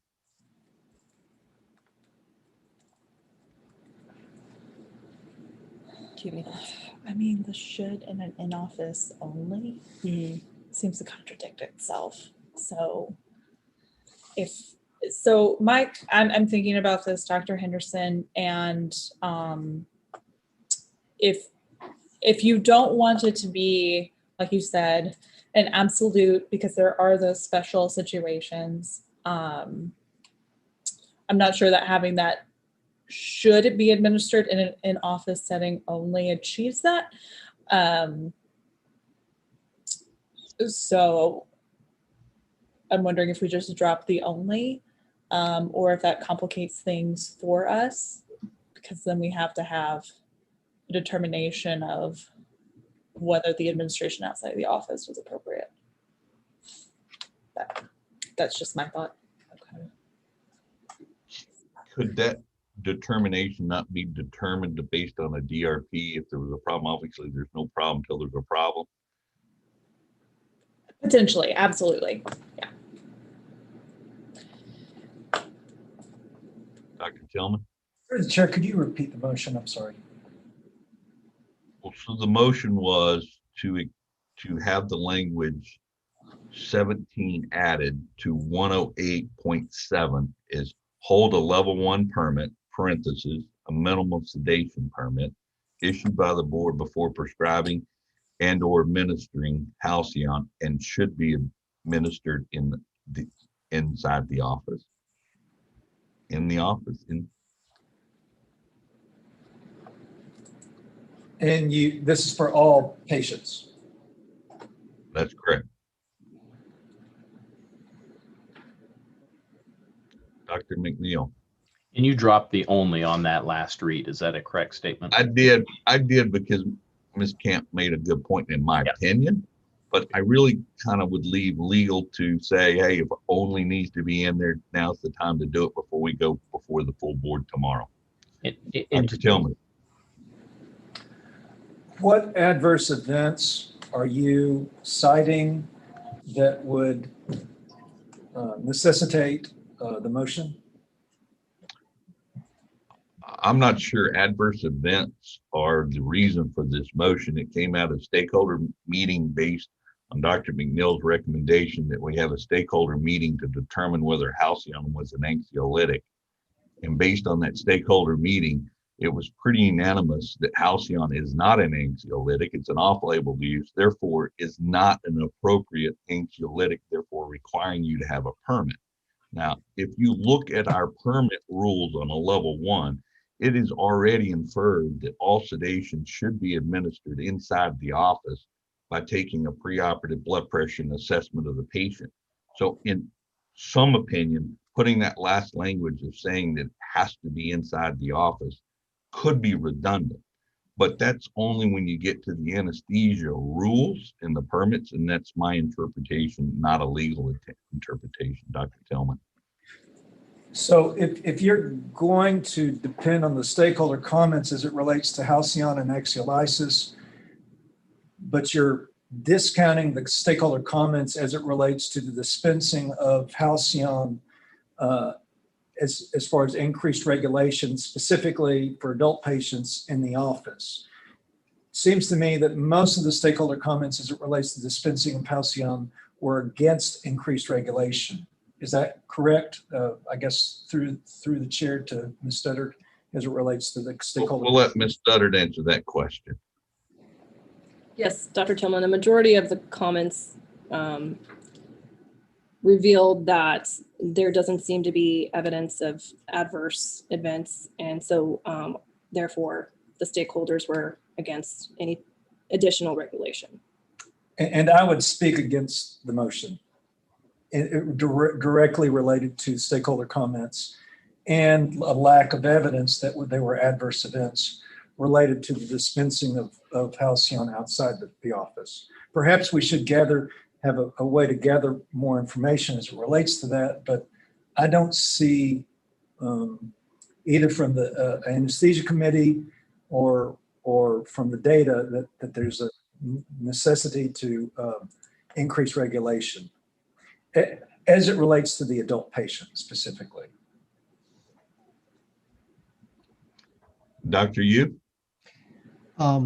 Yeah, and I partially agree with Dr. Tillman, but my concern is really just the fact that Halcyon is not an anxiolytic; it's a sedative, and in our DRPs, what we're seeing a lot of times is that Halcyon is being prescribed by non-sedation holders and they're using it as a sedative outside the office.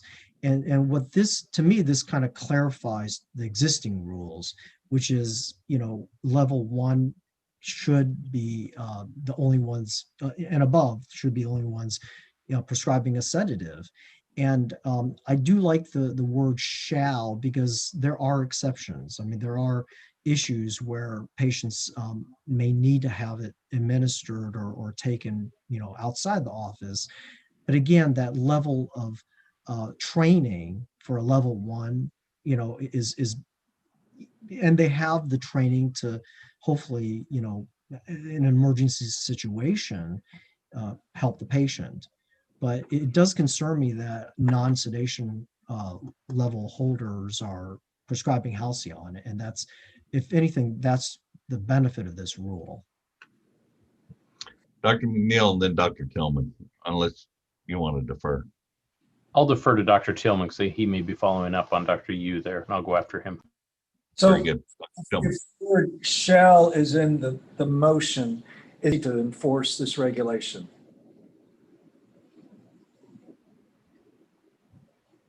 You mean should, Dr. Tillman? Yes. Yes. Okay. And so when I think of should, I think of best practice. I don't think of it necessarily as you're required to do it. Shall is a requirement. Should is a best practice. Thank you. Dr. McNeil? We can go to the opposite extreme and decrease regulation by not requiring any monitoring in office for the same drug. Is that a ridiculous concept to think about? And that's really kind of the challenge there. And we've seen negative outcomes with pretty low dosages of drugs. You talk to most people in the malpractice arena are going to say, a drug like this, obviously you have risks of the sleep driving like we discussed. You can have anaphylaxis with a drug like this. You can have ataxia. You give it to an older patient, they fall, break their hip. There's a bunch of different reasons why this can be a challenge. I like what Dr. Henderson said, that there may be times that you need to do it, and special needs certainly can come into mind. But I like the wording of should, because if you do have a negative outcome, now you're at an informal settlement conference and the expert reviewers are going to say you should do this, and you can defend yourself and say, well, this is why I did this in this particular case. We certainly want to have independence and people having judgment. This doesn't pass the smell test when you've got a drug that's being taught as a sedative procedure. Medically, it's used as treating insomnia, but it's a sleep drug. And, I concur that they should at least have level 1 and beyond and be familiar with the drug. I get it. They, no one wants overly burdensome regulation. But if you don't monitor them out of the office, why are you monitoring them in the office?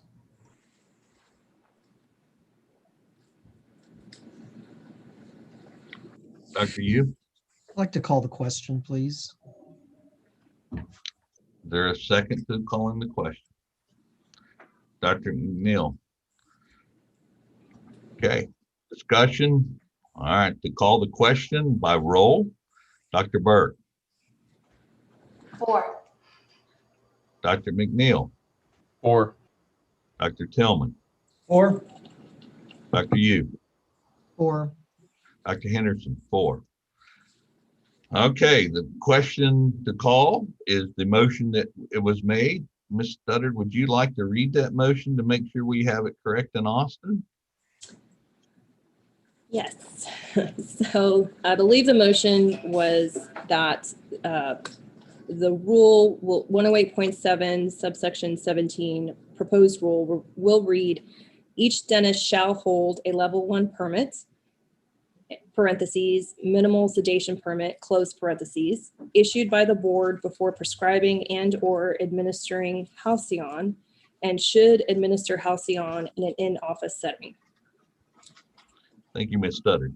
Now that we all know the question, by roll, Dr. Burke, 4. Dr. McNeil, 4, Dr. Tillman, Against? Dr. Yu, 4. Dr. Henderson, 4. Motion carries, 1 objection by Dr. Tillman. Thank you, committee. Do we have any public comments? No, we do not. Thank you. I have a public announcement that I would like to thank Dr. Tillman for his leadership over the years of my service with the board. And I just wanted to, sorry that I'm not in Austin to see you tonight. Oh, we'd have a great time. I'll second that. Thank you, Dr. Tillman. Yes. Do we have a motion to adjourn? Aye. Dr. Tillman, motion to adjourn, seconded by Dr. Yu.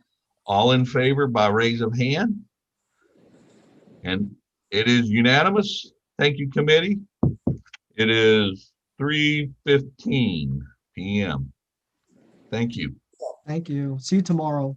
Thank you, Mr. Chairman. Thank you. Good. Thanks, Thank Chair. you.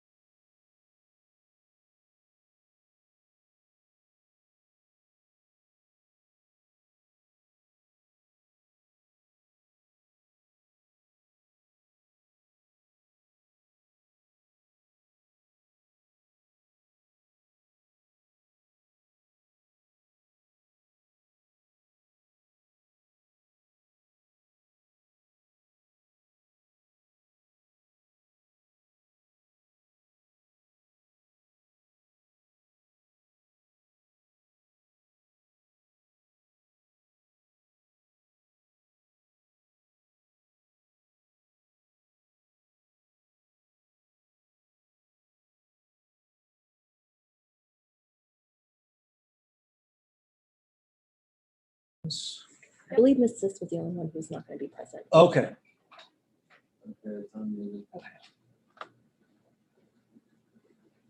Oh, there's Ms. Jones. Hello. Go ahead, Dr. Burke.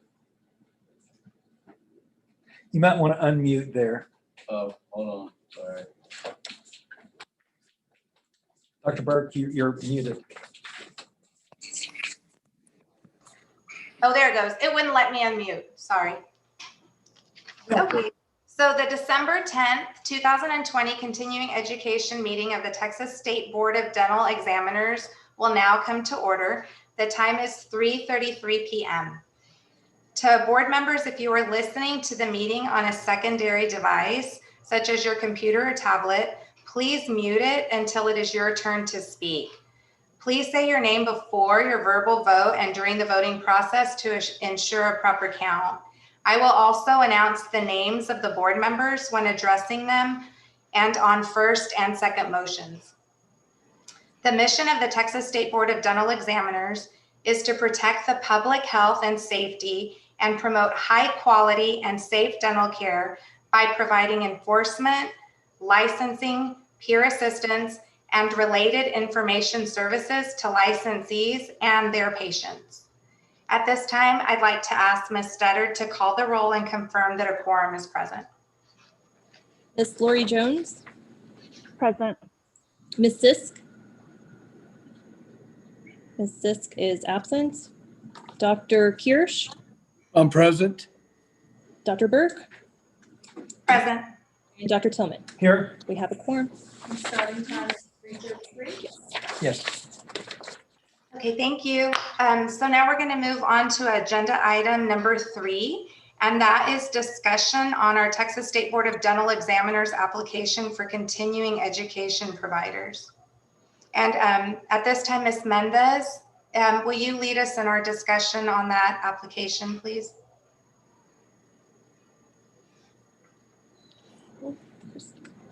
I think you're muted. Hi, yes, ma'am, will do. Board members, our rule requires us, requires us to review CE providers who want to provide continuing education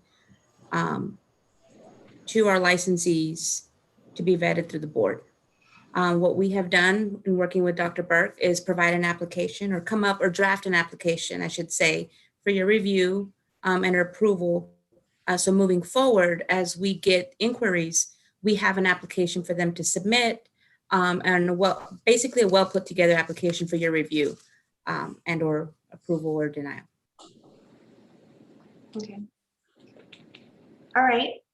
Do we have any, I don't know if you've had a chance to look over that application, but I don't know if any of you have any comments. I did receive, Ms. Mendez, a comment from one of the board members stating that one of the things we should possibly add is to be sure that the individual teaching the course doesn't have a financial benefit. Like if they're doing a laser course, are they being paid by the laser company to go out and represent that company, that sort of thing. Just to have that information would be good. So we did, it was a difficult process because there aren't very many other states that have this application in place. So Ms. Mendez worked hard on trying to get one in place for us. And so we are open to any suggestions that y'all may have. I think we did 3 edits on it, 3 different modifications for it before presenting it to y'all today. But we definitely are open to any feedback you have to help us make it better. Yes, Ms. Jones? Yeah, my first question is in regards to your comment that you just made regarding financial benefit from it. I would think that as the speaker, or because there's a lot of groups that are giving it, that there would be a financial benefit from it. Right. So I don't know if that's necessarily pertinent to what we're asking. Maybe not. Well, we hadn't included it. It was just a comment that came from a board member. So I mean, definitely it's something we can talk about and discuss and decide whether we want to include it or not. Dr. Tillman? So my understanding is typically if you are giving a speech or presenting it's a part of the presentation if there's a financial, if you're getting paid for it, or if you get a cut of the, action on the lasers there. So there's a requirement for that. If I could get a legal response to that, I think that's kind of implicit in the fact that you're speaking. Maybe I'm wrong. It's an honorarium that you get. I mean, that's right. So what? And they do a disclosure. Just leave it as is, Ms. Mendez, right? Maybe it's just not even anything we need to add. I would agree with that, Dr. Burt. Okay. I would just leave it as is. Okay. Yeah. Thank you. Also, this is not an, oh, I'm sorry, Ms. No, I did have another question about part 2 on the application. Okay. And so it's my understanding that we are granting this right to individuals, not necessarily to a certain course that they are providing. And then I guess like part 2, it's implying that, okay, what goals and objectives of the course are you trying to do? So I didn't know if that is our direction. Are we going to try to just do courses, or is our direction that we're doing the individual? Right now, we just have a list of organizations and individuals. So, is it granting the specific course that an individual is doing, or that person? I personally would think it would encompass both. That we're wanting to know who the individual is that's who's going to teach the course, and what course material are you planning on covering. Dr. Tillman, do you have any input on this when this committee was started and what the goal was for this type of an application? Or I think it's just to make sure, Ms. Jones, honestly, that the people that we have teaching CE are the right people that we want to have in those roles. But I would think part of what we want to look at is what are they bringing to the table? What is it that they want to teach? What is it that they're going to be covering? Is it going to be beneficial? Is it something worth our time to try to credential this individual as one of our CE providers? And I don't think it has to be lengthy, just we didn't leave a lot of room even for what it is that they need to put down for us on what they plan on teaching and what they want their course objectives to be. Definitely it's something we can remove if y'all feel it should be removed. I don't have a problem with that either. And I like that section. I mean, I think we definitely need to see what they're doing and what they've done in the past, or put together. The other thought is that once we say somebody is allowed to do this, we then technically don't have control over what courses they offer. Is that correct? Correct. Or Lauren. Well, I was just looking at the rule.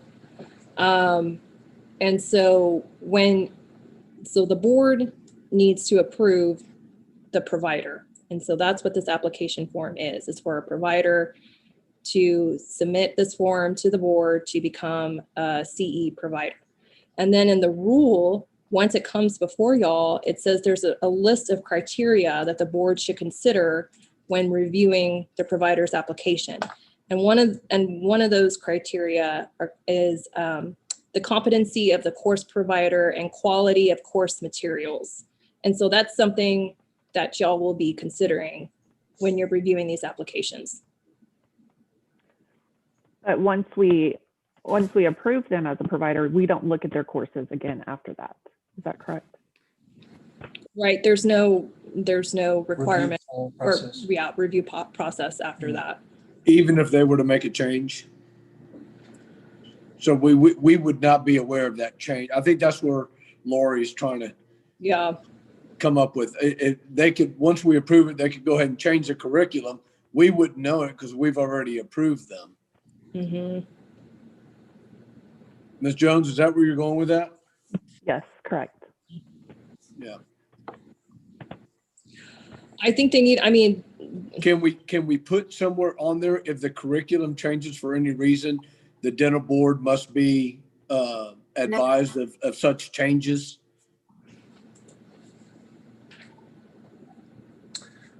Yeah, and I think I see, yeah, I think that's, I'm trying to think of the right language. If the provider has presented, we're approving what the provider has presented. If anything has changed, then they have to come back to us. Something along Right, with the new changes. with the new changes. Yeah, I like that. Yes, I And I did. think that covers us and it covers them. Dr. Tillman? So historically, it doesn't relate to this issue, but it does. There were courses for hygienists as it relates to lasers previously. This has been probably 5-8 years ago. And the report is that this instructor was teaching hygienists how to use a laser, which is outside their scope of practice. But what the doctors were doing was opening the site up with a laser, leaving the patient, letting the hygienist go in and do the deep cleanings, and then coming back. And we didn't know that until I went to some lectures by these presenters. So in my opinion, we still have the obligation as a state board for oversight.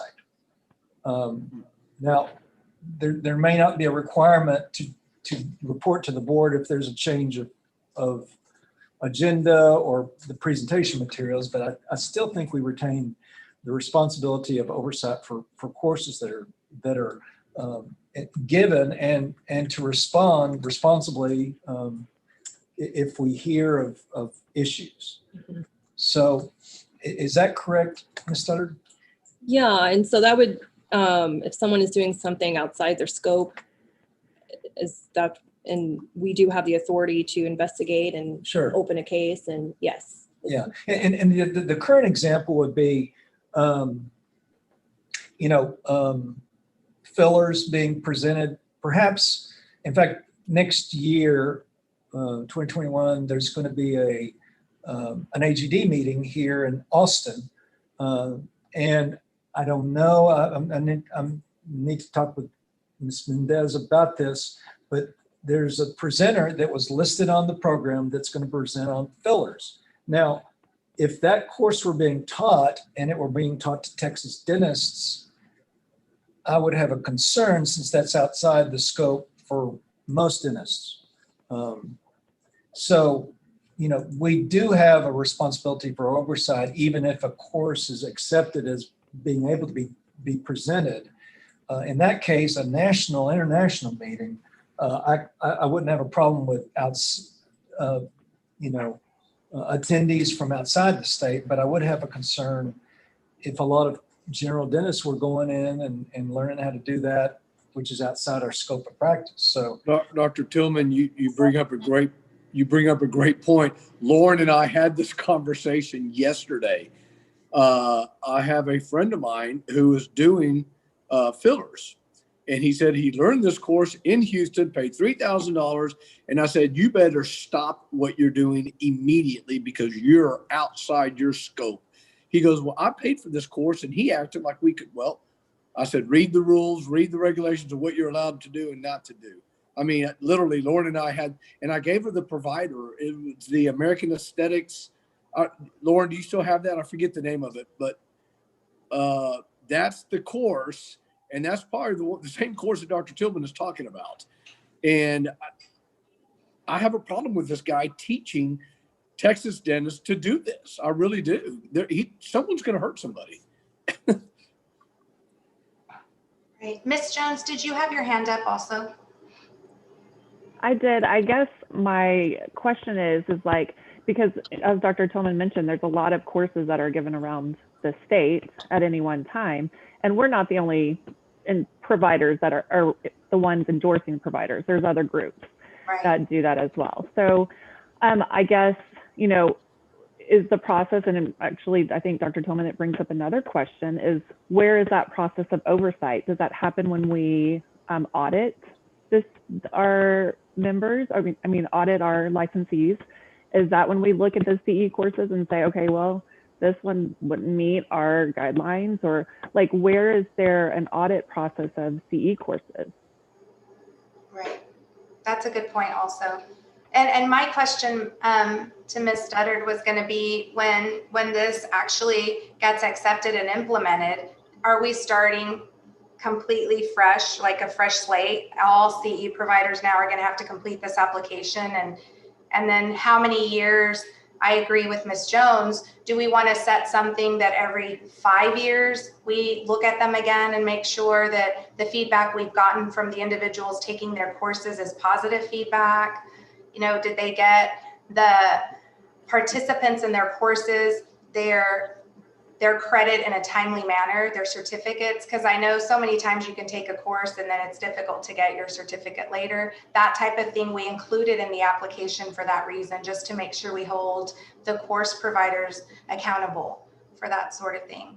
But I didn't know, that was a question I had also. Are we going to revisit and look at them and recheck them every few years, you know, to make sure that they're still qualified? I don't know. That's creating more work for us, I know, but I would be concerned if we didn't do that, or maybe we can preface it by, if you've made any modifications or changes to your course within the last 3 years, then we'll have to review it again. If you haven't made any changes, then you don't have to be reviewed. okay. That way it's less work for the agency. And if they are making changes, we can catch them in a 3-year period, not a 5-year period. Cassie brought up a good point. Our rule 104.2B, it says at least once per calendar year, the board shall review the list of providers for CE and any applications submitted for CE providers. Wow. And shall consider additions or removals of providers from the list provided in this section. So it's a once a year. Has that been, Ms. Mendez, has that been occurring? Not at this time. Not at this time. What we've been saying is they need to reach out to one of our already approved providers in regards to offering a course. For example, the reason we jumped on this was because we actually had a representative from DEA reach out wanting to offer a course to dentists, but DEA is not an approved provider. And so what the end of that, the result was, we just reached out to DEA and asked them to reach out to one of our already approved providers about offering the course. Yes. Okay, thanks, Ms. Mendez. Mm-hmm. Okay, Ms. Jones? The question in light of that, would that be a change? So if somebody was to be approved provider, and then, we do that same scenario that Ms. Mendez just mentioned, is that a change in what they're offering? And then we've got to approve it again. I think it's a sticky road that we're going down, just even overseeing this provider list. So I just want to mention it. Dr. Tillman? So good points. I would just ask, and maybe this doesn't need to be a motion or recommendation for Ms. Mendez, for our staff to review activities as it relates to this policy, and to get us a strategy moving forward, how we can implement it, or what would be involved as far as staff time, FTEs, whatever, as far as the real implementation of this, because I'm not sure we're really on top of this. I don't know that there's a concern that I don't know that there are reports on concerns, but empirically, I have a concern. Dr. Kirsch has mentioned a concern related to some specific instances, but if it requires a huge increase in FTEs to review these things, I would just like some steps brought forward to us, maybe us as a committee in the future, looking over these and seeing best steps forward. Okay, thank you.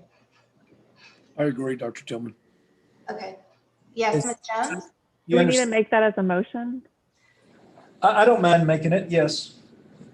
And just to clarify, Dr. Tillman, was that how to implement that 104.2B? Provider review. What yearly review? Correct. Okay. Okay, so Dr. Tillman,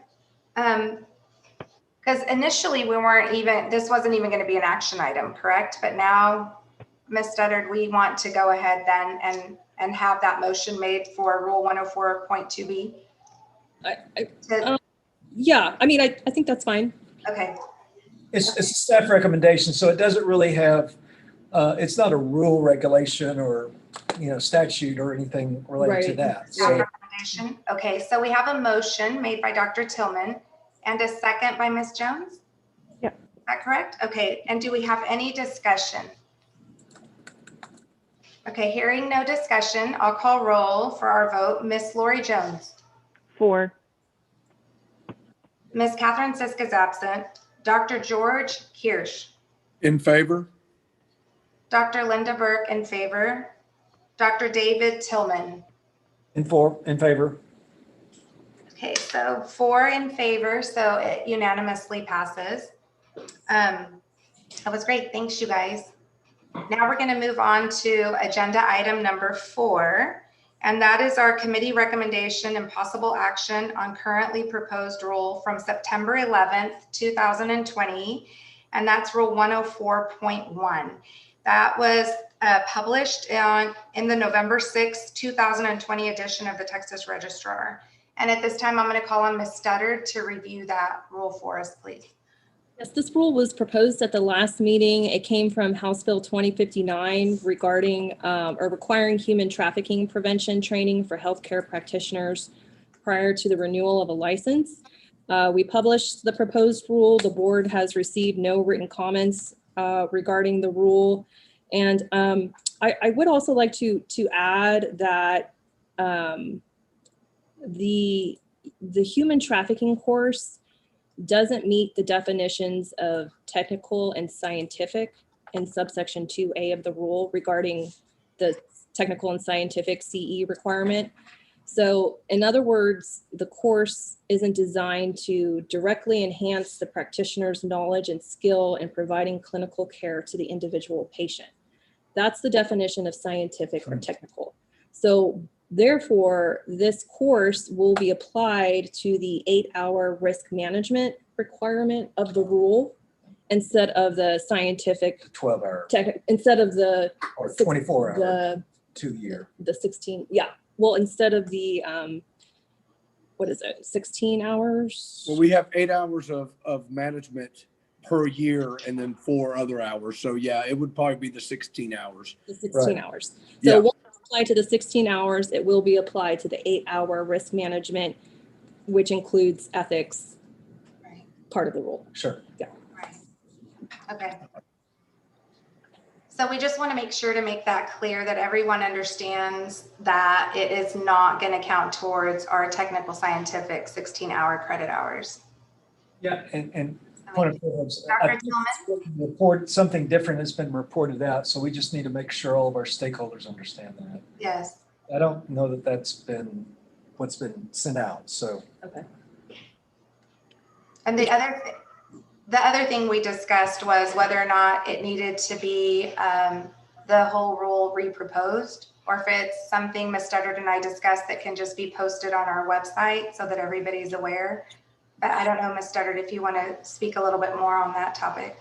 Yeah, so if the committee wants to make it clear that this will apply to the 8-hour requirement and not the scientific technical requirement, we're going to have to repropose the rule to make that clear. And so then it wouldn't be up for adoption until March.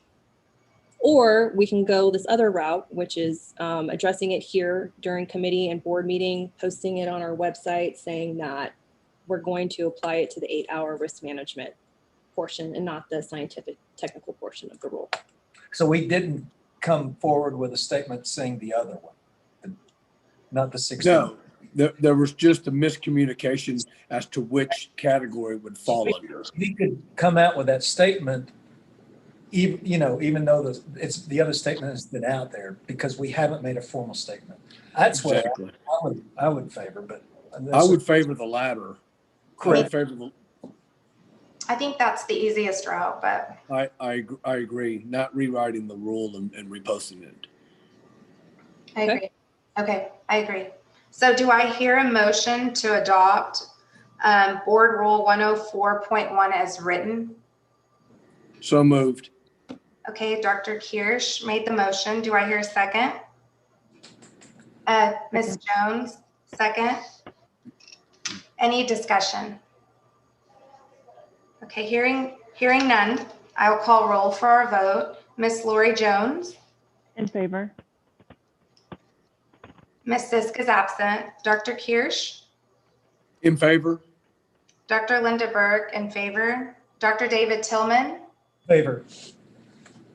Okay, so 4 of us voted for, 0 against, so the motion passes unanimously. Okay, so our last agenda item, number 5, is discussion and possible committee action on Rule 114.12, continuing education for certificate holders, published in the November 6, 2020 edition of the Texas Registrar. And once again, I'll ask Ms. Studdard to lead us in our discussion. Yeah, so this rule was also proposed at the last board meeting, so now it's up for adoption. It came from House Bill 2059, requiring the human trafficking prevention training for healthcare practitioners prior to the renewal of a license. And 114.12 is related to dental assistance. And we, after posting the rule to the register, received no written comments. Okay. I'll make a motion to go ahead and accept the proposed rule. Okay, that's Dr. Kirsch. Do we have a second? Second. Dr. Tillman? Okay, any further discussion? Okay, hearing none. We'll call roll for our vote. Ms. Lori Jones? In favor. Ms. Sisk is absent. Dr. Kirsch? In favor? Dr. Linda Burke in favor, and Dr. David Tillman. In favor. Okay, so 4 of us voted in favor, none of us against, so the motion passes unanimously. At this time, do we have any public comments? No, we do not. Okay. And I don't have any announcements, so do I hear a motion to adjourn our meeting? So moved. Okay, that was Dr. Kirsch and seconded by Ms. Jones. Okay, so we can just show a show of hands. All in favor? Okay, thanks, guys. Thank you, guys. Great work today. Thank Board you. members, y'all. Lauren, Casey, thank you. I've been involved in all the meetings today. Thank y'all. Thank you. Yeah, great job. We'll see y'all tomorrow morning. Thanks, guys. Great work, Dr. Burke. Thank you, guys. Bye. Bye-bye. Meeting time at 4? 3:59 is what I have.